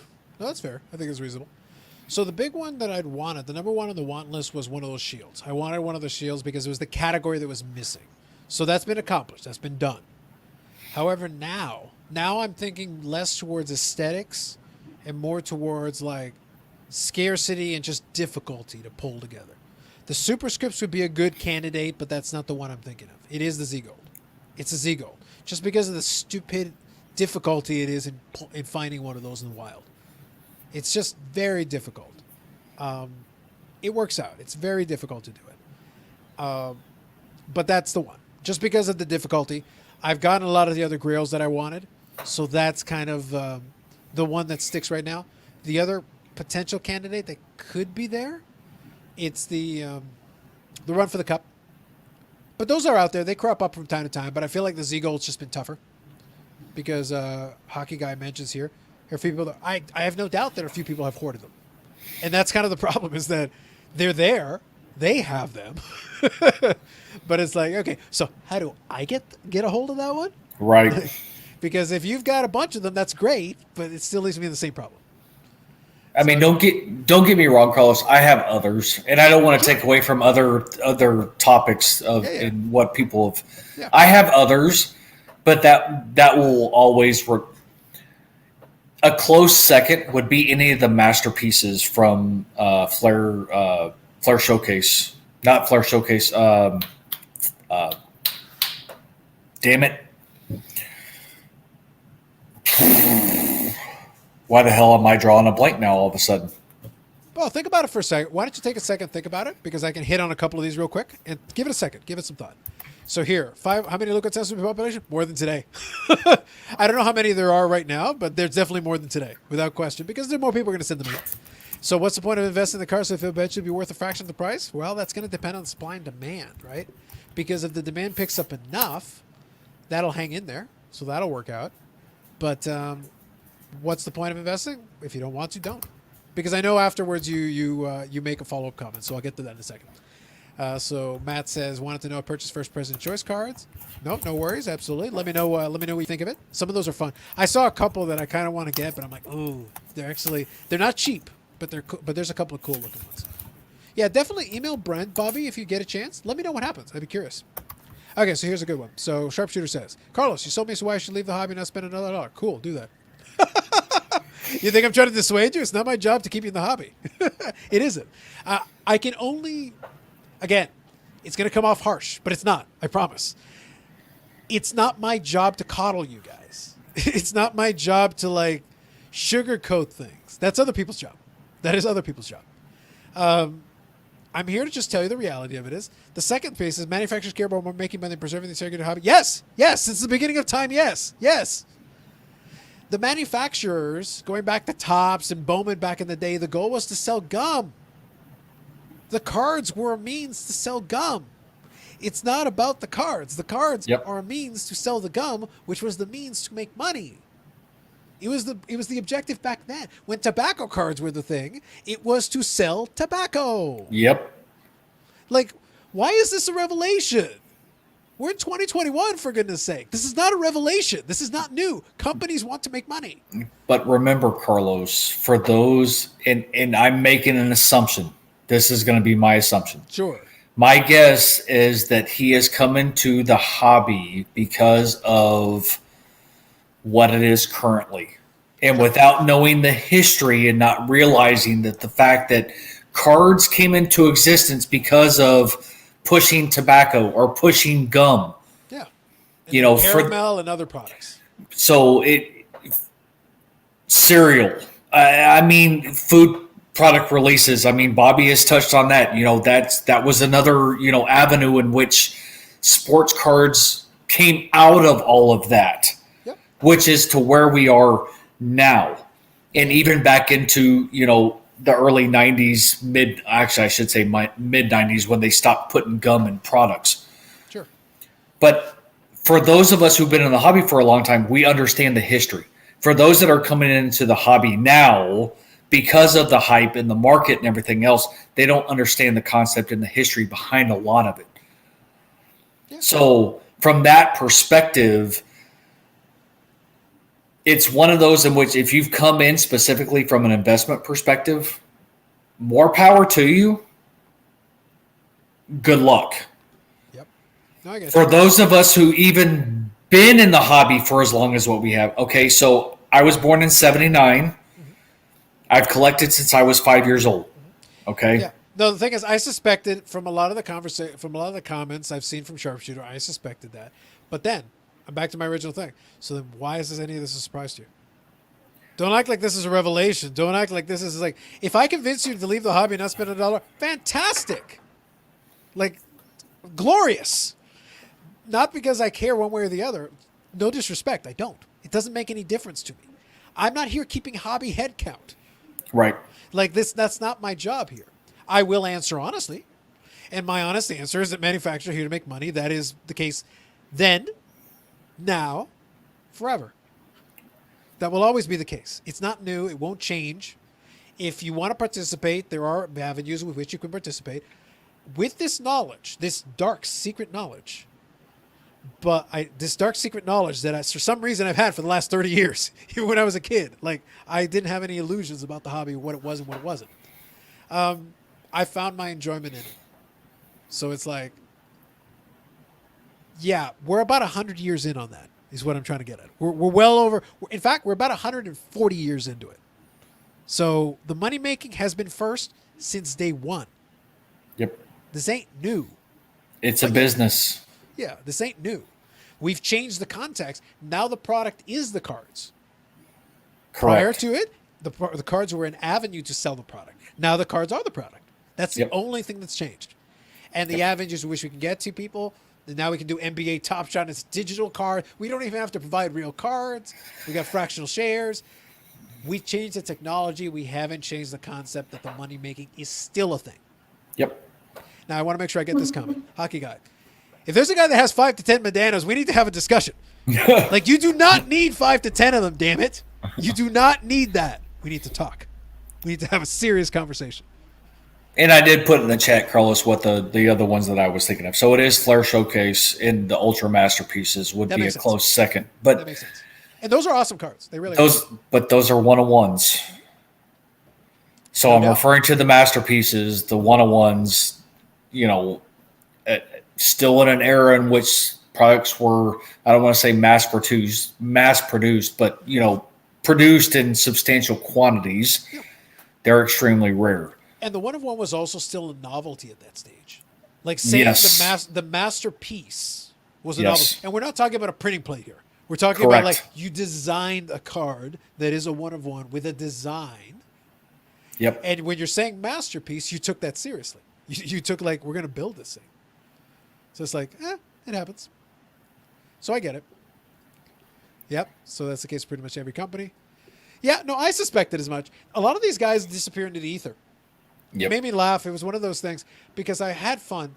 Now, mind you, sometimes people come out of the woodwork and you don't expect it. There was a collector who started following me recently, who's also a Mike Modano collector. And I was having a little fun. I was teasing Dave. I was having fun with it because he's been collecting since, I think, the late 90s. So Okay. right around the same time that I started. But I thought it was very interesting. So when I saw it on the Instagram, and I think he posted on the first one, I'll make sure I get it right. Yeah, so he's been collecting since 1998. But he's Okay. got some really nice cards, like really primo nice patches and some limited cards. Like it's very clearly a nice collection. You can tell, even though he's early days. I'll share it with you guys just so you can see yourselves. I have to say I do appreciate. I have an appreciation for. So here's the thing. It's mo.card.collection. And Okay. here. So 20 plus years of collecting Mike Modano cards. So he started from 1998. And he's definitely a high-end collector. Like he's got this card. This patch is really nice. It's with That's nice. That's a nice patch. I have that card, but not the patch isn't quite that nice. It's a nice patch, but not quite that nice. And look at this thing. I believe that's a Wow. 9 in the Medano. That's again, I have that card and I have it multicolored, but it's not a patch like that. That's a strong patch. That's off like the sleeve, right? It should be the 9 on the sleeve, yeah. Okay. And then this one is game used. That one's a game used piece. But you have a couple that are like that. I have similar ones. I have a few game used, and I have a few that are manufactured. This one is a Okay. game used piece from this particular year, because this is a 4/6 because they put all the letters in Medano. Gotcha. So that's the A, one of the A's in Medano. So that's good. That's a good one. Look at this patch. Holy shit. That's a good patch right there. Good, real good patch. That's Strong. I hate to say this, but that could be one that could be questionable. You could question it. That's the thing. Look at this thing. You got the star on that one. That's another one that could be questionable. It's difficult at this stage, but just look. What? But here's the question though. What brand was that one with the star? This one here. This is the cup. Okay, then never mind. They got access to a lot of the best patches. Yep, I was going to say if that's the cup, then I wouldn't question it. This is a 1-of-1 sketch card. That's real nice. I will say the sketch doesn't exactly look like Medano, but I think it's cool. I think it's a cool concept. I will say. No, agreed. I think it's a cool concept. I like the fact that they tried it. This one reminded me that I hadn't put up mine. So I was annoyed because I was like, I've had mine for a little while and I haven't put it up. That's what inspired me to put it up the other day. I was like, damn it, I got the same card. Like I can put this up. Jesus. Okay. Although like I said, I like the patches. Like look at this thing. And that being Upper Deck Ultimate, I couldn't question that patch either. Yeah. But that's the thing. Like apparently the guy is really looking out for quality. Like he's looking out for quality patches. I'll give him that. What year is that at Ultimate? The ultimate here, this one is 506. Okay. 7 days. So even with that, I see that's still something I wouldn't question because Ultimate Collection and patches, regardless of year, they they had some bangers. Yep. We exist in a world. I included Hockey Guy's comment in here. Like, I'm not going to question it. I don't know. I'd have to look at the card in hand and really get a sense of it. It's hard to say, but the fact that the patches are like there's such high quality patches. Now the problem is I've seen some collectors that are so discerning, they'll pass on other ones that don't meet their standard, and Right. they'll go and they'll wait, even though they're rare. They'll wait. What I thought was cool about this one is that this one is from 2001, 2002, I believe thereabouts, and this is the alternate card to the patch that I went and got at the end of last year. So this is Series 2. And that's the other one that I'm looking for in that year. The first one was one of the iconic. So this one is a Series 2, super rare card, very nice. And then I'll pull up the other one because it was the same year, if memory serves me correctly. There was another patch in Series 1, which is the one that I have. And it was a completely different design. But I always tried to figure out, like, okay, so Upper Deck, I know you're jerks, but why would you do a patch in Series 1 and another patch in Series 2? Because it's like, do I not have enough work to do out here? Do I not have enough to do? This is prior to Billy, so I can't even blame Billy for it, as much as I'd like to. So I believe, if memory serves me, I believe it's the same year as this one. I could be mistaken. But I know this year had a Series 1 and Series 2. So this is mine. Yep. Okay, I know which one you're talking There's about. a Series 2, which I believe is that other design, if memory serves me. I believe it's the other one. And this was the first year they did patch cards in Upper Deck Hockey. 98? 99, 2000. Okay. They did jerseys for a couple of years before finally going to the patches in Upper Deck Flagship, specifically Upper Deck Flagship. Because I can't remember specifically when they did it in football, if it was 98 or 99, because I know they have jersey variations Yes. in that year for football, but man, I want to say 98, there is a patch variation for football. And that's one that has eluded me for years, though, too. They're super tough. They were super limited at the outset. Super limited. I've seen multiple versions, though, over the past probably 2 years.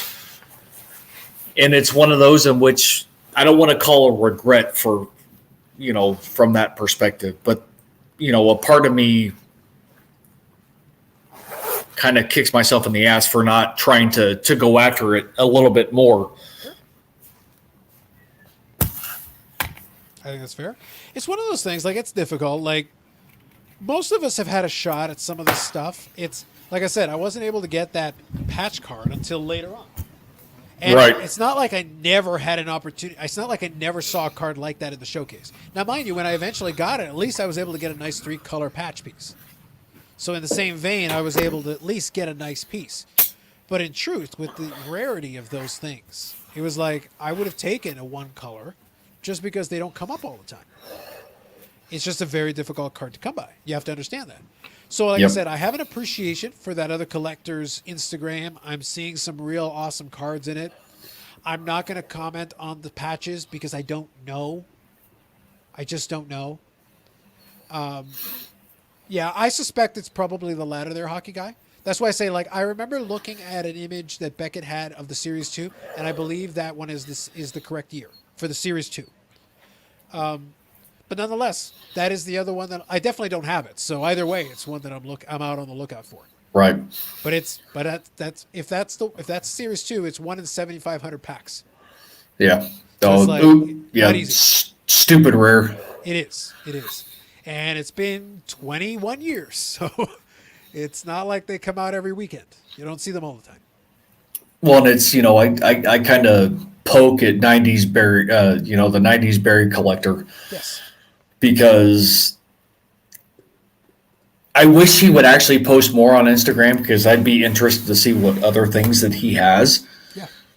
And, as a player collector, and although to a certain degree I missed the boat to take advantage of some of the earlier prices on some of the cards, I may poke at him, but there's still that appreciation for the rarity and the aesthetically pleasing aspect of cards. I mean, because I know he's got a Flair Metal precious metal gems. I know he has one. I've seen it. He's posted it. I know he's got a 97 PMG. And yes, I always tell him, dude, you're killing me. Stop. Because I don't have those. But at the same time, there's still that appreciation. It's the fact that,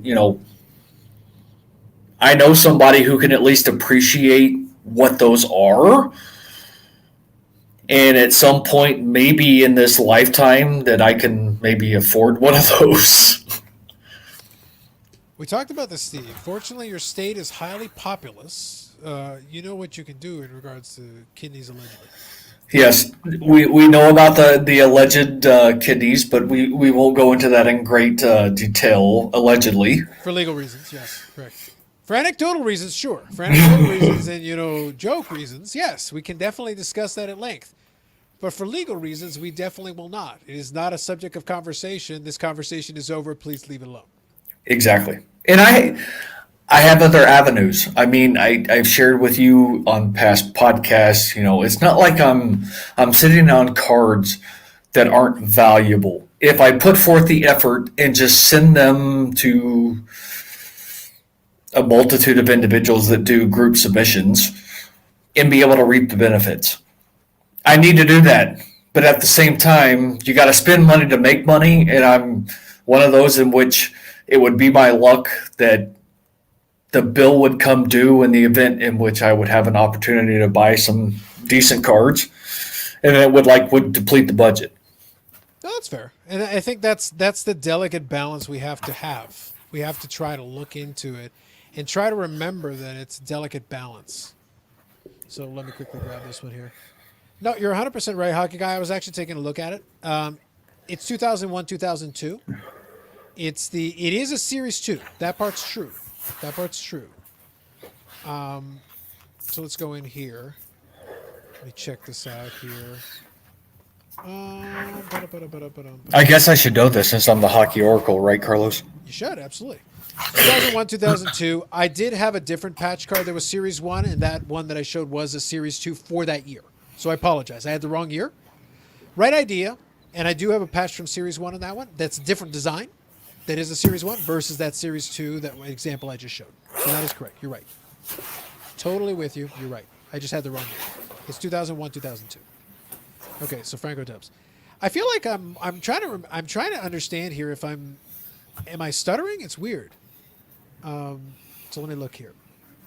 So you act like the hobby has been thriving for the last 20 years. What did the card market crash in the early 90s greed? Did I say the hobby market's been thriving for the last 20 or 30 years? It crashed, quote unquote. The manufacturers kept manufacturing. It continued. Collectors who were around still kept buying boxes and packs. And then eventually it came back. So what's the problem? I don't follow you. The overproduction era was a thing. But it's not like manufacturers stopped making cards.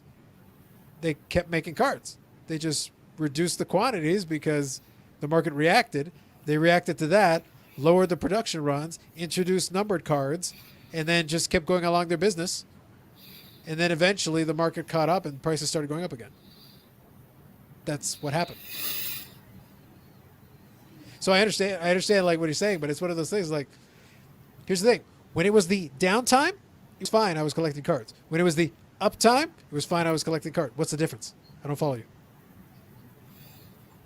Yeah, It's this weird conversation that I have with people where they're like obsessed with this idea. It's like, guys, the hockey card crash was not a bad thing. no. There were too many card shops. There was too much product. There was too much nonsense. By the way, yes, there was greed. And when the greed reaches a critical mass, hubris kicks in, and then the market adjusts. Yep. People Survival of get the burned fittest. And they go away. Yep. That's how it works. So here's the thing. In some ways, I'm like, no, to the moon. Let's make the Trout rookie $5 million for the 1 out of 5,000. Let's do it. You guys keep dumping as much money as you want into it. I don't care. It doesn't make any difference to me. If eventually you run out of gas and you can't sell it to anybody and suddenly it drops to the Yep. floor, cool. Maybe you learned your lesson. We actually need to get there faster, not Yep. slower. We actually Yep. let's put more kerosene on this. Find some gasoline with me, guys. Let's throw some more on there. Market adjustments. Yeah. Stabilization. The only way it's going to happen, the market, sports cars, ironically, for the most part, not completely, but for the most part, operate in about as free market as you can get. This is simple. Right now, money's flooding in, so prices are going up. When the money stops flooding in and it dries up, the prices hold and then eventually dry up. Certain limited cards will not go down in price, but that's because they'll stop selling. They just won't be available. They'll dry up. And if you People want to will buy hold them, you'll them. have to pay. Correct. Yep. People will hold them. But the Luka Doncic PSA 10 Prisms, which are available in abundance, will be sitting there in stacks on dealer showcases, and they'll be like, how am I supposed to get rid of this? Eventually, they'll be like, you either drop the price or you have a lot of inventory to carry around that you're not going to sell. Yep. Your choice. And Carlos, I'm going to be honest. I mean, I haven't been around since the beginning of your channel by any stretch of the imagination. I've gone back and watched, some of your stuff, Sure. but I don't ever recall you ever stating that the hobby has been thriving for the last 3 decades. That's impossible. Like it's literally impossible. I'm not trying to be a dick either. This is not about a hobby or the market, so to speak, thriving over the last 3 decades. It's the sports card market is no different than the stock market or the the card game market. Magic the Gathering, for instance, Pokemon. You're going to have ups and downs. That's what makes the whole thing run. It's the roller coaster ride.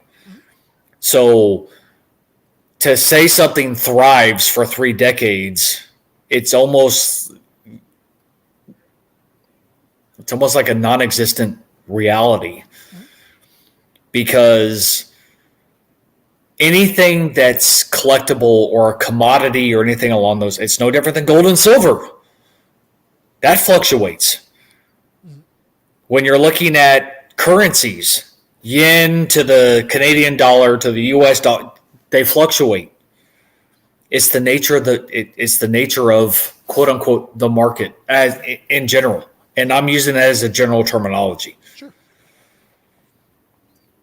So I just trying to add some additional clarity from my perspective, because, you and I have talked frequently. I've seen multitude of episodes. You've been on the podcast multiple times on from our side. And it's one of those in which I don't want to say I'm defending you, I guess. Yeah. No, But- the thing is, I appreciate it, but it's one of those things like, you know as well as I do. Like, I don't need I'm more than happy to. No, but that's a very generalized statement. I get it. Is what I'm getting at. Yeah. But one thing I'll add to that, and I appreciate it. Thank you, Steve. One thing I'll add to that as well is that I try to be very upfront and blunt about this. The last little bit, we've had some fun being extra blunt. We've just like, we're taking the veneer off a lot of this stuff. It's like, I'm going to do you one better. I don't care if the hobby's thriving or not. It doesn't make a difference. It doesn't matter. It never did. Because if you've been in it for the long haul, you ride the wave. If it's high tide, you ride that wave. If it's low tide, you ride that wave. You hang in there and wait. It depends on what your objective is. That's really what your objective is. What are you trying to do here? Yep. If you're trying to get rich, well, in theory, this should be a good time for you. Like, in theory, it should be pretty good. There's plenty of money out there. That's good. But if you're sitting there as a collector, it doesn't mean it means maybe you have to modify what you're trying to do or adjust your goals accordingly. That might be a thing. But like I said, there's a lot of stuff there. I've never put money into these cards expecting a return. That is Correct. not my expectation. That is a bonus. I try to buy smart so that if it is something that does return, well, then I reap all the benefits. That's why I try not to set new records. But if it's a card I really want, of Modano that's really rare, that I know is a difficult card to come by, I will pay the quote-unquote record price. But with the understanding that I may never recover that ever if I live to be 150. Right. I'll put the money into the incinerator with my eyes wide open. And that's okay. If that's a decision I make, that's awesome. But on everything else, hell, on a bunch of these $50 cards, it's like, yeah, I'll give you 10. I have so many cards where I'll be super cheap. It's like, well, that's kind of a limited card. Yeah, I'll give you $10 for it. But that's also the differences between the investing mindset and the collecting aspect. Yeah. Over time, it'll balance out. Yes. I may overpay for some cards, quote unquote, because I really want them, because they're more important to me from that collecting perspective. But down the road, there's a bunch where I've bought for a song. There's a bunch that I bought cheap. So it does balance itself out in volume on balance over time. Absolutely. From a player collector perspective, That's always going to be the case. You will overpay for some, but there are others that you will sit there and go, but you know what? Man, I freaking stole that card. Yeah. There's book value $50 and $100 cards, many over time. Even this week, I've found cards that are $50 or $100 book value. I paid $6, I paid $10, I paid $15, and I'm like, so it's like, oh, but you got them so cheap. It's like, yeah, well, I have to offset when I go and buy this patch card, and I'm like, all right, $500-$600 US. I don't want to do that all the time, but over time, I'll win by stacking up those smaller wins, just tiny little wins. We'll go. So let me go here real quick because there's some interesting comments here that I want to get to. We have incurred an organic growth and attrition of people and collectibles for the past 25 years until last year, one could say. That's fair, Bobby. That's fair. Yeah. Pay to recommend some players to collect. Doubt I get a quarter we paid for it. Totally fair. Still tons of vintage that hasn't shot up in value, Robert. Very good. You're new to the channel, so welcome. But I do agree with you 100%. That's a very valid point. So Franco's point here. Collectors will only take the hobby so far. True. It's investors driving prices. True. But I follow up with like, here's my favorite part. Yes, I agree with you. So? And? Is there an and? Because I agree with you. And? Like, you may as well have said water is wet. Yes, correct. What else you got? Well, what's the follow-up? Because I agree with you. Like, I do. But it's like, I don't care. The investors are going to do what the investors are going to do until the money runs out and it's no longer viable for them, and then they run away. This is what has always happened. This is what's supposed to happen. And regardless if the money runs out, at some point they lose interest. It no longer becomes a money-making opportunity. Correct. And they leave. Yeah. So what does that do for us collectors? Guess what? We're still here. And we're still going to continue to take the hobby. Yeah. That does it is what nothing changes. Yeah. I've got so to Robert's point, I also collect vintage. If the Medanos literally all got priced out of range for a while, I'd be like, okay. So I'll go work on my 1960 Parker set. I'll go work on my 62 Fleer baseball set. I'll go work on some of those other ones. What's the problem? Like, what's the issue? Sorry, you lost me. I'll go buy a couple of Marion Hostess for fun, for kicks. I'll go buy a couple of Jamie Benns. Why? Because I can. I'll go find sets that I missed out. And yes, would they still be more expensive than what I would have paid for them 1 year ago, 2 years ago? Probably. But depending on where they fall in the spectrum as far as collectability, the value was never going to go down. Yeah. I like this. This makes me happy here. Yes, I hope so. Please. That would be amazing. We don't care. Like, I'm actually being sincere, Franco. I would love my cards to be worthless. If my cards are legitimately worthless, the vintage, the Medanos, all of them, if they're worthless, that means a bunch of your cards are worthless and I can buy them for a song. This is a celebratory day. I will get cake. I will send cake to Steve in Texas. I will find someone that will deliver cake and I will have it shipped over. Steve, this is cake from me. We're celebrating tonight. I will send some to Ely.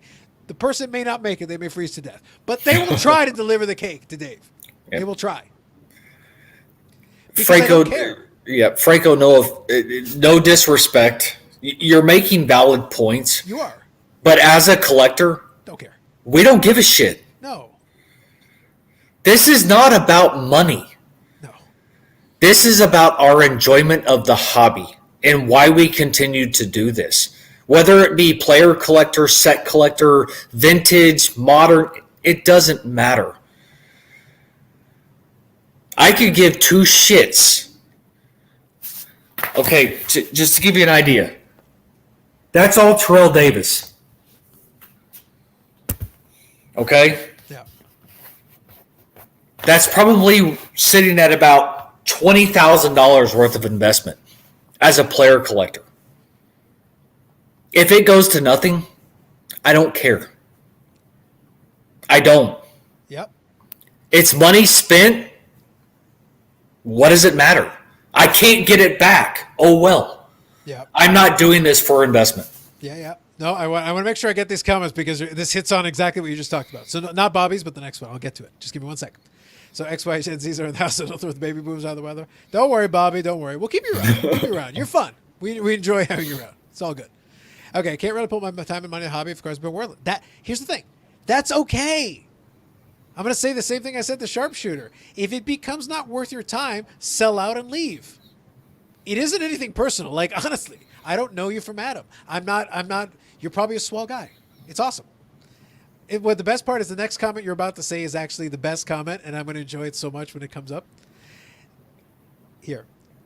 Correct. Yes. That is literally, I agreed with a couple of different things you said, but that is literally the best thing you have said in this entire conversation. Yes, it is only a piece of cardboard. Where's the fun in that? Because we like the stupid piece of cardboard that's worthless. Yes. Yep. That's the point. And if you don't, then sell it while you still can. Get the hell out. Not out of meanness, but out of like, I'm doing this for your own good. If it is not interesting to you and it is a concern, sell it and get out. Because I actually don't care. Steve actually doesn't care. I would find it amusing if it went to zero, and that would be hilarious to me. Because there would be so many people that would be crying on the streets. I would hear the wailing off in the distance. It would be hysterical. But I don't care. Then sell the cards for the money. Yep. Then why are we even dealing with the cards? Stick with the money. Yes, bros. Yes. There's other avenues. Yes. There's other avenues to make money. Correct. The stock market, for one, because everybody, and this is the one thing that, Vegas Dave said that's accurate. People are investing money that we're investing in the stock market because of the current dichotomy of the sports card market. It's a way to make money. And when you have big money, if you have the opportunity to make bigger money, why not invest in those opportunities to make bigger money? Yeah. But once that's gone, they will leave. And if you're in this to specifically make money, take advantage of the situation. But for us collectors, we don't give a shit Yeah. because we're still going to be here. I think Franco's getting the point. Like he's getting the point. But the thing is, like I said, we're not disagreeing with you. We're saying like if that's, and by the way, we're also not casting judgment. If that's Correct. the case, if that's the Correct. case, sir. If that's the case, sir. Do I have a piece of hashtag invest advice for you? Do I have a piece of hashtag invest advice for you? If the value of the cards that you have is good, sell them, get the money, and then you've got the money, and then you can do whatever the hell you want. Yep. Options are great. But like from my perspective, it's like, no, I have thrown so much money at these collections that I don't expect to get back. I don't care if I get them back. I treat them like I'm throwing money in an incinerator.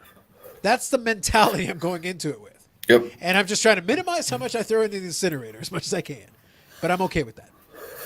That's the fun part for me. So it's one of those things. Yeah. No, we're glad you appreciate what we're saying. And the thing is, like at the end of the day, you got to figure out what works for you. If you've got certain cards and you can get your money out of them, and you'd rather have the money, then you, sir, need to sell those cards.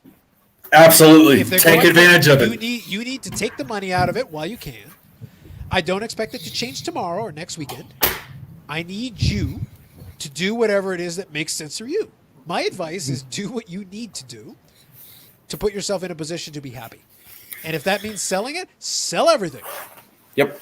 And if that means keep it, then keep everything. If that means collect all the players, then you're Dave and you need help. Valid.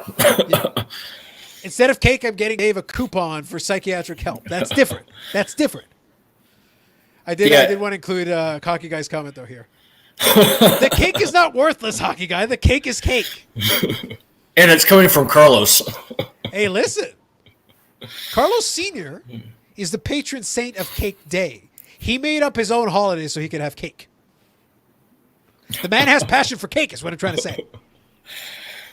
So we do not half-ass the cake is what I'm trying to get at, Steve. That cake will be spectacular. The patron saint of Cake Day will not allow any otherwise. We will find the finest cake that can be delivered to Texas, and it will be brought to your door when the Cake Day comes. The only difference is I want to be hand delivered by Carlos. We'll see what we can do. There's some COVID restrictions in place. Oh shit! I forgot that thing. That's still a thing. Yeah, it's still kind of a thing. Yeah. Damn I don't mind popping down. You know, I don't have any moral qualms about popping down. The weather would be well. Right now, the weather's not better. Generally speaking, the weather's better. Wait until next week, at a minimum. We'll take you over to the Vegas and we'll show you some proper heat. It's like we're wearing suits and long pants, Steve. I don't care what the weather is. Yeah, I feel like I should be living in Minnesota in the next couple days. You basically are. You're getting a simulation. Well, in all joking aside, so our neighbors across the street, and I've mentioned this before, we can now officially call them snowbirds. So last year they spent the winter in Arizona, and it was quite humorous. I think the first 2 weeks they were there, they were colder there than what we were here, which was quite funny, because I definitely had my backhanded, comments to them in reference to that. This year they're in Florida, and it's one of those in which I actually sent them a screenshot of what the weather was like over the next couple of days, and they're like, yeah, we're very thankful we're not there. Yep. Because my exact words to them, because when they asked how cold it was, because we house it for them when they're gone, right? Right. And they requested that, we go drip their faucets and open the cabinets and stuff along those lines, which, we obliged. And her exact question was, well, how cold is it going to be? And my exact response in all caps, fucking cold. And I was like, notice the emphasis. And then I sent them a screenshot and they were like, oh, yeah, that's, I'm sorry. Would you like to be in Florida? Okay, so for the record, we're not as cold as the frigid squalor of Texas that Steve has. Because apparently this is the only time I get to do this. This is fun for me. But okay, so hold on. I want to make sure. So first I'm going to read Bobby's comment and then I'm going to get the hockey guys. We're going to get there. Hang on. It's nice if my vintage Toronto Maple Leaf room is worth money. If not, I'll sit there and enjoy it out of the way. Totally valid, totally fair. 100% valid, 100% fair. And that kind of goes into the theme of what we're talking about. Okay, so he's saying it's not warm here in Vegas. Okay, so point of order. Now, mind you, I'm not in the frigid squalor of Texas, where Steve is, the ice box of the United States. But just so we're clear, we're on the same page. I have switched the weather to Fahrenheit so that we can all speak the language that, works down there.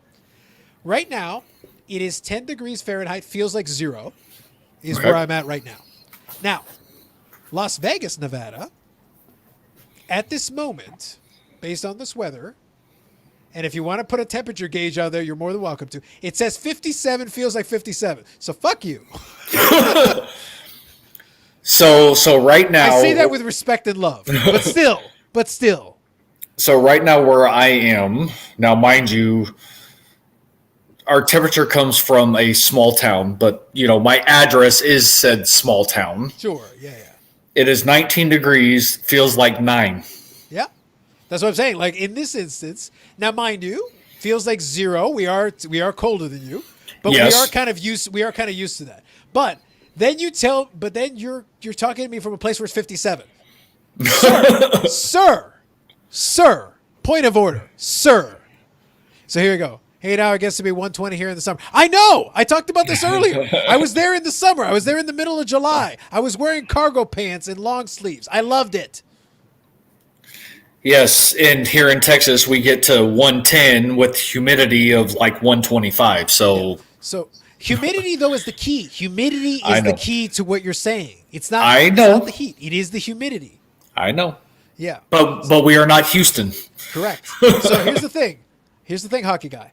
I was born in Panama in the middle of July. Hot. Correct. So here it says, I can't wait for you to complain when it's hot like it's 90. No, 90's great. 90's phenomenal. I did the calculation. The one of the days that I was there, it was like 110. And I was wearing cargo pants. Have you worn cargo pants? Those are thick. I wear cargo pants in winter. That's how thick they are. I wore those walking up and down the Vegas Strip in the concrete at 110. And they look like Not you were a problem. like But they looked at you like, The locals looked at me like I was bizarre. And you know what? Not a drop of sweat. I loved it. Thank you. and like Don't we test me on said, the heat. The heat Yeah. I can do. The heat I can do. like we said, there is a difference between the dry heat and Correct. when That is valid. when you also calculate the humidity. Yes. I'll give you a. So we had an office. Well, we technically still do in Houston. So back before we became who we are now, and we started closing offices and everything along those lines, I was a regional inventory manager, and I had all of Texas. So one of my main objectives, I had all of Texas and then pretty much all the West Coast. But one of our objectives each and every year was to travel to all of our offices and do audits and everything else as it pertained to inventory control and regulations and so on and so forth. And, anytime I traveled, and I still do it to this day, black dress pants, button down shirt, usually long sleeve. And it never failed that when I would go down to Houston, we would have to do some auditing and, get them caught up on some things. And, it was an opportunity to have an extra body, basically free labor, so to speak, to do a bunch of stuff. And as everybody knows, I am a smoker. So doing all this work in the warehouse in dress slacks, in a long sleeve button down shirt, so you're sweating somewhat in the AC, and then you walk out and you're like, oh my God, please kill me. And the sweat your shirt just instantly like waters up, and you're going, okay, yep, this is bad. Yeah. Middle of the summer, they weren't even in the hundreds. They were in the upper 90s, but 90% humidity. And I'm going, yeah, this sucks. Please send me back to Texas now. Yeah. The thing is that's why I had a little fun with Hockey Guy's comment. He says, I can't wait for you to complain it's hot when it's like 90 there. The thing is, 90 in Southern Ontario, we have humidity. We have stacks of humidity. And I've chatted with Bobby before. This condo, I've lived in it for 6 years, going on 7. It's actually a very nice condo. I enjoy it for what it is. But one thing it doesn't have is it doesn't have central air and it doesn't have central heating. Ugh. Correct. So what happens is I tease because so you see right here, this is what I lovingly call the HAL 1000. It's a tiny little HAL with the little light there. That is a space heater that is pumping hot air in my direction right now. I am inside my office. I'm wearing 2 layers of shirts. I was going to say, I noticed the shirt and the hoodie type. Because I'm indoors. I'm indoors right now, and I have that space heater pumping hot air, and I'm wearing 2 layers like it's nothing because it gets cold on the main floor here. And to put it into perspective, just so that we're all on the same page, and I'm not complaining about it because I've lived here for almost 7 years. I've accepted it, but at the same time, I've accepted it to the point that in the not too distant future, I'm going to have to pony up the money to put in a heat pump here. Because it's like, it makes sense. It increases the value of the property. Like, I've got to do it. I've been too cheap to do it. It's like $7 or $8 grand for me to do it. So I haven't been eager to go and pony up the cash. I will at some point. But it's one of those things where, to put it into perspective, and I have a temperature gauge that I keep down here so that I can kind of understand, like, okay, so how cold is it getting downstairs? Because prior to me turning on the space heater, I check it. And I've had days, and I had a day this past week where it was approximately 21 Fahrenheit in my living room. Oh, kiss my ass, Carlos. That ain't working. But that's what it is. I can build a freaking snowman in my living room, Steve. I can build it and maintain it. I don't need to put the beer in the fridge. I just leave it in the living room. I leave it on my coffee table and it's fine. Which I was going to say, which colder than what it would be in the refrigerator for that matter. You think I'm joking? I have some beer that's in the hallway because I can keep it there right now and it's fine. The beer I'm taking that's cold, it's in my hallway. Jeez. I can leave it in my hallway. So when it's cold, it gets cold. And to talking about the humidity piece, when it gets humid, what happens here, again, I've got the air conditioner in some of the rooms that is also a dehumidifier, so it'll take the humidity out. The humidity is the thing. It's not the heat. It's the humidity.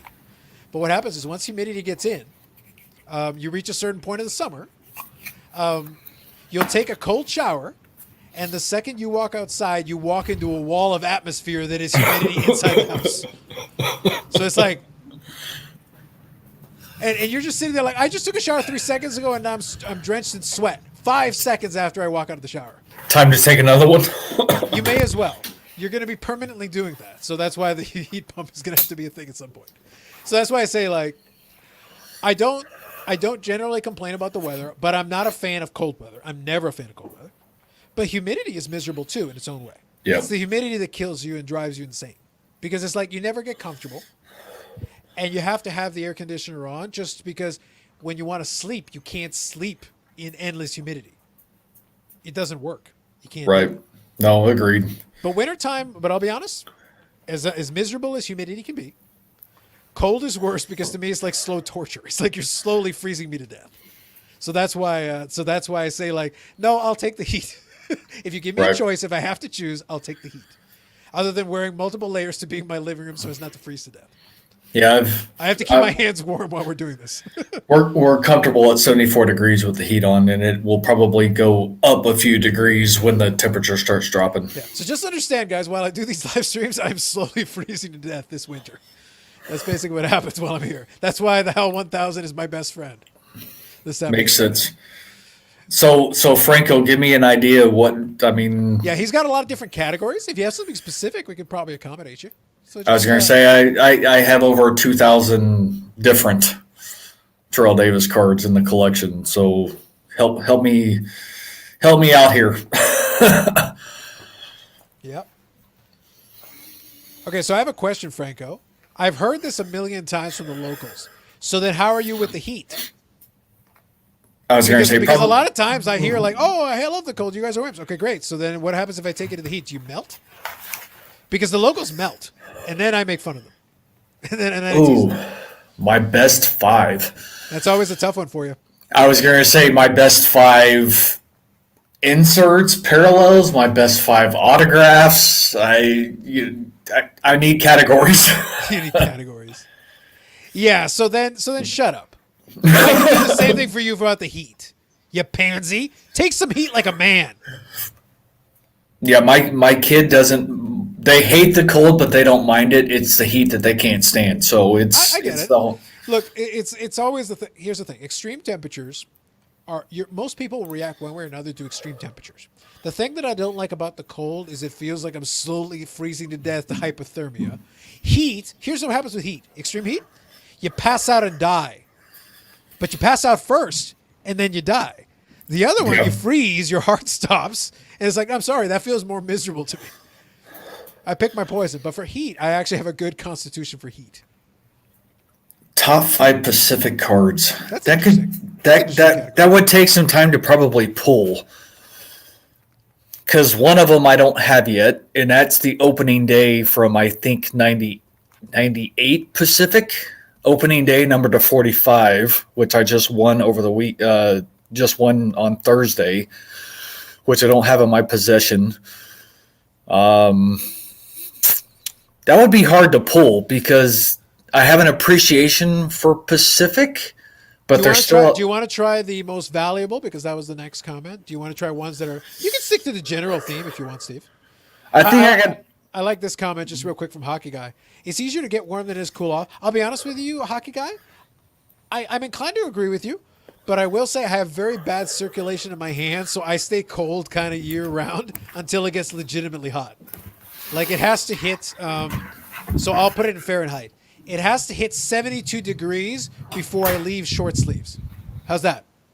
It has to hit 72 degrees before I will not be wearing long sleeves. Most That's how much I like the heat. That's how much I like the heat. So 72 is not warm enough for me to switch to short sleeves. It's got to be warmer than that.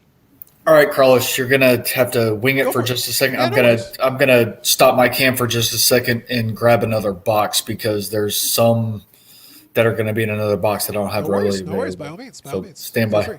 Feel free. But yeah, no, I get what you guys are saying. I think it's a more matter of kind of perspective and where you're coming from. Like I said, for me, I literally was born and grew up in super tropical temperatures. So it's one of those things like I've lived in Canada for a lifetime at this stage. but I've never acclimated to the cold weather. It's never worked for me ever. Even when I was a kid, I didn't like it. I tolerated it, but I become less tolerant of it as I gotten older. And like at this stage, it's like, nah, I don't need the cold. It's just, I don't need it. I'll tolerate it because I've tolerated it so far, but I don't need it. See, that's an underrated comment right there. Collector cake is key. It's absolutely key. It's primo. Absolutely. But yeah, I think it kind of depends on what you grew up with, what you're comfortable with. Also, honestly, I think it's also based on your like baseline body temperature. I tend to run warmer, so it's one of those things where it's like, no, literally, I will feel the cold a lot faster than a lot of other people, just because it's like it doesn't take much. Even when I do warm up a room, I'm still cold. I'll still wear layers even after I've warmed up the room because I'm not there yet. It has to be hot for me to be like, okay, fine, now it's okay. But hot weather, I'm less bothered by it. Humidity is uncomfortable, but I'm less bothered by it. All right. Steve would be inclined to agree with you. It's So one of I'm- those things. So I'm not going to put this into categories, Yeah, by all means. but the ones that come to mind, of course, as I'm sorting through some of this stuff, because I got to get to the right years. Sure. So the first two that come to mind, So those are the newer ones. Yep. yep. So Prism, that's the black finite. So that's both black finites for that year. Yep. Now, are those the one of ones, I believe? They are the one of ones. It's very nice. Very nice. I do appreciate that they use the one word of ones. And then I'll kind of put these in the same. It's my two superfractors. So are they two different numbers? What's the difference between the two of them? So one's full size, one's mini. Oh, I see. I see. Okay, now I'm with you. I got It's because they're not aligned, so you it. can't. Gotcha. Yep. Now I see it in the holder with the space and the gap in the holder. Now. It Yep. makes sense. So that's like non-autoed stuff. Yep. And then let's see if I can find it. Then there's this beauty, Nice. Flawless. flawless. Very That is the 101. Nice. So there's that one. And I'm probably gonna have to dig into the other box. Yeah. I will say, those of you who haven't had the chance to see it, I've gotten bits and pieces out of the videos he's done, but like I've gotten the depth that Steve has put together a very, very, very elaborate and very varied collection because he's got a lot of nice pieces. It's a nice, exquisite, very good. 101. And then the other one's going to be in the other box. Where the hell did I put the lid? So that's some of the newer stuff. And let me get into this other box real quick because I actually have my other. Now, I think we talked about this the other day already, Steve, but I believe you keep all of your Terrell Davises inside of those boxes, right? Regardless Yes. of what they are. Yeah. Yep. So basically all top loaders or one touches depending on et cetera, et cetera. Yep. Yep. And then sorted by Beckett listing. Yes. That is correct. Got And it. so by year, okay, that's not back far enough. I'm looking for one other card in particular. You want to take off for Steve? You see this one? Yeah, you want my PayPal address? If you want to do 3K, he might be willing to move it. I'm pretty comfortable because he can probably get some other cards for it. Yeah. I mean, yes, I'm a player collector, but you know, when you're talking that kind of fundage, It's the $1 million man thing, Steve. Everybody's got a prize for the hey, we can talk. Yeah, everybody's got a prize. That was always the joke. That's why I think a lot of people misunderstand me. They're like, guys, I have a passion for collecting the player, but if somebody came and made a Godfather offer, I'll start again, do a streamlined version of the collection, and move on. Yep. Oh, because Because I tell you what, that would put some what I would consider iconic cards in the collection. Just Without saying. question. So I put your Instagram there on the screen, Steve, in case anybody wants. I put your Instagram scrolling across the screen while you're talking. No worries. I'm still trying to find the one card, No worries. and Put that on there. I'm struggling here because this, outside of the flawless, this was probably the most I ever paid for a single Terrell Davis card, and I don't regret it for a freaking second. Did you say at any point, Steve, that that some cards weren't for sale? I do have some that are not for sale. Yes. Okay. So I don't know. Have you talked with Franco about that previously? No. It's the first time I've seen Franco, so I'm not sure. I don't recall that.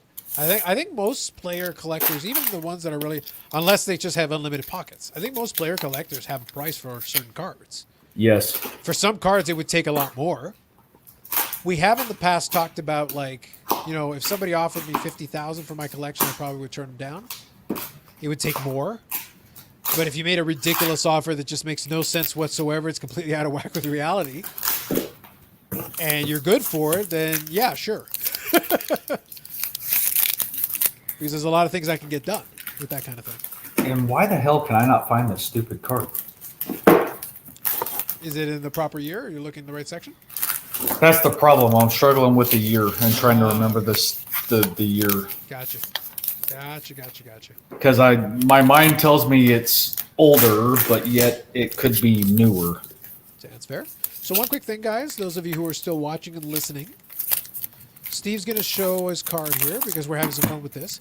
But after we finish up this little bit here, unless there's a couple of other questions, I think we'll wind it down and we'll head into the tail end here. But I do appreciate those of you who've been hanging out, so that's been fun. This is really starting to piss me off. Because this is the other card that... there it is. Okay. I thought it was older than what it was. Yeah. So let me grab this comment here from Franco. That's what makes collecting so fun, the money. It's like, well, maybe to you. Like, the thing is, we'll take the money because we can do other things with the money. But I don't have fun selling the card. It's like, I will sell the cards if the money's right, because I've got other things I can do with said money in my life and in my general day-to-day. But after I've got the money, then the money's spent on those other things, and I move on. I don't have it. It doesn't excite me to generate money from it. It's just a fact of life. It's a nice card. So that's a laundry tag. That's cool. Nice. So that's the one I was looking for. And that's from 06. Very I good. thought it was later, but and that's just the ones that kind of pop in my head. I have others. I mean, I'm sitting at 38 one-of-ones, and I want to say close to 10 of those are autographs. If that gives you any idea of the extent of the collection. Yep. I have over 200 unique autos. So over 2,000 total Terrell Davis cards. I think I'm sitting at, actually I can tell you, because I kind of started keeping track like you do, Carlos. Yep. And I haven't included the ones that I don't have in my hand yet, of course, because I just won them and I haven't paid for them. Sure. But right now I have 2,089 unique, and that's not just cards. So that's 2,089 unique Terrell Davis items. That includes anything that's captured in Beckett. Okay, that's fair. Whether that be starting lineup cards, whether that be winner's circle, headliners, anything along those lines. If it's captured in Beckett, that is where I calculate my numbers. That's fair. I think that's good. And Franco, yes, I do have a few Elways included in the Terrell Davis collection, and I have one Elway that's independent. Not too bad. Not too bad. and I can grab this one from Hockey Guy. 97-98 Hockey Guy. With a lot of those sets, it's 97-98. Only because it's my favorite overall year. I think the design was right there in the good spot. For some people, it'll be a little plain, but I do love the different parallels of it. I love the premium cut inserts from it. I'm a big fan. And it's just a good, solid, all-around set. Now, if you want the best rookie cards from it, 96-97 has a better structure because it's got the 3-tiered structure, and the triple diamonds are probably the really good cards. 97-98, though, I thought they did a really good job with those. And by 98-99, still good, but they started just kind of messing around with the formatting even more after that. But 97-98, that was always my personal favorite. There you go. So congratulations from Franco. Very nice. Thank you. I was trying to think. Three or four in the Terrell Davis collection that actually have Elway. One of them is readily available that I can show real quick. Yep. And if you follow me on Instagram, I actually showed it. Okay. But I'll actually pull one other one out of the collection real quick that most people probably don't. I won't say most people don't realize are in existence, but it's not one of those in which, unless you read the Beckett, you don't realize the rarity. It's Pen Pals. Oh. So out of the Pen Pals autographs that include Terrell Davis, there's the one single. I think there's 3 duels. Terrell Davis, Ricky Williams, Terrell Davis, John Elway, and Terrell Davis, Barry Sanders. I believe, I'm almost positive I have the single, all 3 duels. There's 3 triples. I have 2 of them. The one I'm missing, actually, I want to say is Peyton Manning and Jerry Rice and Terrell Davis. I do know it has Peyton Manning on it, and then there's 1 quad. The quad are stated print runs of 10, and Terrell Davis is on 1, and I do have 1. So it's just the minor players, Steve. Just the minor players. The small potatoes guys. Yep. Well, the only big guy on the quad is Jerry Rice. I think the other one is Ricky Williams and Keyshawn. I think it's not the best select individuals on the quad, but well, it's at the time the players had some value. At the time the players had some name value. So it just depends on the year that came out. There's not a triple Hockey Guy. There is a quad. Okay. And that's out of National Treasures. It's Terrell Davis, John Elway, McCaffrey, and Rod Smith, I think. And I do own that. Nice. So yeah, 98-99 Hockey Guy. I thought it was still a good year, but I just disliked that Black Diamond Upper Deck kept changing the formatting. The first year they did it one way, the second year they did it a second way, the third year they did it a third way. And it just kind of got weird after a while. It was like, I didn't mind that they incorporated numbering into it. It made sense. I got it. But then they just kept modifying it. So they went from the rarest one in the first year being out of 50, the second one in the rarest year being out of 50, but none numbered. And then the third year was out of 100, but numbered. So so there's one of the Elways. Nice. That's numbered to 10. So 1 second. Hold it for one more sec. Nice. Yep. So that's the only 6-way auto that I own. And since Hockey Guy specifically asked, and then the fact that I mentioned the quad, mind you, I've been collecting Terrell Davis extensively for quite a period of time, more so. And I do have some autos that are numbered to 2, which should be just as same as a 101. So I will say, though, Steve, one thing. That's actually an important point you made. It's important that those who don't already know kind of us and our collections and our philosophies and stuff should be aware that a lot of these collections were built over time. It wasn't like a weekend project, hit a bunch of eBay buy it nows, and then there you go, you got a big collection. It was like, no, you got to work on it over years. It takes time. You got it's methodical. It's a relentless pursuit, slowly building these things up and getting them over time. So I'll highlight you, Steve, while you're taking a look at that, and I'll be back in 1 sec. No worries. And I'm still trying to find the quad, since Hockey Guy specifically called it out. And it is out of National Treasures. The problem is with the extent of the collection, it kind of follows into multiple boxes, unfortunately. Because I try and be very meticulous of how I keep this in order.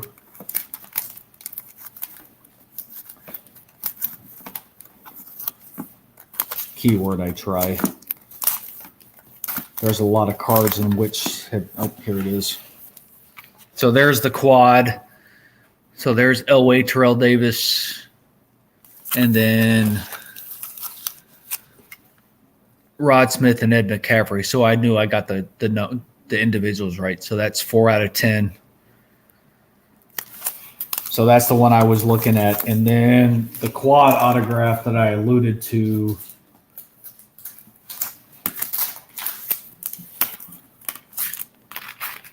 And I'm not going to lie, I paid a pretty penny for this card because I knew the rarity. So before I show the quad, so there's the duels. So I do have all the duels. I only have one of the quads, or one of the triples. So there's Terrell Davis, Ricky Williams, and Brett Favre. All on card. Those are stated print run of 20. And here's the quad. So Keyshawn, Jerry Rice, and then Ricky Williams, Terrell Davis.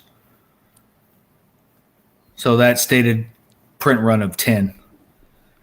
And this is the only one I've ever seen. Good deal. Good deal. I did enjoy that the one pen pal said Favre. Nice touch. And that's one thing that I've appreciated about the Terrell Davis collection, that at least in certain sets, he's included with other players. I have, I want to say it's out of Prestige, maybe. Okay. It's the Super Bowl MVPs. And it's Phil Simms, John Elway, Terrell Davis. It's a triple auto, all on card. And that's the other reason why I appreciate Terrell Davis, is a lot of his early stuff is all on card. And I have an appreciation for on-card autographs. And because of the era in which he played, a lot of the early stuff, it's all on card.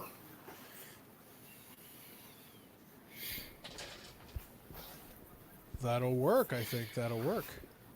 So it's one of those in which over time I will start posting more of a lot of the autos and stuff, because although, yes, there's a complete history of my collecting journey for Terrell Davis on my YouTube channel. Yep. It's one of those in which there's a different type of following on Instagram. Yes. And I've slowly started adding stuff. But in my prime YouTube years, it was the main focus point was hitting that 2,000, geez, there's not 2,000 produced, but the 200 unique autograph plateau for him. And that was one of my main collecting goals in my prime of YouTube. That's what I was trying to accomplish. And I did, in fact, surpass it. And I'm very proud of my collection. I'm disappointed, at least in the later years, that I haven't been able to pick up some of the newer stuff. Yep. But that's also why I changed my collecting focus to more the 90s stuff, because I feel like I neglected that part of my collection, and there's a lot of appreciation for that era in the hobby, to where I want to try and add a lot of that stuff, though, back in, or get that stuff in the collection, I should say. That's fair. I think that's reasonable. I did get a kick out of it. I was laughing as that there's definitely a theme with Franco's suggestions here. It's like most valuable. It's like, dude, I have no earthly idea. That's always been the fun part because I use the Beckett thing like Steve does, and it's like the most valuable cards are literally not priced. Yep. It's like, all right, what's it worth? Whatever someone will pay for it, that's what it's worth. Yep. It's what you paid for. That's basically it. Especially since a lot of those times, like for one of ones and stuff, it's like, well, I was the high bidder or the high offer, so it's worth whatever I paid. Well, and you can relate to this though. I know you took advantage of a situation with the Shield, for instance. Yes. That was the stars aligned. It was rainbows and butterflies and all sorts of stuff that aligned for that specific situation. Yeah. But even from that perspective, you know what it had sold for previously. You know what you paid for it. You got a steal for it in that situation. It's no different. Like for me, from a Terrell Davis perspective, most of my purchases were before he made the Hall of Fame. Yep, that's fair. So his market has greatly increased. So there's a lot of cards in which, let's say, I paid $200 for years ago because the collector base, for whatever reason, has increased now that he made the Hall of Fame. I could probably turn a profit on a lot of them. Yes. Do I want to? No, because that's my main focal point. That's my main focus as my collection is concerned. However, if somebody walked up and offered me $250,000 for my Terrell Davis collection, I'd be hard pressed to turn it down. I know you go into the millions in yours, but it's the same thought process. You got to go for millions, Steve. Go for the millions. Go for the millions. You may as well. Yeah, that's fair. So I'll include this one in here. So I think you mentioned this a little bit. Do you want to give the Coles Notes version about being a TD fan? I think it was appreciation predominantly. Just this Coles Notes version, the tail end there, because a lot of it was post-career. A lot of it specifically for the TD thing. And it was, so really it's because Denver really never had a running game. And, when TD was drafted in 95 and the progression of his resurge, or I should say his, push into the starting lineup, that gave them the opportunity to win the Super Bowl. 2 years. So him being drafted, him being put into the starting lineup, him actually giving them an opportunity to actually have a running game, gave them the opportunity to win Super Bowls, which, in the scheme of things, it's all about winning championships. And that is where it really started. But then I even went back and started looking at, some of his early year stuff. And, we've talked about it before, Carlos, and I know Dave has even mentioned it. I stumbled across a video on YouTube during his rookie year, not even wearing number 30, on the kickoff, and him drilling the guy on the kickoff. And it was one of those in which there was that additional appreciation, which dug me deeper into him just as a person. So he was a migraine sufferer, and a lot of his, it's one of those in which, go read some of the stories about him. And I'll leave it at that, because my wife suffers from migraines. My stepson suffers from migraines. My daughter suffers from migraines. And the fact that he would still play football games dealing with migraines, not being able to see, special player. And I had always been a fan of his after, I saw what he did on the field, and then, of course, winning the championships. And that's what sparked the collection, so to speak, but nothing to the extent of what it was in my YouTube prime. And that's because I just did the research on the player. That's fair. I think that's fair. Sounds good. There's always good to have little stories and reasons because I know Victor asked me why I collected Medano, and I'll probably do. I've talked about it a little bit, but I'll probably do like a standalone video talking about it, and I'll chat about the collection a little bit. It's always people like the backstories. It's always fun. So let me do this one, Hockey Guy. 3 favorite Medanos. It rotates a little bit, but I'll give you a quick one. I'm not gonna pull it from the boxes because I know generally where they are, but Steve knows that it's like I need the money to hire a guy to sort the cards. That's what I need. But I can still give you, and at least some of these pictures are probably a little bit better than I could hold in front of this, in front of the screen anyway. So I can do that. So let me do that first. All right, so I'll grab a couple of these from the photo here. So this is the 97-98 Sixth Sense Wizards, and it uses the technology not dissimilar to the Rubies, Yep. because it's got the little star sparkle thing, and as you move it around, you get a little bit of that star effect. So that's a good one. Big fan of that one. Technology-wise, that's a good one. Then they use this technology, and I picked up Keith Tkachuk as well with the same technology, just because I love that set and that card. That one I'm a huge fan of. Another one that I'm a huge fan of as well, and I'll find it here. See if I can find the picture. Yep, I got it here. I was going to say, and while you continue to do this, I'm actually going to walk in my office because I can, cards are great, but when you take it to the next level, I had a feeling you were going with that one at some point. The technology is too good on these things. It's the combination. If you got Dufex to go along with almost a refractor shine kind of thing, you get a little bit of a sense of it from this picture because you can actually see the rainbow thing kind of happening here a little bit. And You limited. can tell it's the foil. It's just solid stuff. So that's the Mirror Platinum. And for the hockey side of it, it was out of 25. Oh, I couldn't remember if it was 25 is or the goalies. 25 is the goalies. Okay. So they did the different thing for the skaters. I think Gotcha. it might be out of 30 actually, but either way for the goalies, it's out of 25. So that's true. They did, for some reason, they decided to make it different. I always thought that was kind of odd. This one I'll give you as an honorable mention. I'll pick a different one. Steve's got the jersey there. That's nice. So I'll give you an honorable mention on this one here. While you keep doing that, I can span some of this. Yeah, no worries. I'll switch over to you in a second here. No, you're good. Atomic Refractor. That's always a fan favorite, especially those ones. And Is that one 97 This one's 98 or 98? Yeah. What's good about the picture though is it does let you see like the multiple colors.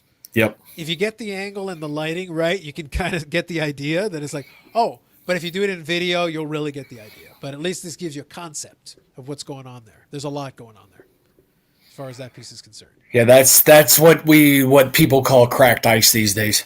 That's right. That's right. This one also would be an honorable mention, and then I'll show you a memorabilia card, just because I like this series and what it looked like. And again, picture-wise, like the image at least helps you. So this is 97-98 Leaf Limited, and the bottom ones are what's called limited exposure, and it's basically an all foil card, like a silver foil that's got basically a refractor shine to it. And you can see the third one here is the Star Factor.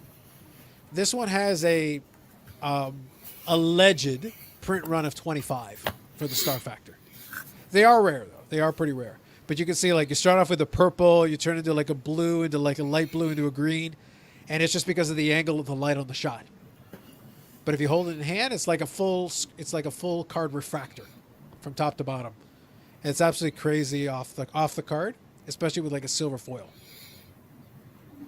So those ones were always favorites.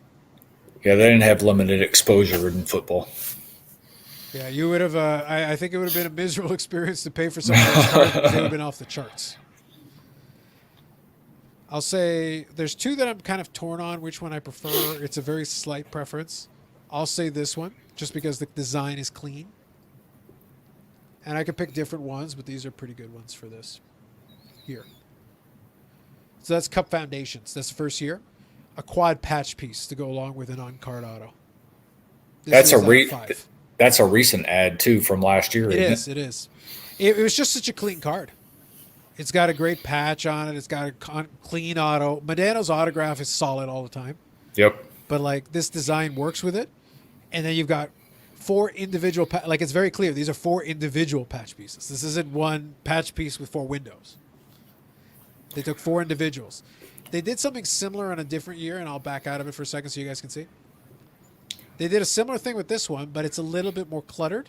I remember that one too. That You was got- last year. You got to tilt it right to get the autograph to appear properly. The other one's just cleaner, design-wise.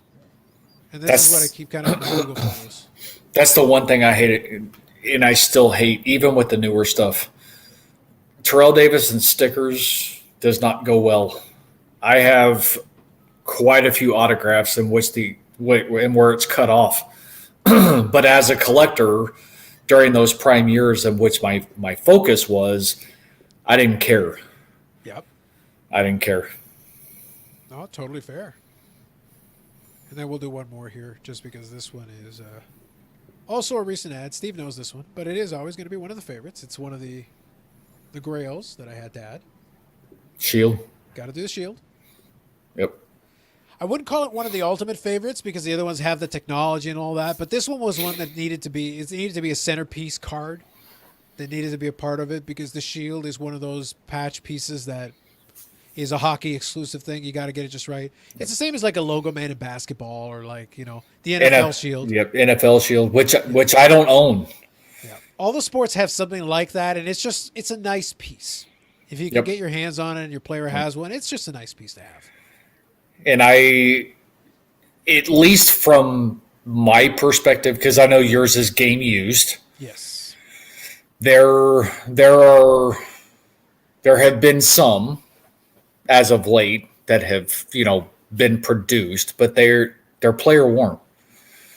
I refuse. I have very few player worn memorabilia or patch pieces in the collection. And this is something that really disappoints me. So Flawless, I think last year, they had a dual logo a NFL logo shield, dual autograph of Elway and Terrell Davis, 101. Sure. In their old school uniform, the Orange Crush uniforms. Okay. And it was player worn. I mean, it sold for a pretty penny. I'm not going to take away from the price. But the fact that it was player worn, it's like I found it, I saw it, I looked at the card, sitting there going, yeah, this is really nice. I really like this. And then, of course, when I looked at the back and saw it, I'm like, yep, nope, not even going to add it to the watch list. Not even going to waste my time. Nice. Because for something like that, to me, it takes away from the card. And if I'm not mistaken, and I think I actually have one of the few player worn pieces that I have. And it's part of it. And the reason why I ended up buying it Yep. is because I liked it. And that's, at the end of the That's generally day, a good reason. That's Yep. usually a good reason. Yes. at the end of the day, that's the whole reason why you buy some of this stuff. Yeah. And it's While you're grabbing that, let me do one more here, and I'll finish that off just for one more piece. So this is more of an honorable mention thing, but I just like the photo because of what it represents. So here, guys, this is from Leaf Ultimate. This is 2018-2019 Leaf Ultimate. There's a signature subset they created. And because I'm a moron, and because I'm an idiot, I ended up trying to go chase the rainbow. And I did end up finishing it. So these are the bottom two are one of ones. So that's the green emerald one of one, which is a Canadian exclusive because God knows you needed one. The one beside it is a gold one of one. And so the green one, hockey guy, is the one that I was angry I purchased. And then it resulted in me buying other cards out of spite. Both of the two of twos are both in my possession because of that stupid green one of one. And then the two above it are it's a Canadian exclusive green. You got it. So the two top ones are two of the four printing plates. So that's 4 one of ones there on the one screen from that one set, one card, because I'm an idiot. Nice. And that's a game use piece? no, this is player worn piece. Oh, that's a player worn piece. Oh, okay. But this is at a Topps Definitive, and it is a 101. Okay. And I almost bought the player worn NFL logo shield just to say I own them both, Oh, okay. but it was ugly. It was just flat out ugly. And I'm like, nope, can't do it. Get it. Can't do it. I get it. So hockey guy, see, you're getting it. I was appreciating it. So yeah, but why green? Lord knows. Ask that to Brian Gray. Pot. So this one here. So this was the purchase that was out of spite. So there's your 1 of 2 and 2 of 2. That's sort of like a 1 of 1, It is. just out of anger. I'd be like, no one can have it. No one. Well, and it's interesting you bring that up because I have one out of limited. I think that's a one. It's 1 of 2 or 2 or 2. I've never seen the other one, Oh, okay, interesting. and like you, it's one of those in which if I were to have ever seen it, I think I probably would have done the same thing, Yeah. just to spite any other Terrell Davis collector there was. Yeah. So that's the thing. It's like I can put those two images beside each other and go, so here's 4 1 of 1s. There are still 2 more printing plates out there. It's like, look, you guys can fight over the other 2 printing plates. I've got 2 of the printing plates. I've got half of that print run, and I've got the only 2 1 of 1s from the regular series, and I've got both 2 of 2s. So all the rest of you can eat it. None of you get it. It's mine. I will give you a cool story though on one of these real quick. Sounds good. So, prime example of not always being on sticker. Yes, right. So this is 2011 Prime Signatures. This is the black printing plate autograph, of course. So it is a 1 of 1, even though technically it should be 1 of 4. This was pulled at my local card shop while I was there. The shop owner opened a pack to show a customer what they look like and pulled that card. Okay. And I purchased it right then and there. As you do, as you should. As you should. So that's about as close as I've been to pulling a 1 of 1 Nice. myself, You so were to physically speak. in proximity. But I was there. That's right. I was there. So just grabbing hockey guys comments here. Tops is doing a leaf in a larger scale. Increased print runs more parallel. I believe it. I believe you. I was scanning through the images as we were just chatting here. The one advantage of scanning and taking a lot of these pictures is that it makes it easier to show you guys. It's tough to show you on this camera, but at least with the Yep. pictures it's easier. So this was one of my favorite series. Hold on. I'll put on Steve's picture here. Which one is that one? Hallworthy, and that's like a Nike and Absolute? That's Absolute, yeah. Yep. And Nice. no, this is not a 1 of 1. Okay. It is. Where's the serial number? It's numbered to 10, actually. I don't know if it's going to pull up on here or not. Okay. Interesting. But what's interesting is in some of the later Panini products, they threw patches and stuff like this. And no, I did not have this slabbed. I purchased it this way. Right. But one of the few stickers in which he actually got it on sticker. So I have other stuff like that, for instance, in the collection, though, too, that's kind of, I don't want to call it random, Yep. but higher caliber, although it's not like a 1 of 1 or a number to 5 or a 2 type situation. Sure, for sure. So this one here is the in the game used. This was the emblem that they came out with, and so the top one is out of 9, and the bottom one is the gold 1 of 1, and literally that shade difference is the entire difference between one and the other. I was going to say, is it just the color of the card that makes the It's difference? just the slight difference in shading, and there's a couple of the subsets where the color gold is only very slightly visible as an accent color, to the point that you could be sitting there holding the 1 of 1 and not even realize it. Because for Wow. the other subsets, on some of them, it's not a 1 of 1 on some of the subsets. On some of the subsets, the gold is the out of 10. But still, the accent is very light. On the emblem, it's a 1 of 1 because the first one's an out of 9. As you do for reasons.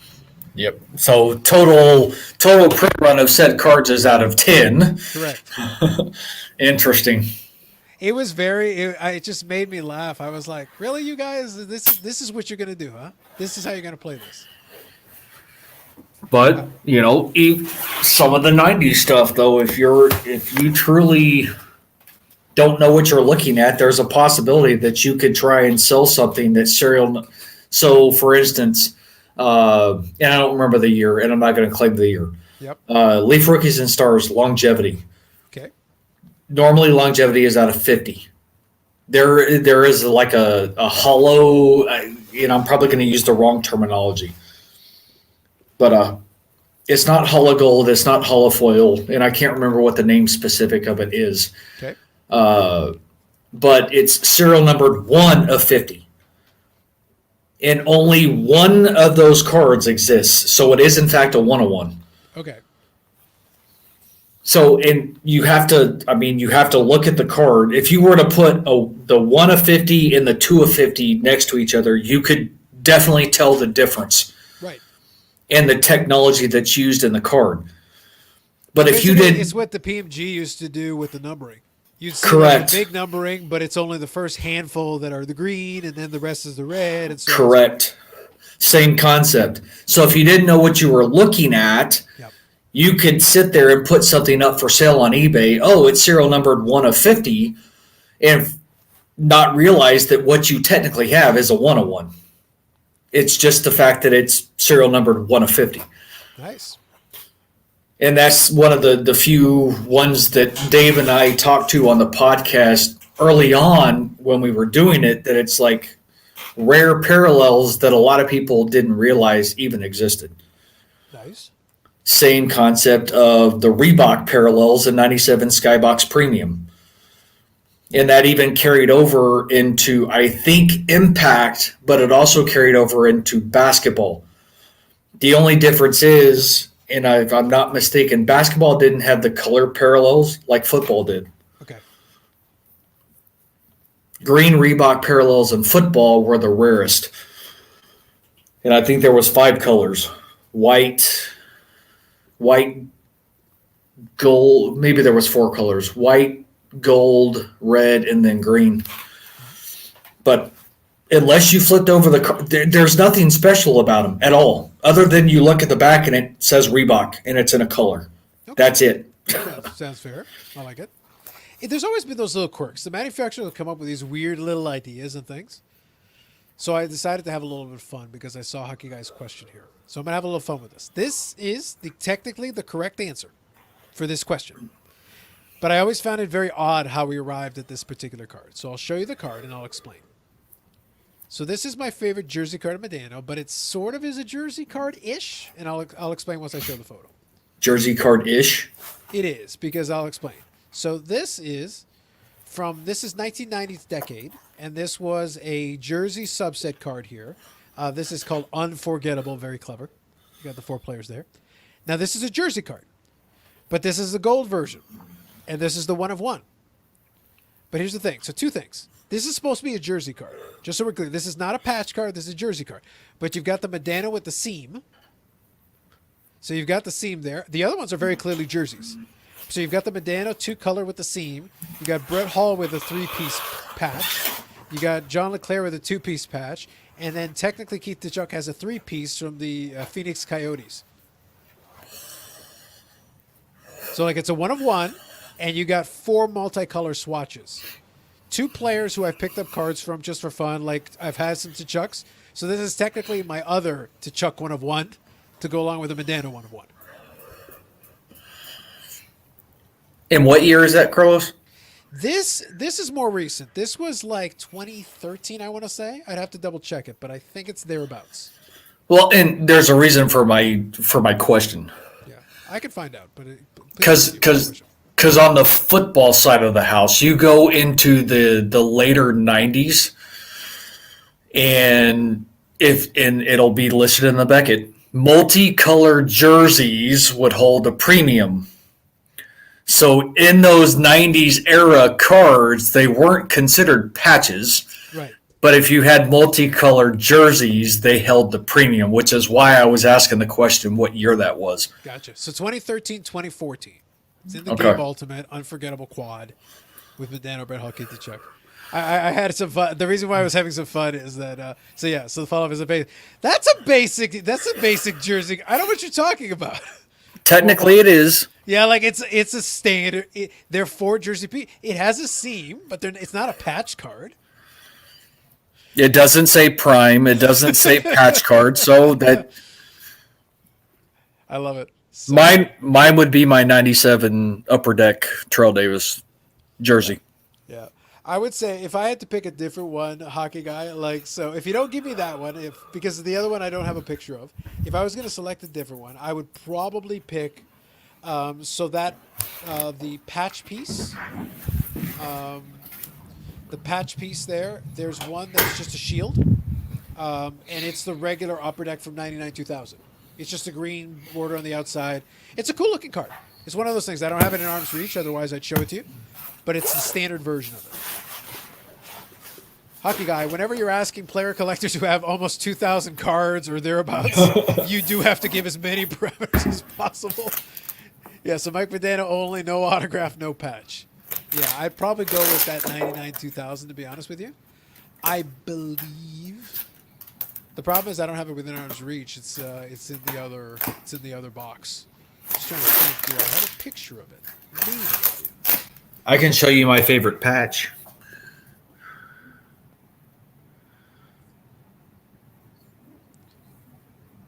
Yeah, Trail Davis Hog Heaven, nice. That was my first ever 101. Oh, okay, that's cool. So that's why I can say I can pull out and I can show you which one my favorite patch is, period. Hands down. And I busted a lot of this product too. And I didn't realize there were 101s until I stumbled across this on eBay. And there was no question I had to have that card.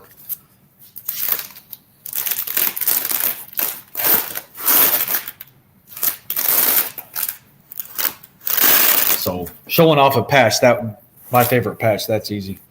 And I've got some nice ones. But I'm not mistaken, I think that's the technically only 101 individual patch piece I have. I have low numbered stuff, but that still sits as my number one. I'm just checking to make sure. Yeah, no, that's fair. I'm actually having some fun scrolling through the Instagram and the other one, and I'm sitting there like, I love that he put in the parameters like no autograph. Ooh, a lot of the ones that I usually post have an autograph. And here's just stupidity of Panini, and okay. I will say it. Yeah, go ahead. So that is a patch. Yeah. Numbered to 3. Okay. How they come, and then there's one more. This one I get. I mean, that's part of the laundry tag. So that's out of playbook.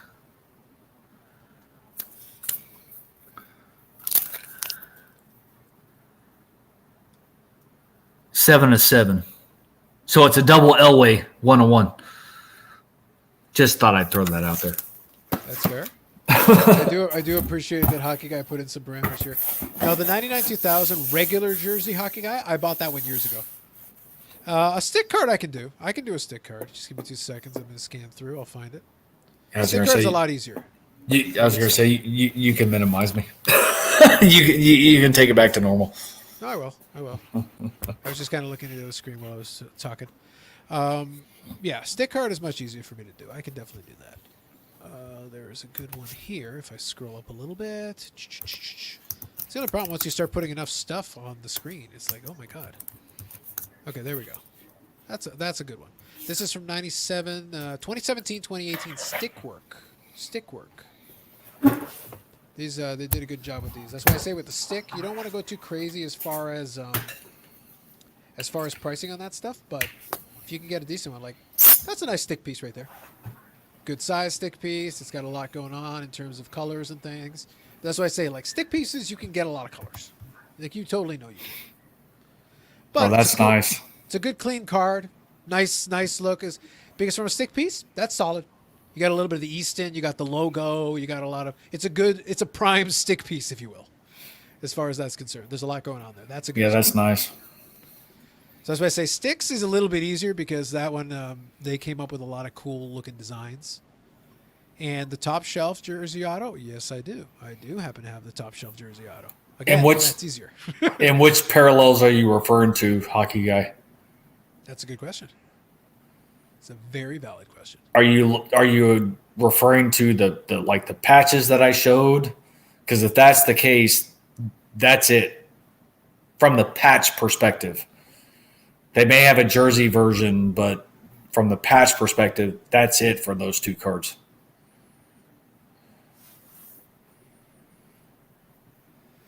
For the current year stuff, they definitely have a ton of parallels. You definitely have a lot more today. I would say I would agree with that. And but that's also why 2013 and prior is the main focus as of late.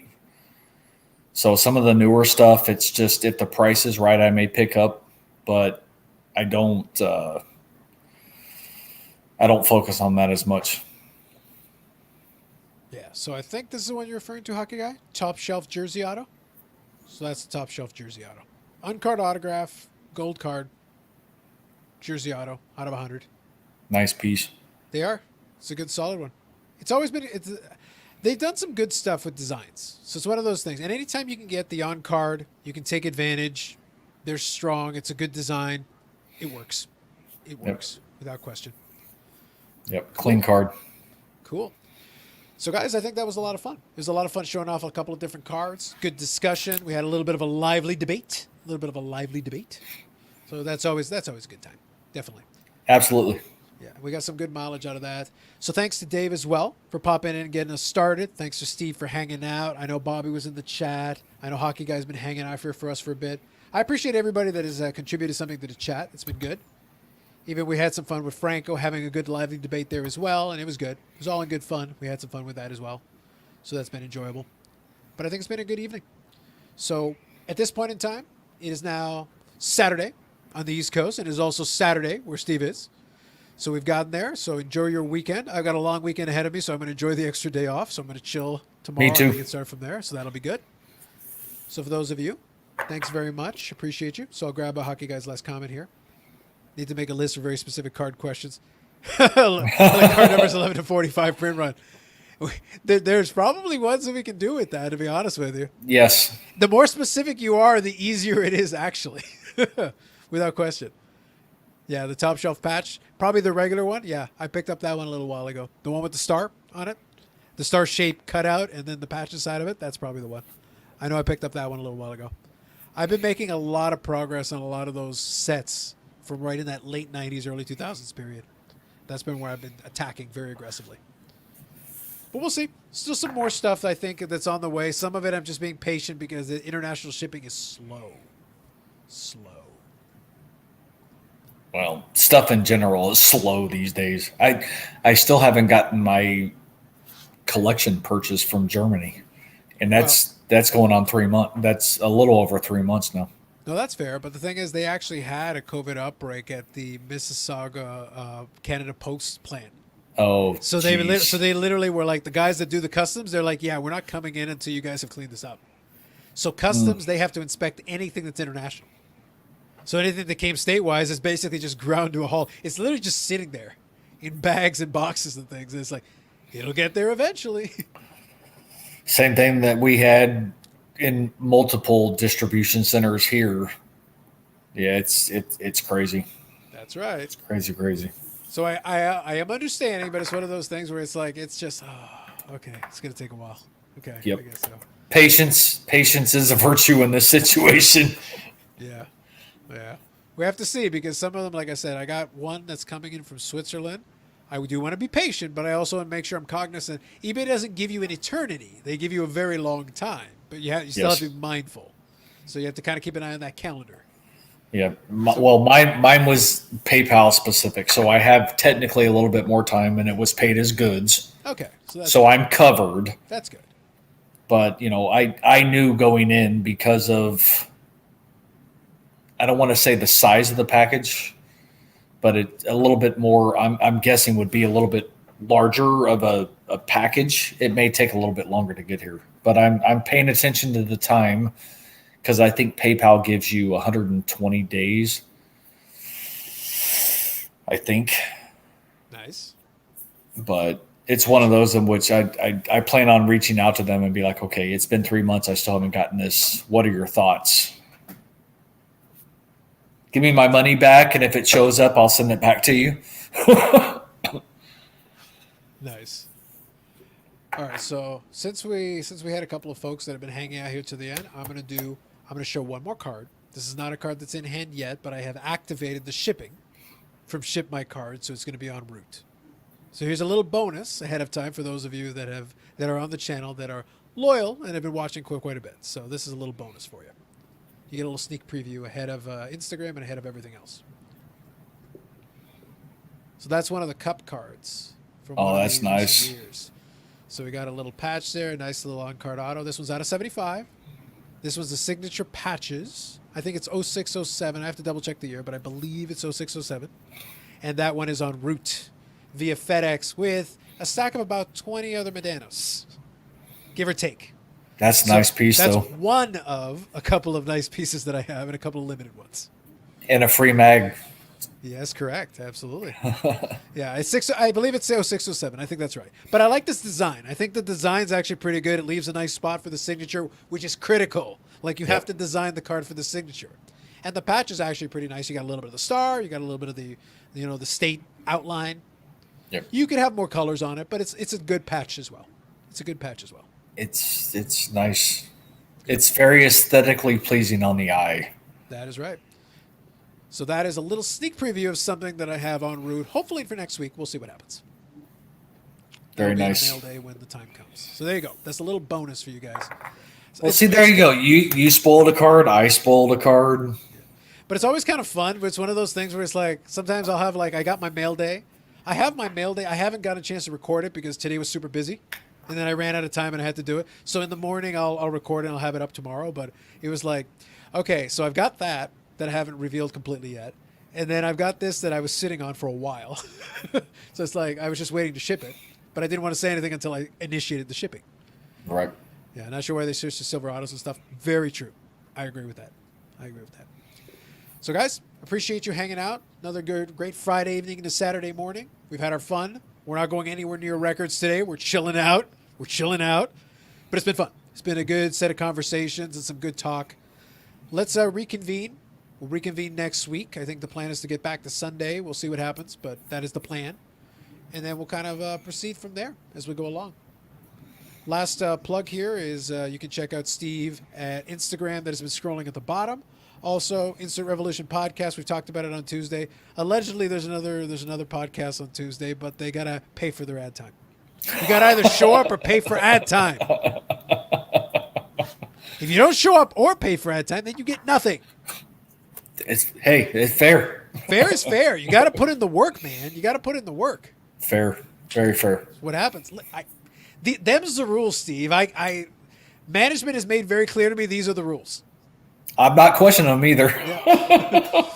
All right. Thanks very much. Thanks, guys. Appreciate you. Thanks to Steve for popping on. Thanks to Dave for popping on earlier on. And then we'll catch you all in the next episode. Have yourselves a good night. Take care, guys.